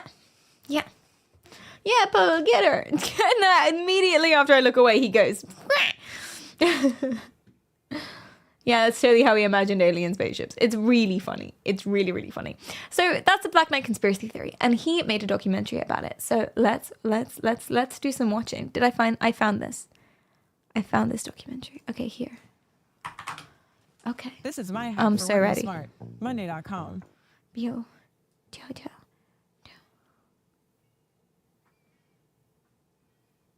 He's learned that behavior now. I know. Where's my ad block? That's a good question. I do have one. It just doesn't work on YouTube anymore. I don't think so. Which is weird. Straps in. We'll be ready to go in 20 seconds. Straps in. If this is from 1998, why is there interest in this now? Well, there's interest in the people still believe that alien spacecrafts or ancient alien spacecrafts are monitoring us, and this is just one piece of evidence to show them. It's probably the best one. This blanket is probably the best one. But people are looking at lots of different evidence to prove the point. I use evidence very loosely here, very loosely. Woo! I'm going to skip to the spikes if you're cool. Back in 75, 76. Back in 2012, we had our Curiosity rover. Now we have the 2021 rover Perseverance. Is it possible that they're doing the same thing we are doing now? Talking with Chris convinced me that what we're seeing in these photographs is not a natural occurring phenomenon, and it's simply too big to be a piece of debris. However, if that thing has been there all this time, surely our government knows more about it. But they told you it's a blanket. One of the first names that will come up is Duncan Lunan, a Scottish author, lecturer, and researcher focused on space travel and astronomy. He investigated the Black Knight and believed that whatever was possibly orbiting our planet... I'm sorry. Polo crawled under my desk in front of me and has lied down under my desk at my feet. Oh my god. Okay, carry on. Could have been sending us signals. In 1972, Lunan attempted to decode signals recorded by Norwegian engineer Jørgen Hals in the 1920s. Hals reported that when he transmitted radio signals, they were being echoed back to him a few seconds later. This is now referred to as LDE. Long delayed echoes, or LDEs, but yet still not completely understood. At the time, some researchers hypothesized that the signals came from an alien craft. I don't like the way he's doing this. I get he's trying to prove the point. But ow. Okay, so he's talking about lots of different evidence that there might be spacecrafts out there. See, LDEs, there's loads of different reasons why there might be a delay like that, atmospheric pressures and different disturbances of charged particles and blah, blah, blah, blah, blah. Ionosphere shit. There's loads of different reasons, right? But he said that obviously the reason must be that it's aliens. Just launched the James Webb Space Telescope to the L2 point, orbiting Earth.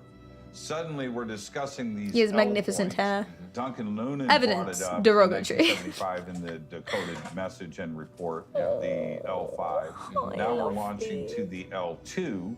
Today, we are talking about frequencies and the ability to communicate at certain frequencies, and also how those frequencies may affect us. So this is something that is now being brought out in the Senate Intelligence Committee. It's been talked about with different UAP events.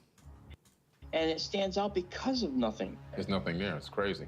And the reason why it intrigued me was because Michio Kaku had been quoted. Why are the spikes so regular?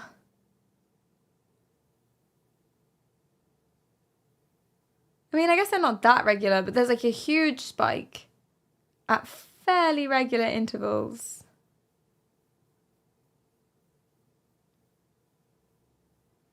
Maybe links, yeah. A link will direct you to this point in the video. Or maybe it's bots. Theorizing, him and a couple other physicists, that everyone keeps skipping to the spikes just like you. So maybe. That's why it was like, this is pretty interesting stuff.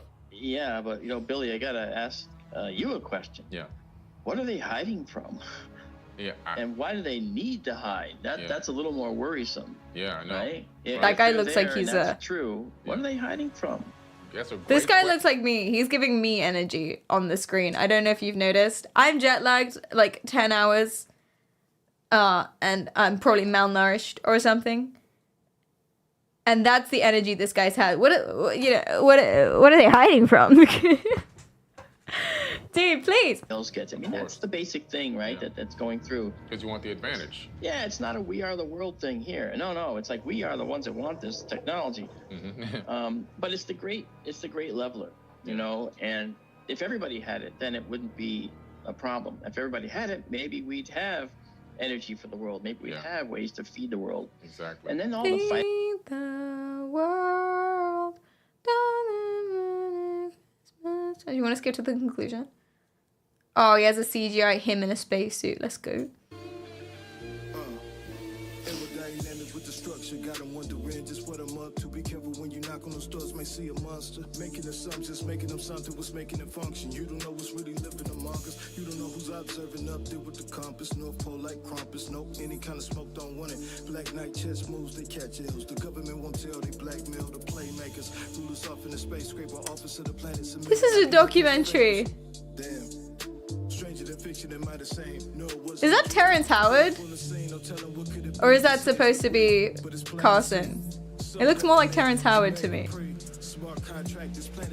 What am I watching? I don't know.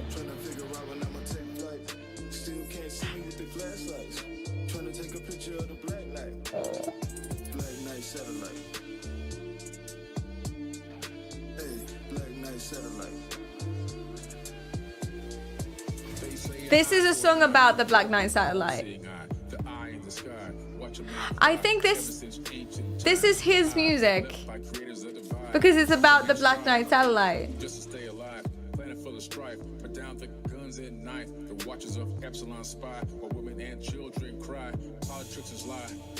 Politics is a lie.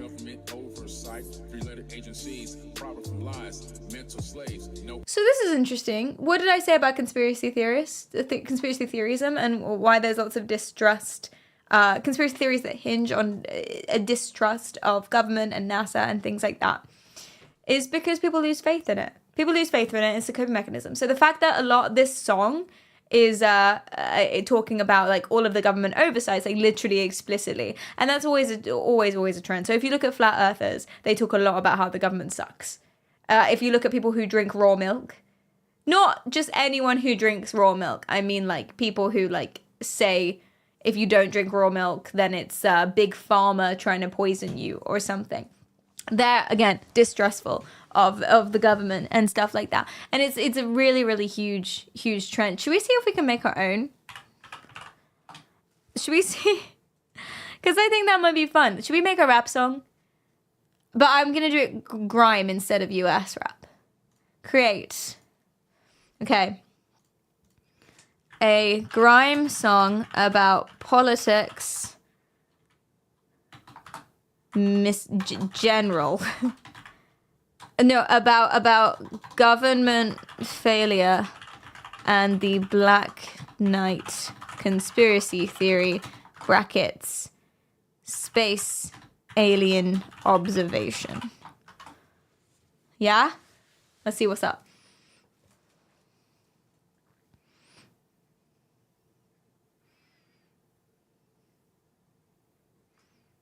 Did it work?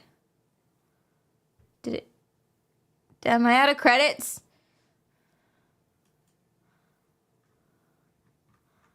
Oh, I think something's wrong. Excuse me. Because I can't scroll on this either. Great. I've reached the maximum number of songs. Huh?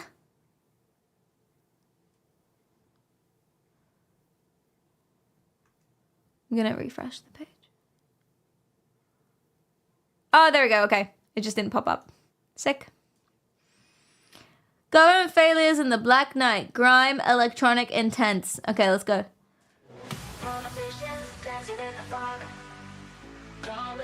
Why? I don't know why they've made it electronic. Riding high on lies until they fall. We watch them crumble just like bones fall. The city bleeds and no one seems to care. Does it not? I don't think it knows what grime is. Okay, I'm not gonna call it grime. A UK, what's it called? Rap? Is it called rap? Ah! A UK rap / drill song about government failure and the Black Knight conspiracy theory. Aliens and Anunnaki and spacecrafts. SoundCloud rap. It is offensive to me that you think of it as SoundCloud rap. It is. Freaking Americans, get out of here. UK rap drill. Don't know if I want it hard hitting. That's better. That's better. It's just the vessel and it's in space, Perry. My bad, guys. My bad. Dark streets governed by deceit. Crooked suits they skulk and cheat. Henchmen and high castles cold defeat. Alien craft secrets they keep. Orwellian covers, Black Knight spots. Okay. Secret plots. Governments crumble, integrity rots. Whispers of the cosmos never forgot. Okay. Alien craft cars floating high. Anunnaki speaking codes decoding. Under sky, government slide. Why does this slap? Government slide. Darkery figures in dim lit rooms. Spaceships hover, quiet doom. History rewritten, prophecy looms. Why is this so good? Lost archives, truth buried deep. Lies creeping like a monster. Probably okay to mention Brixton by name. Eyes to the skies, but no answers found. Whispers in the wind, haunting sound. Oh, she gone poetic. Conspiracies surround, lies unbound. Unironically a bop. Like, actually, I would listen to this. Like, actually, I would listen to this. This is going straight on my gym playlist. Do you want to see it? Here's the other one.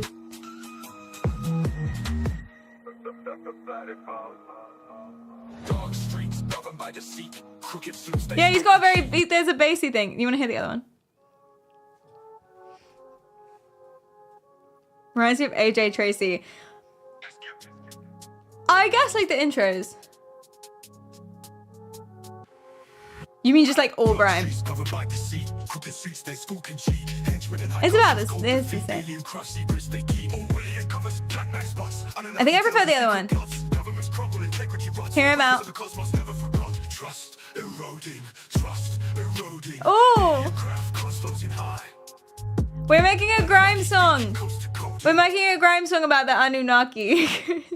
The lyrics are better in this one. Do you think? I think I prefer the other. Under sky, government slide.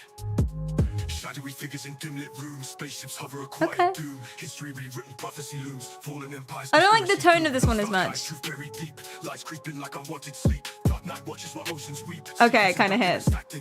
No. No, this is the one. This is the one for sure.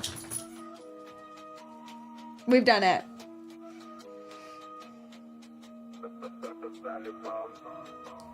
Dark streets governed by deceit. Crooked suits they skulk and cheat. Oh, I see what you mean there. He doesn't sound like AJ Tracy. He sounds like Anunnaki tells in secret plots. Governments crumble, integrity rots. Whispers of the cosmos never forgot. Trust eroding, alien craft cars floating high. Oh! Codes decoding. Under sky, government slide. Under sky, government slide. Oh! Figures in dim lit rooms. Spaceship. Oh my god! I would listen to that. Like unironically. Like I'm giving that one a big old thumbs up. It's on the tip of my. He said like the beginning. It's not. I'm trying to figure out who it sounds. Wait, let me go into my playlists. Let me go into my playlist. We're gonna figure this out. Okay. Is it Heady One? I don't remember what Heady One sounds like.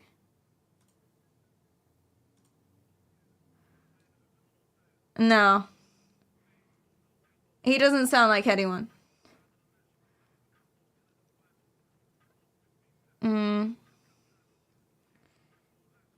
Not Bugsy Malone. Nothing like Kid Cudi. I'm trying to think.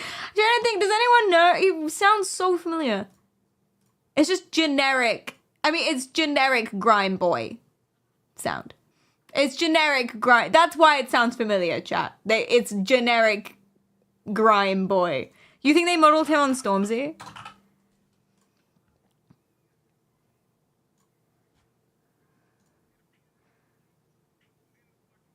Not really.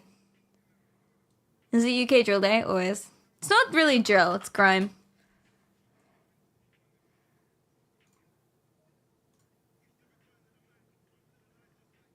That's closest, actually, I think.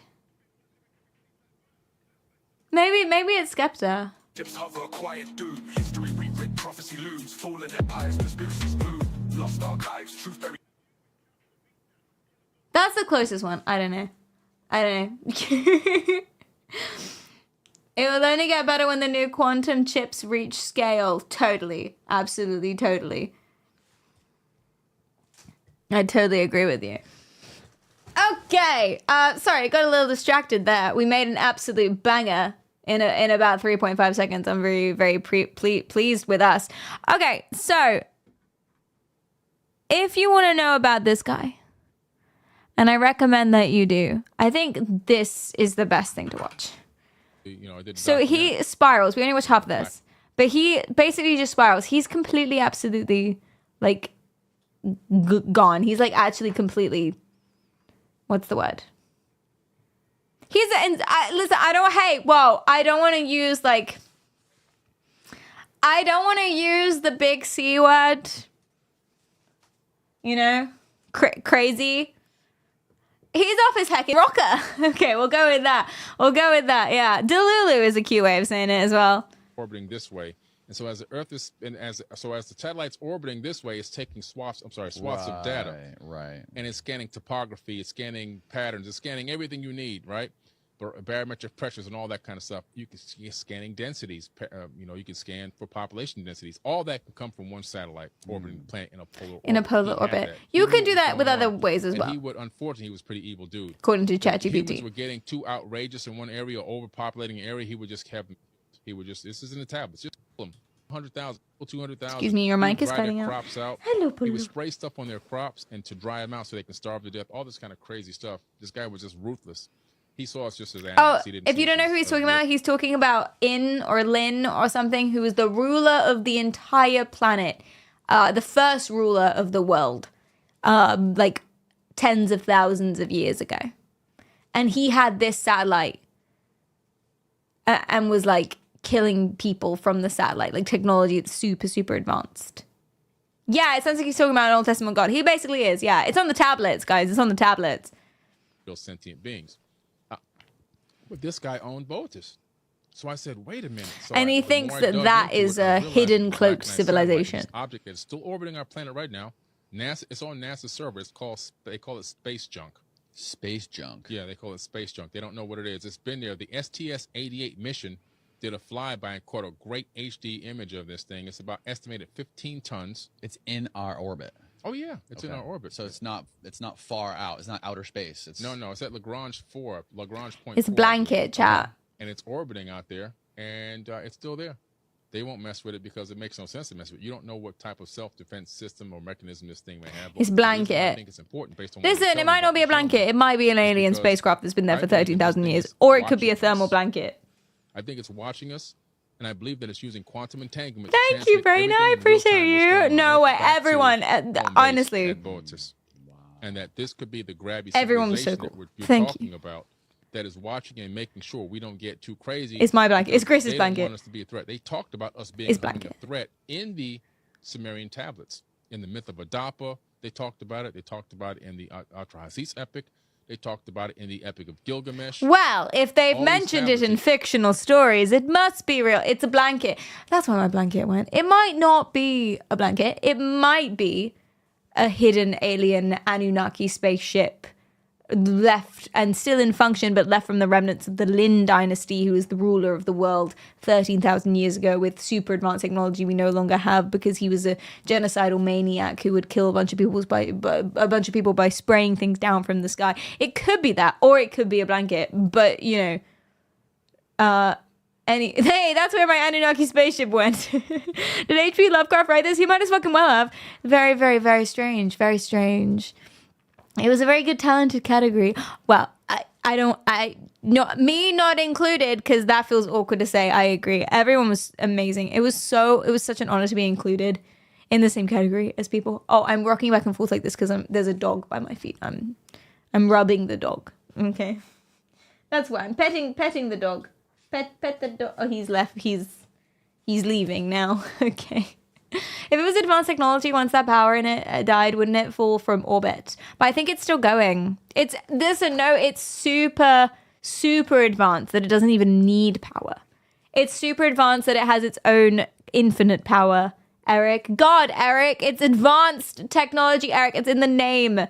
God. Follows are important. Thank you guys for the follows. I appreciate that. And Paretica, thank you for the prime. They talk about us potentially rising up and even superseding them. Superseding. And making sure that we never found out that we don't need them. Because it has orbital velocity. Exactly, Rainbow. Like the moon. Exactly. It's silent. It's science. The constellation of Boötis is attributed to Enlil. Enlil. And this thing gives off the signal to Boötis. Boötis is the cloaked civilization. Which is read in my documentary. It all comes together like, wow. Wow. What is going on here? That is my takeaway. What is going on here as well? I feel like we drifted apart for the middle and then we came back together at the end. Wow. What is going on? Enlil sounds like a SoundCloud rapper. He really does. Enlil would be pretty good. Pretty good. I hate to be super basic, but I think my rapper name would be Lil P. I think it would. I just enjoy saying it. I know that's basic. I know. But that forbidden knowledge is so funny. It really is. He said so much, yet nothing at the same time. My ex used to orbit from pole to pole. Oh, Tyler. What are the comments? Oh no. Oh no. F's in the chat for Tyler. Poor thing. So they cloaked our whole solar system. They sent us a satellite to tell us where it is. Make it make sense. And then the creator says, did you listen to the ending? I like the ear emoji in the middle. Did you listen to the ending? And the ending to which he's referring is him saying, what is going on? Isn't it? So I don't know if that clears anything up.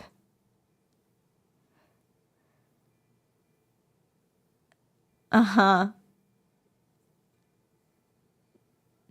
Bro messed up when he said Lagrange 0.4. He just looked up some big words, not understanding what they actually mean. Don't let people bamboozle you. People use big words to bamboozle you all the time. Absolutely.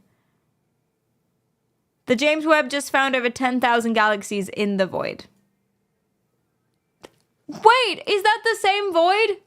God, space is not my area, man. We're a psychology stream. Space is not my area. They found... The void is the same one that the James Webb Telescope found, because I saw that picture and it was insane. And then, well, to be honest, I wasn't really looking at the picture so much as I was looking at Brian Cox being very excited about it, because Brian Cox is dreamy.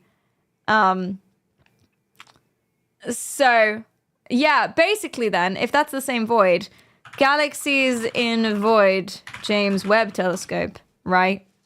There was this void, this one.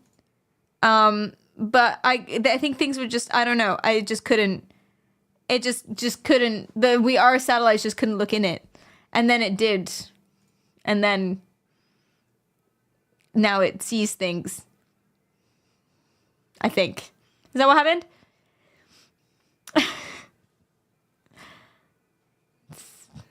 Yeah. 10,000 galaxies in the void would still be barely any and essentially negligible. So there's still some shit going down. You think it's an alien cloak civilization?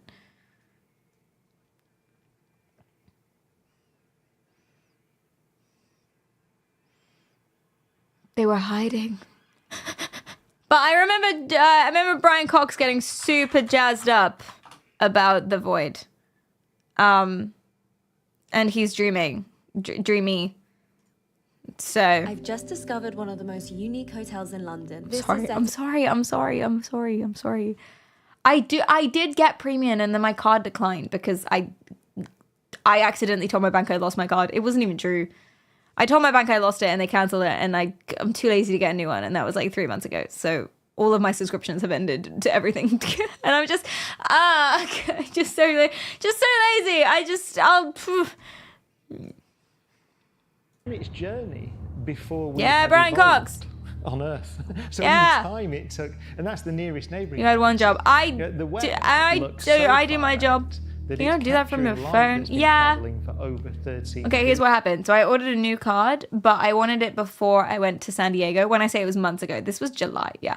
I wanted it before I went to San Diego. So I said, well, let me send it to a branch rather than my house, because maybe it will arrive at the branch quicker. But it didn't arrive quick enough. But the branch is like very far away from me. So I have to just go to the branch. But now I can't really go to the branch, because if I go to the branch after like 6 months of the card being there, I can't just be like, oh yeah, I ordered a card here 6 months ago. Like, they're not going to still have it. So I have to reorder the card. But I haven't looked at this, but they might not let me reorder the card. And then like, it's a whole thing. I'd rather just not have subscriptions. I'm saving money. So, you know, we should probably just order another. I probably should just order another one, but it has your name on it. Yeah, but they've probably thrown it away. They do that with drugs. Did you know that? Might be a conspiracy theory, but pharmacy drugs. If you don't collect your prescriptions quick enough, they mysteriously don't have your prescription anymore. Now, I'm not sure if that's because they throw it away or if they sell it. Bow, bow, bow. I have something for this.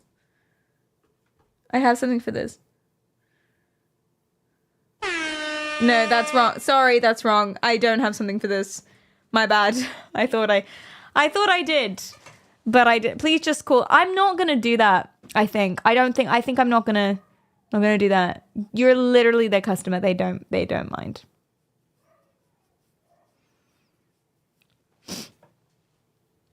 The aliens told me it's still there. Oh, you're channeling them too? Me too. Okay, so why do people think this? Now, I'm not going to... The Black Knight satellite beyond the signal. And there's this object orbiting Earth. So there's a lot of reasons that were brought up even in the comments of just this video. For example, why do people believe these sorts of things? Why did Terrence Howard and whatever his name is, Brian Carson or whatever his name is, why do they talk like this? Why do they think these things? You know, why aren't they... It's a blanket. Why aren't they saying it's a blanket? Why do they assume it's an Anunnaki spaceship instead of space junk? You know? And Brandon says, I remember my first edible too. So that's one reason. That's one reason. Wow. Billy Carson is downright amazing. This guy is brilliant. So people are jumping on board. Yeah. People are jumping on board. They have no idea what it is and they're afraid to go near it. Come on, Lamar. Please, for the God of life, please. Please. And nobody will touch it. Nobody will touch it because it's space junk. There's so much of it, you know.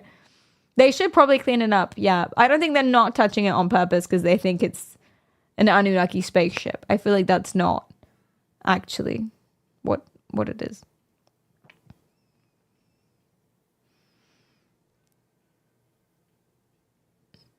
So NASA doesn't know what it is, but he does. That's a very good question. That's a very good question. How does he know this if NASA does? Well, NASA do know what it is, but they're lying. And actually, he didn't say that they're lying, did he? He didn't say that NASA were lying. He said that NASA don't know what it is. That's what he said. So, there you go. Why? That brings us to a good point. Why do people believe stuff like this instead of just, you know, the easiest thing? Because usually the most easily explainable thing is the thing that makes sense, rather than the complicated stories that people weave.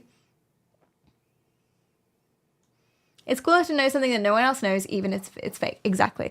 Pretty confident. So conspiracy theory psychology in general. And we're not going to talk in general, we're going to talk specifically, but just in general, I'm pretty confident the number one reason why people believe in conspiracy theories, and usually they believe in more than one, not just one. That's why you hear people like throw all these buzzwords together, is ego. Nothing wrong with a healthy ego. Unhealthy ego can make you feel like it's important for you to know more than other people. They've been living a life where they've had like maybe no friends, they've been bullied, they've been put down, they felt not as smart as everyone else or not as good as everyone else. So now if they know something that no one else knows, that's power. Similarly, you have no friends, you grow up lonely, blah, blah, blah, blah, blah. People aren't very nice to you, you're bullied for whatever reason, but now you have a sense of community because all these people believe you and think that you're amazing, and they get together and they have groups of friends all of a sudden, which is why it's very hard to pull people away, because it's not about the conspiracy theory. You can't just be like, oh, it's not true. Because if it was true, you lose all your friends, right? You lose all your friends and all of your power and all of your sense of being. And the third reason is probably because of misunderstandings. And negative feelings of distrust. Most likely. But this is primarily what it is. Interesting. Now, why this specifically? There's a few things going on. We as humans pattern seek. We love patterns. We love patterns so much. And we have a tendency, and this is like an evolutionary thing, we have a tendency to find out patterns really, really easily and really quickly so that we can survive, right? So if you look at bushes, there's a bush and the leaves are moving in the wind. If it's moving wrong, then something might be in the bush. You should run away. So the ability to discern the patterns there. The leaves look like they're moving wrong, or some of them in the middle are moving slightly quicker than the other ones. If you think about that, that's really specific, but we'd all be able to do it. You know? Stuff like that. Or patterns in the trees. This looks like a face. Oh, it's a lizard. It's gonna eat me. It's a sus bush. Exactly. Pareidolia, absolutely. Apophenia. Boop. Apophenia is when you basically connect these dots.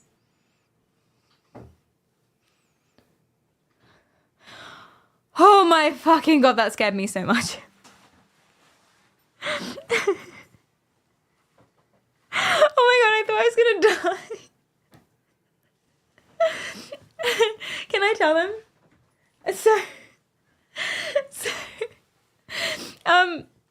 Because the room is split in two now, so we have like a bedroom, divider, office. People have been joking all stream that I'm in the cupboard. I'm back in the closet.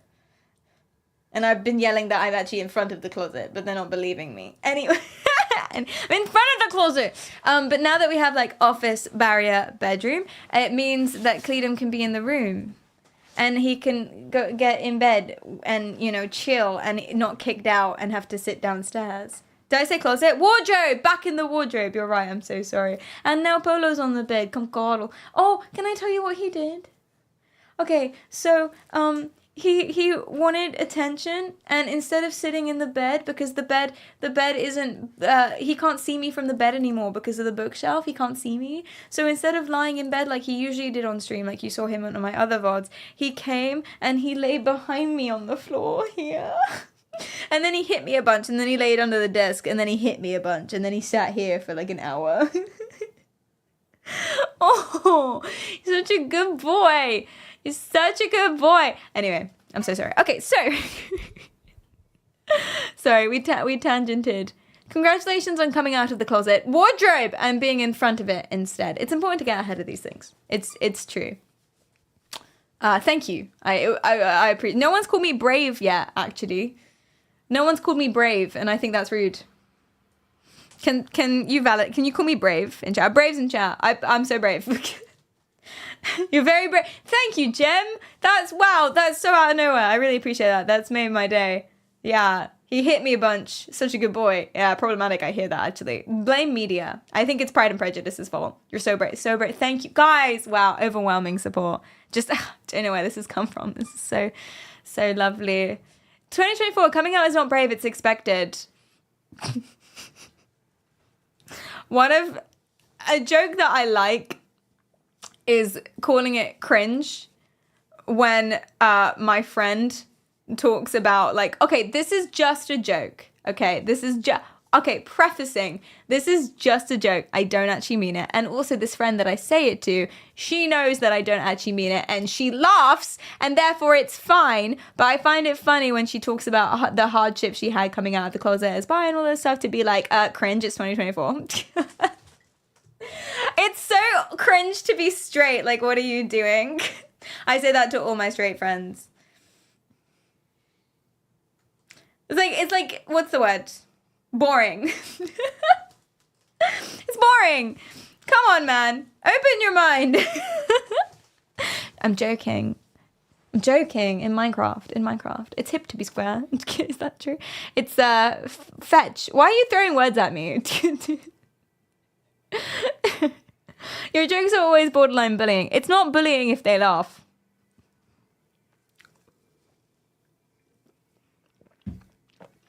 Yeah, like, so close-minded. How are you? Exactly. Open your third eye and your legs. I've actually had people legit tell me this without joking.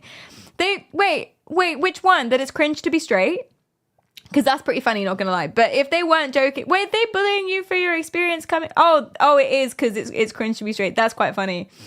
No, hey, it's not funny. Listen, all bullying is bad. Identity in whatever way is not your choice, nor is it ever something you should be ashamed of. You should not be ashamed of being straight.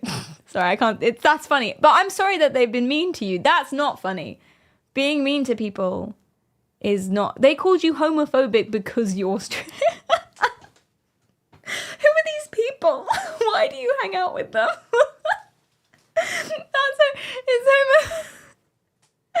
It's homophobic that you're straight. Sorry, that would be funny if they were joking, but they're not joking, so that's not. That's right. I'm sorry you've been through that. He's straight. Point and laugh at him. The gay council has deemed you homophobic. That's not funny. Very wrong, very problematic. Anyway, why do people believe in space Anunnaki instead of the fact that it's just the blanket? If you're new to coming in, ew, you're a zero. Stop distracting me with your jokes. Stop it. We're all over the place. Ew, you're a zero on the Kinsey scale, Grace. Sorry, stop. Okay, I'm not gonna look at you. Look at you. So, for those of you just coming in, there's a Black Knight hypothesis, Black Knight conspiracy theory, okay? And basically what it is, throughout history, people have believed that there is an ancient civilization that is like running around and orbiting the earth and monitoring our every doing, right? And in 1998, a little cute little CubeSat dude called Black Knight took a picture of a piece of space debris, allegedly, according to NASA, it's space debris. And people were like, nah, that's for real. Anunnaki, alien race, spaceship, monitoring us, blah, blah, blah. There's like other things. It's a whole thing, but that's pretty much what it is. Now, it's actually, it's probably a blanket. It's a thermal blanket. Katie Charm 13 says, distraction. Katie, it works so well. Thanks for the bits. I appreciate you. Your dad believes in shit like that too. Oh, I'm so, what's that like for you? Yeah, I had to close my eyes just then so I can actually, I had to close my eyes so I could actually do this and get through this thing. So why do people do that? Why do people do that? The one thing, apophenia. It's a tendency to bring patterns together and connect dots that aren't necessarily there, right? We connect patterns. It's a survival thing. It's an evolutionary thing. We need to figure out if that bush is sus. We need to figure out if that bush is sus or not, so we can tell if there's like a creature inside of it so that we can run away. You know, very important. And that's a difficult thing to do, etc., etc. Lots of patterns, etc. We need to figure out if those eyes are human eyes or about to get eaten by a lizard Anunnaki person. Very important. The Basashi. Diagnose the... Stop being mean. The bus is shashi. The shashi bush. Landy, thank you so much for the sub. I appreciate you. Thank you. That was a spoonerism. That was spoonerism. Yes, that was a spoonerism. Congratulations. Guys, you can spam spoonerism now. It's the one time I won't be mad at you, and thank you for the bits. That was a spoonerism. It's a way that we fuck up speaking. It's when we basically mix up the first letters or first sounds of two words that are next to each other. You know, like border wattle. That's a spoonerism. Although actually not really, because None of those words had a sh in it. I guess the end of bush. It is weird I said shush bush, though. That's not, that, I think that goes beyond a spoonerism. That's wrong in many ways. but that's okay. Spoonerism or just a fuck up? Like, I'm just a fuck up, just as a human being. It's not a spoonerism, you just suck. You're just stupid. Sorry. Ian. Okay, apophenia, that's number 1. Number 2, obviously confirmation bias. I don't think I need to speak long about this. Confirmation bias, they think, or the loyalty tendency in studies, specifically psychological ones, or anything really. The reason they call it a loyalty tendency is you have an argument and then you find evidence to add to that argument to prove your point. Not the other way around. Science, you're supposed to collect the evidence and come to a conclusion based on that way around. Bottom up, if you will. But a loyalty tendency is you start at the conclusion and then you find ways to justify it top down. The Schrodinger's, I'm not allowed to say this, the Cluntish thing to do, basically. That's why lawyers, deep respect to lawyers. Have we got anyone, lawyers in chat? Go mental in chat right now. Lawyers in chat? No? Good. I'm joking. Lawyers? No, really? Wow. Well, you wouldn't. I was mean to you just then. It's good to stay hidden. Ban them. Oh dear. All right, engineers then. Engineers go crazy in chat. I know it's like all of you. It's every single one of you. And engineers.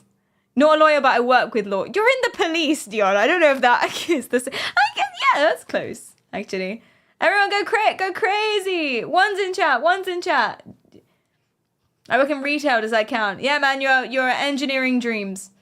According to capitalism, I suppose. Hello, I'm an engine. Hello, Fractal. What's up? You guys are so silly. Engines don't have ears. That was terrible. You didn't deserve that. I want you to know that. Paul, I feel like this is your day, though. Big up, Paul. Anyway, confirmation bias. Confirmation bias. It's basically when you have an answer and you find all this shit to justify it, and you don't want to look at other options. Hence why space debris, space blanket in space, right? Definitely Anunnaki ship, not a blanket. Because the Anunnaki ships are there, and look, this one kind of looks like it, therefore must be. A to B to C to D without any other options. Just that. Kalama, hello, how are you doing? Welcome. What's up? Ooh, that's cool. Bionic prosthesis. Why did I struggle on that? I don't know. That's not like... This year, the theme is the moving living, and my team and I decided to create a project on muscles. We want to connect an EEG to the computer thingy. That sounds very, very cool. If you want to message, what would be best for this?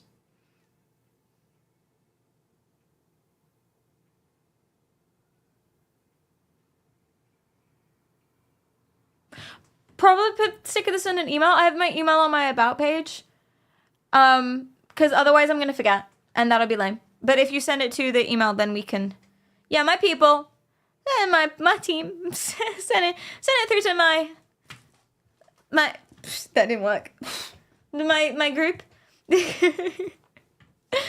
Yeah, no, Discord will get lost immediately. Anyway, everything will get lost. Send it through to my people. But that's cool. Thank you so much for coming in. She doesn't check her email either. No, I don't, actually. My management does, and then they wire me through. So that's why it gets replies. I'm a very good employee. Sponsors. Potential sponsors. I'm very pleasant to work with and punctual. I'm communicative. So, her fit backfired. Damn, that usually works. I know. I just have to. It's not working today. As long as end of the week means Monday morning. Monday 1 a.m., which is not the same thing as Monday morning. End of the week is Monday at 1 a.m. and I don't care what. Listen, all of you people in chat who are like, oh, I have a... I'm Gris. I'm sorry, you're just the first username I saw. Oh, I'm Gris. I have a proper job. I work in 9 to 5. I go to the office and I have a boss and I have to do things I don't like doing for a living. I make money and you don't make any money, period, but at least I make money. The end of the week is Friday at 5 p.m. Okay, that's lame. That's lame, to be honest. All right? Actually... Sorry, I don't want to make this too real for anyone. Ew, I have a real job. End of the week means Friday, because the weekends are for parties. Fuck you. Fuck you.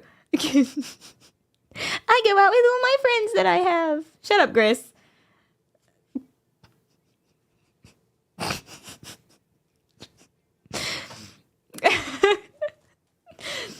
When will your isolation experiment begin? Is that because you want me to shut up? You know it'll only get worse, right? You know it will only get worse. Okay, imagine this stream, except A, we don't have a topic to talk about. I've not done any psychology research, right? We're not mind control gaming or doing any gaming or any of that stuff. We're not doing any tech projects, okay? I can't read chat. I also can't do anything. I'm totally isolated from all stimuli whatsoever. There's nothing in the room but me and white bare walls. You think I'm going to talk less? Are you kidding? I'm going to make a mashed potato girlfriend and go absolutely... That makes it sound like I'm going to assault the mashed potato. I'm going to go absolutely buck wild. That definitely sounds like I'm going to... I'm not going to... Listen. I mean with my words. My words. You're going to go insane. Exactly. Figuratively, metaphorically, what with my words, we're going to get down and dirty. Barking marbles. Exactly. I'm going to make some smashed potato. Am I right? Stop it. Stop it. Yeah, we're going to be talking about the isolation effects of... Talking about isolation effects on the Brian during the isolation stream. That is, yes, Brian will be my imaginary XBO friend that's Wolfdom there. Says, I have a normal job, and if someone says end of the week, it means they have to have it on Monday when they start. Every time they complain it's not done on a Friday, I deliver it even later. Yep. Beowulf, thank you for the bits. Wait, other people with proper jobs, is that true for you as well? Is it Monday 9 a.m. for everybody? No. Oh. Katie does the same. You guys are... you're gonna get fired, probably. This is bad. Did I tell you the story of my brother? He read his contract wrong. He started this brand new job fresh out of uni at a really, really, like, company. You know, like a really incredible company. He started his job and he read the contract wrong. It was very interesting. So every single day, he did very well. He was punctual. He stayed a bit late sometimes. He did really well. He did all his duties. He sat in the right place. He got on really well with his colleagues and he thought it was going great. 8 months later, someone calls him into the office and goes, oh, it's really funny that let's call him John, that John's not here in the mornings. And he's looking around the room and he's like, he hasn't missed a single day. And he's like, what do you mean I'm not here in the mornings? And they say, John, we start at 9. Every single day he'd been getting there at 9:30 for 8 months. Every single day. Without fail. And he had no idea. He thought he started at 9:30. Although that's weird. Who starts on a half hour? But there it is. Very, very funny. And no one said anything. No one said anything because he stayed later as well. He did the right number of hours. He just, you know, yeah, consistently. Sometimes he'd be like, oh, I'm early today. And it's 9:25. It was a bit of yeah, people said that. People assumed he was just doing a power play. 9:30 is so late. I start at 7:30. I'm sorry for your trauma. Newfoundland is on the half hour. Oh yeah, you have like half time zones, don't you? That freaks me out. Because I always assume, dude, what do you listen to? I always assume that the minutes are always the same for everyone, but they're actually not. Isn't that crazy? India is also on the half hour. Is it really? No way. It's crazy. It's crazy. I start at 9 a.m. I'll be goddamned if I wake up before 8:59. Aren't you unemployed? Wait, why did I think that? Where did I get that from? Oh, because you're in a band. But that's a hobby. Wait, do you start at 9 for band stuff? That's respectable. It's a very fair assumption, especially since you wake up at 8:59 for your 9 a.m. start. I would assume that's because you're unemployed. No, I have a job. He has a job. Okay, I'm sorry. I'm happy for you. Am I? I'm sorry. I'm both sorry that you have a job and that I thought you didn't. I don't have a job, if that makes you feel better. Does that make you feel better? Anyway, confirmation bias. Okay. Now, the big thing, thank you, you're so welcome. The big thing that I want to talk about is ambiguity.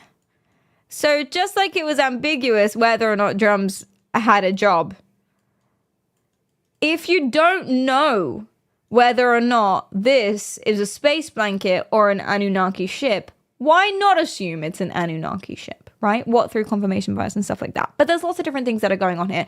People hate ambiguous stuff. Wait, did I spell ambiguous wrong?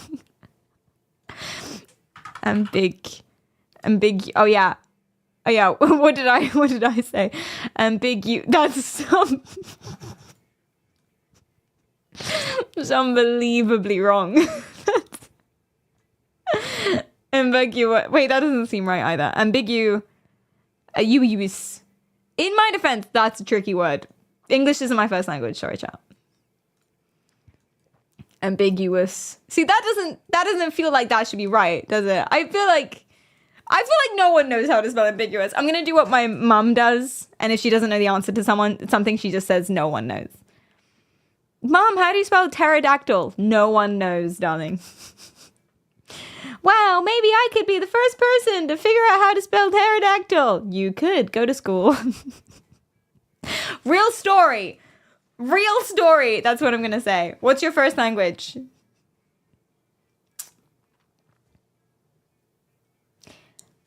Love and compassion, which you guys should have for people who make spelling mistakes. Compassion and empathy is really what my first language is. Okay. Anunnaki. My first language is bullying.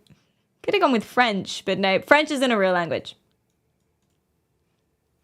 Anyway, ambiguity. So people really hate things that are ambiguous. We hate it. I wish there was a way that I could show you, but unfortunately I did not pre-plan this.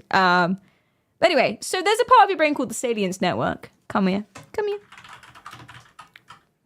Shit, chat, she got us. Comment ça va? Comment ça va isn't French, it's I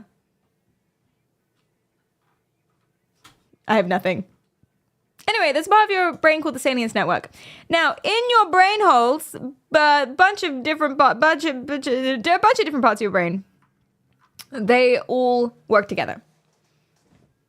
Right? Kleist, please.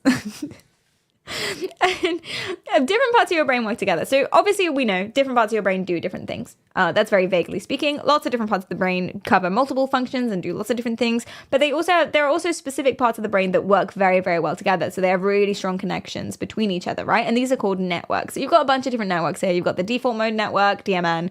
You've got the frontoparietal network, which is literally just fronto, the beginning, parietal, the underneath, frontoparietal. And then you've got the salience network over here. And all that means is these are different brain teams and they also do different things, just like different parts of the brain do different things. So the salience network, when you are faced with ambiguous stimuli, ambiguous stuff, you don't know what's going on, your salience network absolutely pops off, right? So any sort of unexplained signals, unexplained phenomena, space, chock full of them. Chock full of them. Why is there a void here? Why is the light bent in a certain way? Why is the universe expanding at different rates in different places? And why is it doing that? And blah, blah, blah, blah. What is dark matter? Is dark matter even real? The answer is yes. But what is dark matter? All of this stuff we don't know. Is that a blanket in space, or are you just happy to see me? You know, a lot of these things people don't know. So there's a lot of ambiguity, and that makes people's salience network absolutely go ham and pop off, right? Those parts of the brain are associated with attention. So you're alert, like a dog seeing a squirrel, or like me seeing a squirrel. Attention, as well as things like curiosity, which I know sounds very vague, but vaguely that is what it is. Right. And what this means is that we're very uncomfortable with this until we solve it. So everything we want to do is figure it out.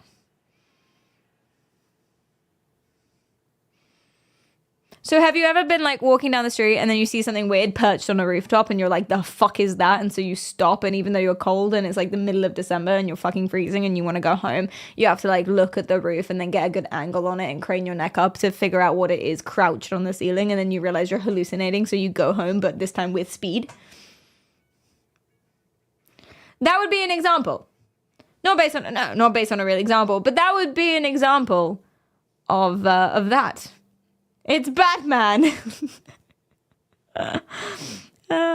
And you realize it's a gargoyle and you start running. Oh yeah, what's up? Happened to you today? Yeah, I hate it when that happens. Hate it. Yeah. Americas is prone to use of alien salines part of brain. What? Americans are prone. Americans are prone to using their salience network. So you're saying Americans in general, just a very curious people. That's nice. It's like, even if it's positive though, it's still racism, but it's nice. Arguably it's not, but actually there's a lot of studies being done on this. Benevolent racism is what it's called. Benevolent because you're being nice to them. Benevolent racism is actually worse in terms of detrimental effect than hostile racism.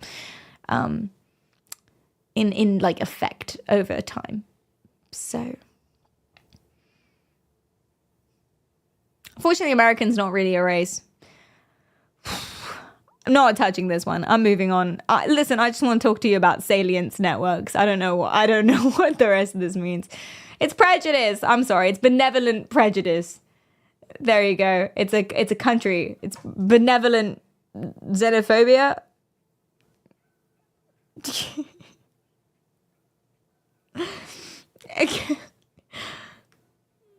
Actually, that does make sense, because if someone's being very rudely racist, you just write them off. Yeah, also you can internalize it. Like, you internalize hostile racism as well, but you can internalize positive ones better because it's copium. So it's like, if you don't think that you can make something better, like you don't think that you can stop the world from being racist, right? And then you get apathetic about it and you lose hope, which I would imagine most people do, to be honest. What are you going to do? Nothing's going to change, blah, blah, blah, you know. Then you can just adopt the nice things as copium.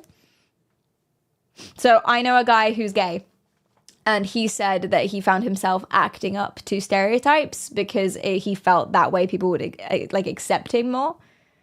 So he would like do the voice, the stereotypical voice, and be more feminine and say that he liked stuff that he didn't like because he thought people would accept him better. If he dressed better, people would accept him more. Which isn't, yeah, it's like positive race. Positive homophobia. It's benevolent homophobia is what that is. Because you're gay, you must be a good dresser. It's actually worse, in effect. Well, it's similar. It's the same.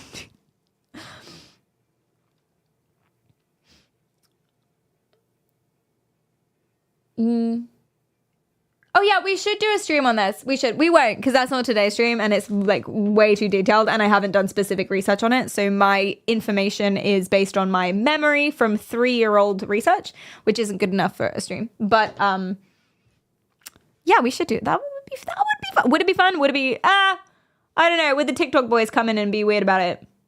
Maybe. I don't know.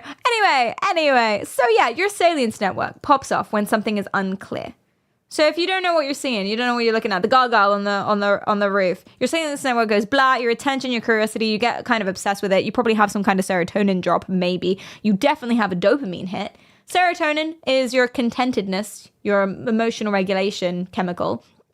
And when it drops, it can cause obsessiveness. So it's like one of the main things in OCD. People have a low serotonin, and that causes intrusive thoughts and obsessive compulsions, hence the name of it. It also happens when you're attracted to someone. Big serotonin drop. Can't stop thinking about them. Obsessed with them. Serotonin's too low. Crazy bitches. Anyway. That's what happens to everyone when that happens. Pretty much everyone. So it's normal, but just don't act obsessively. Just keep cool. Calm down. Just play it cool, man. Serotonin is one of the chems I'm missing. Yeah, sorry. It's also it's depression as well. And like other mood dysregulation issues. But yeah, you probably get some sort of serotonin drop, so you get a bit obsessed with it until you can resolve it, maybe. You definitely did get a dopamine hit. Dopamine is your gamma chemical. So it's your, I want to do this more, this is good for me type of thing. When you do resolve something you didn't know, you get it. Like once I figure out it is a gargoyle and the cortisol and the adrenaline all like calm down and I'm home and I'm safe and I'm not being chased down the street by one anymore. Then I get a big dopamine hit. Similarly, like a horror film. You have a jump scare. Oh, scary. Calm down. Dopamine hit. Not for everyone. For people who like horror films, that's what happens. Yeah. I love you. Nah, you just need serotonin. Yeah. I'm not obsessive. She comes into my thoughts. I don't want to know what you think about late at night. I don't want to know, man. I get so much dopamine from a gargoyle. Yeah, because like you're discovering gargoyles as well. Isn't that interesting? Similarly, you want some narrative completion? Narrative completion, right? Same sort of thing. And this is because you have epistemic anxiety. Epistemic.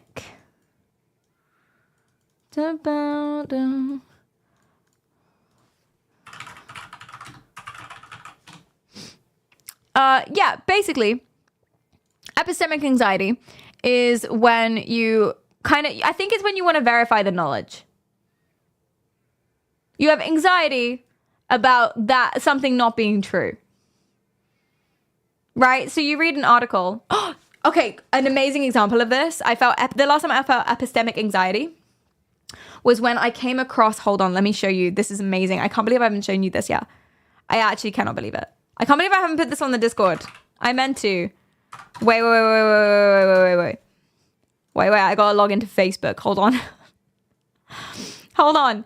When was the last time you guys felt epistemic anxiety? Which might be a difficult question now. Oh no. What do you mean? You have that bad? Yeah, like you read something and you want to verify that's true. Like all day. Wait, all day? You good? Is Facebook still a thing? I use Messenger. I don't know. I spaced out when you explained what it was. Hey, you spaced out. Get it? Because space.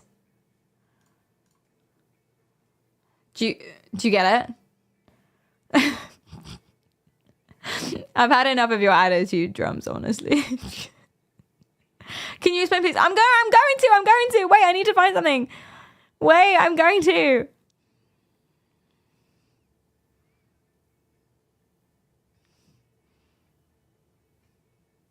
It's loading. Wait, maybe I can Google it.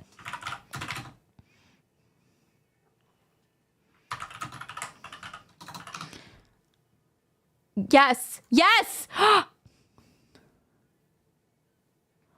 Oh my God. Okay, I found it. Oh my God. This is seriously the wackiest thing I've read in so long. Like, seriously. Okay, so remember this guy? Did you hear about this? The United Healthcare CEO, dude. The United Healthcare CEO was assassinated. Tiny little bit of an assassincy by this dude. Basically, if you don't know the United Healthcare CEO, murder is wrong. Murder is bad. That's my official take and my only thing I'm going to say about it. But they're trying to basically make the it doesn't matter. This is what they said about it. This allegedly what that did. True. But this is what they said. So Luigi Mangione was the guy who allegedly did the murder, right? And they said that he once belonged to a group of Ivy League gamers who played assassins. The member of the group told NBC. In the game called Among Us, Some players are secretly assigned to be killers in space who perform other tasks while trying to avoid suspicion from other players. Alejandro Romero, who attended the University of Pennsylvania with Mangione and was a member of the same Discord group, said he was shocked when news broke on social media that he'd been taken into police custody.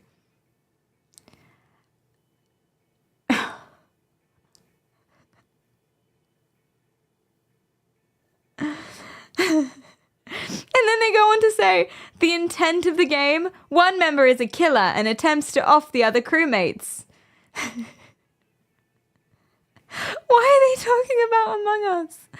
Why are they talking about Among Us? I don't understand. It's like half of this article. I can't believe it. I actually can't believe it. They're so profoundly out of touch. Yeah, not gonna lie, that's quite sus. Wait, no, I used to have wait. I still have it! I'm so happy.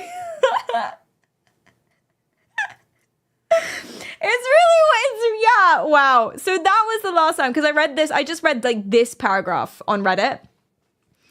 Just this paragraph on Reddit, and I was like, surely not. And that is the last time, the most recent time, I felt severe epistemic anxiety, because I was like, surely this cannot be real.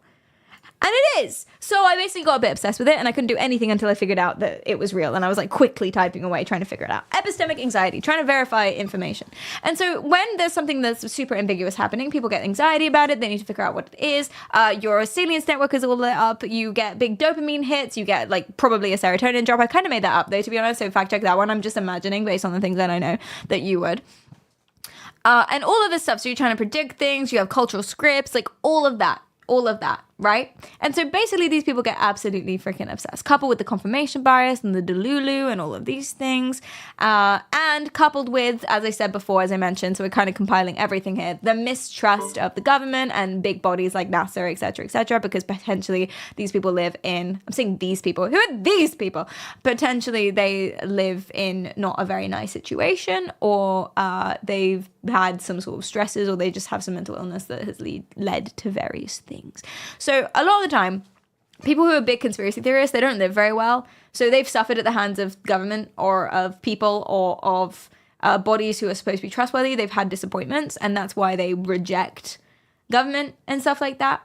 Now, I'm not saying not rejecting government is a bad thing. Good thing. Not political at all.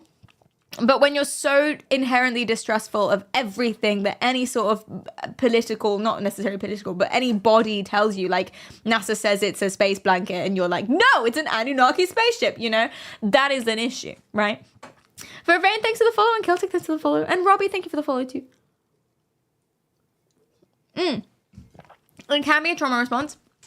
It can also be Lunacris, thanks for the follow. It can be a trauma response. It can also be just a coping mechanism, chasing dopamine hits of figuring stuff out. Like I said before, there's also the ego, and there's also the community aspects of it too. So there's lots of stuff going on. God is light, I believe him. You know, that's the one thing I haven't seen.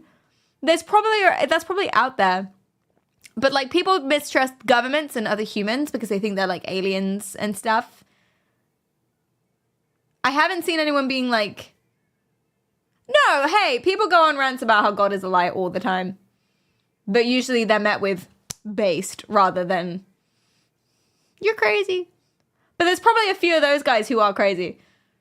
You know, what if one believes they're the alien? Doctor, probably. Probably go to the doctor about that. Yes. What do you guys think? Okay, I'm gonna do a thing now. I'm doing a thing. What is it? Okay, what is it? What is this? Right? Maybe I can find a better picture. This picture. What is this? Is it the Anunnaki alien space race come back to monitor us? Is it another alien ship? Doesn't have to be Anunnaki. Is it another alien vessel? Either in use or not in use. Is it something secret NASA wants to hide?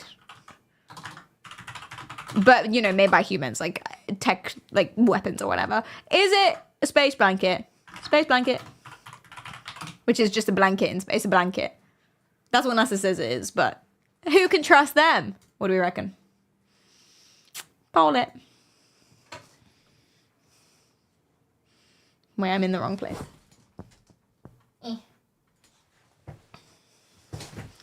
It's a wizard. Yeah, I would have put stuff on there to be fun, but then you'd all vote for it. And I actually wanted an answer. So I didn't do that. But that would have been humorous. I agree. 5, it's Notchy. Man, I want... Is it Notchy? Notchy? I want some so badly. That would be so tasty indeed. Yes, indeed. Oh. Pay no attention to the man behind the space blanket. You guys genuinely think it's a space blanket? All right, sheeple. That's what I thought. All right, guys. So easy to convince you of it. Pull the wool over your eyes. Now I know. That's why you're part of my cult. I knew it.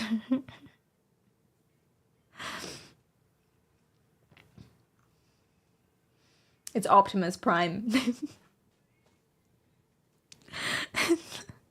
I don't know what this means. I don't know what any of this means.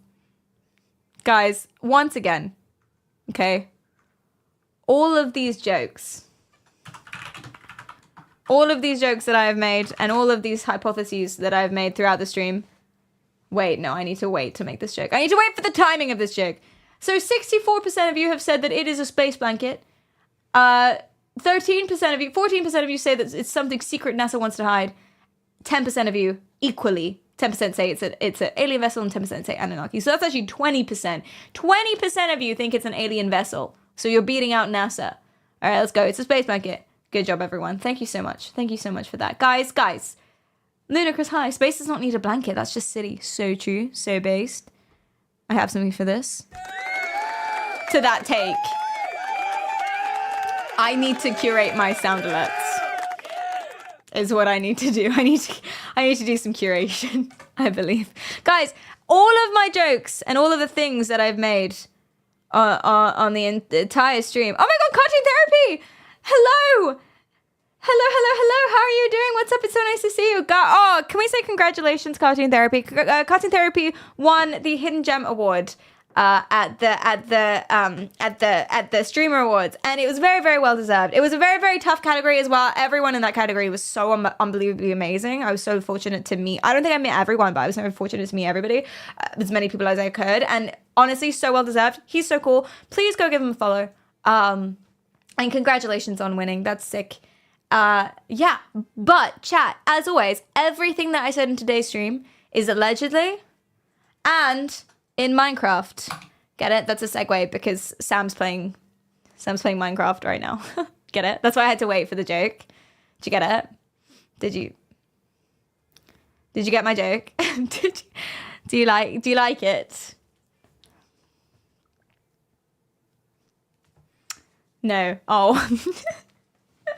Guys, thank you so much for the stream today. If you like what you see, remember to follow if you don't do it anyway. Twitter for announcements, Instagram pictures, and Discord for everything else. Go to TikTok, YouTube, and Twitch, and I post regularly, so make sure to subscribe. And the next stream is tomorrow at 1 p.m. British time, which is GMT, if you're nasty. Thank you guys so much. And spam that red message. Be super nice to Sam because he's very cool. He is also British, and therefore superior in every way, every single way. Wait, I have Wait, I have something for this. Thanks for the stream today. No, thank you for the stream today. Wait a second. I was streaming, but thank you for being here. And thank you for making the stream what it is. Aww. Wait, it's loading. How do you breathe? I don't. Breathing is for pussies. Sorry. In reverb as well, that goes hard. Wait. Okay, are you ready? You know the song? Was that coming over the hill? I'm off key. Is that a monster? I'm so out of key. You get it. Okay, we braid it. Bye.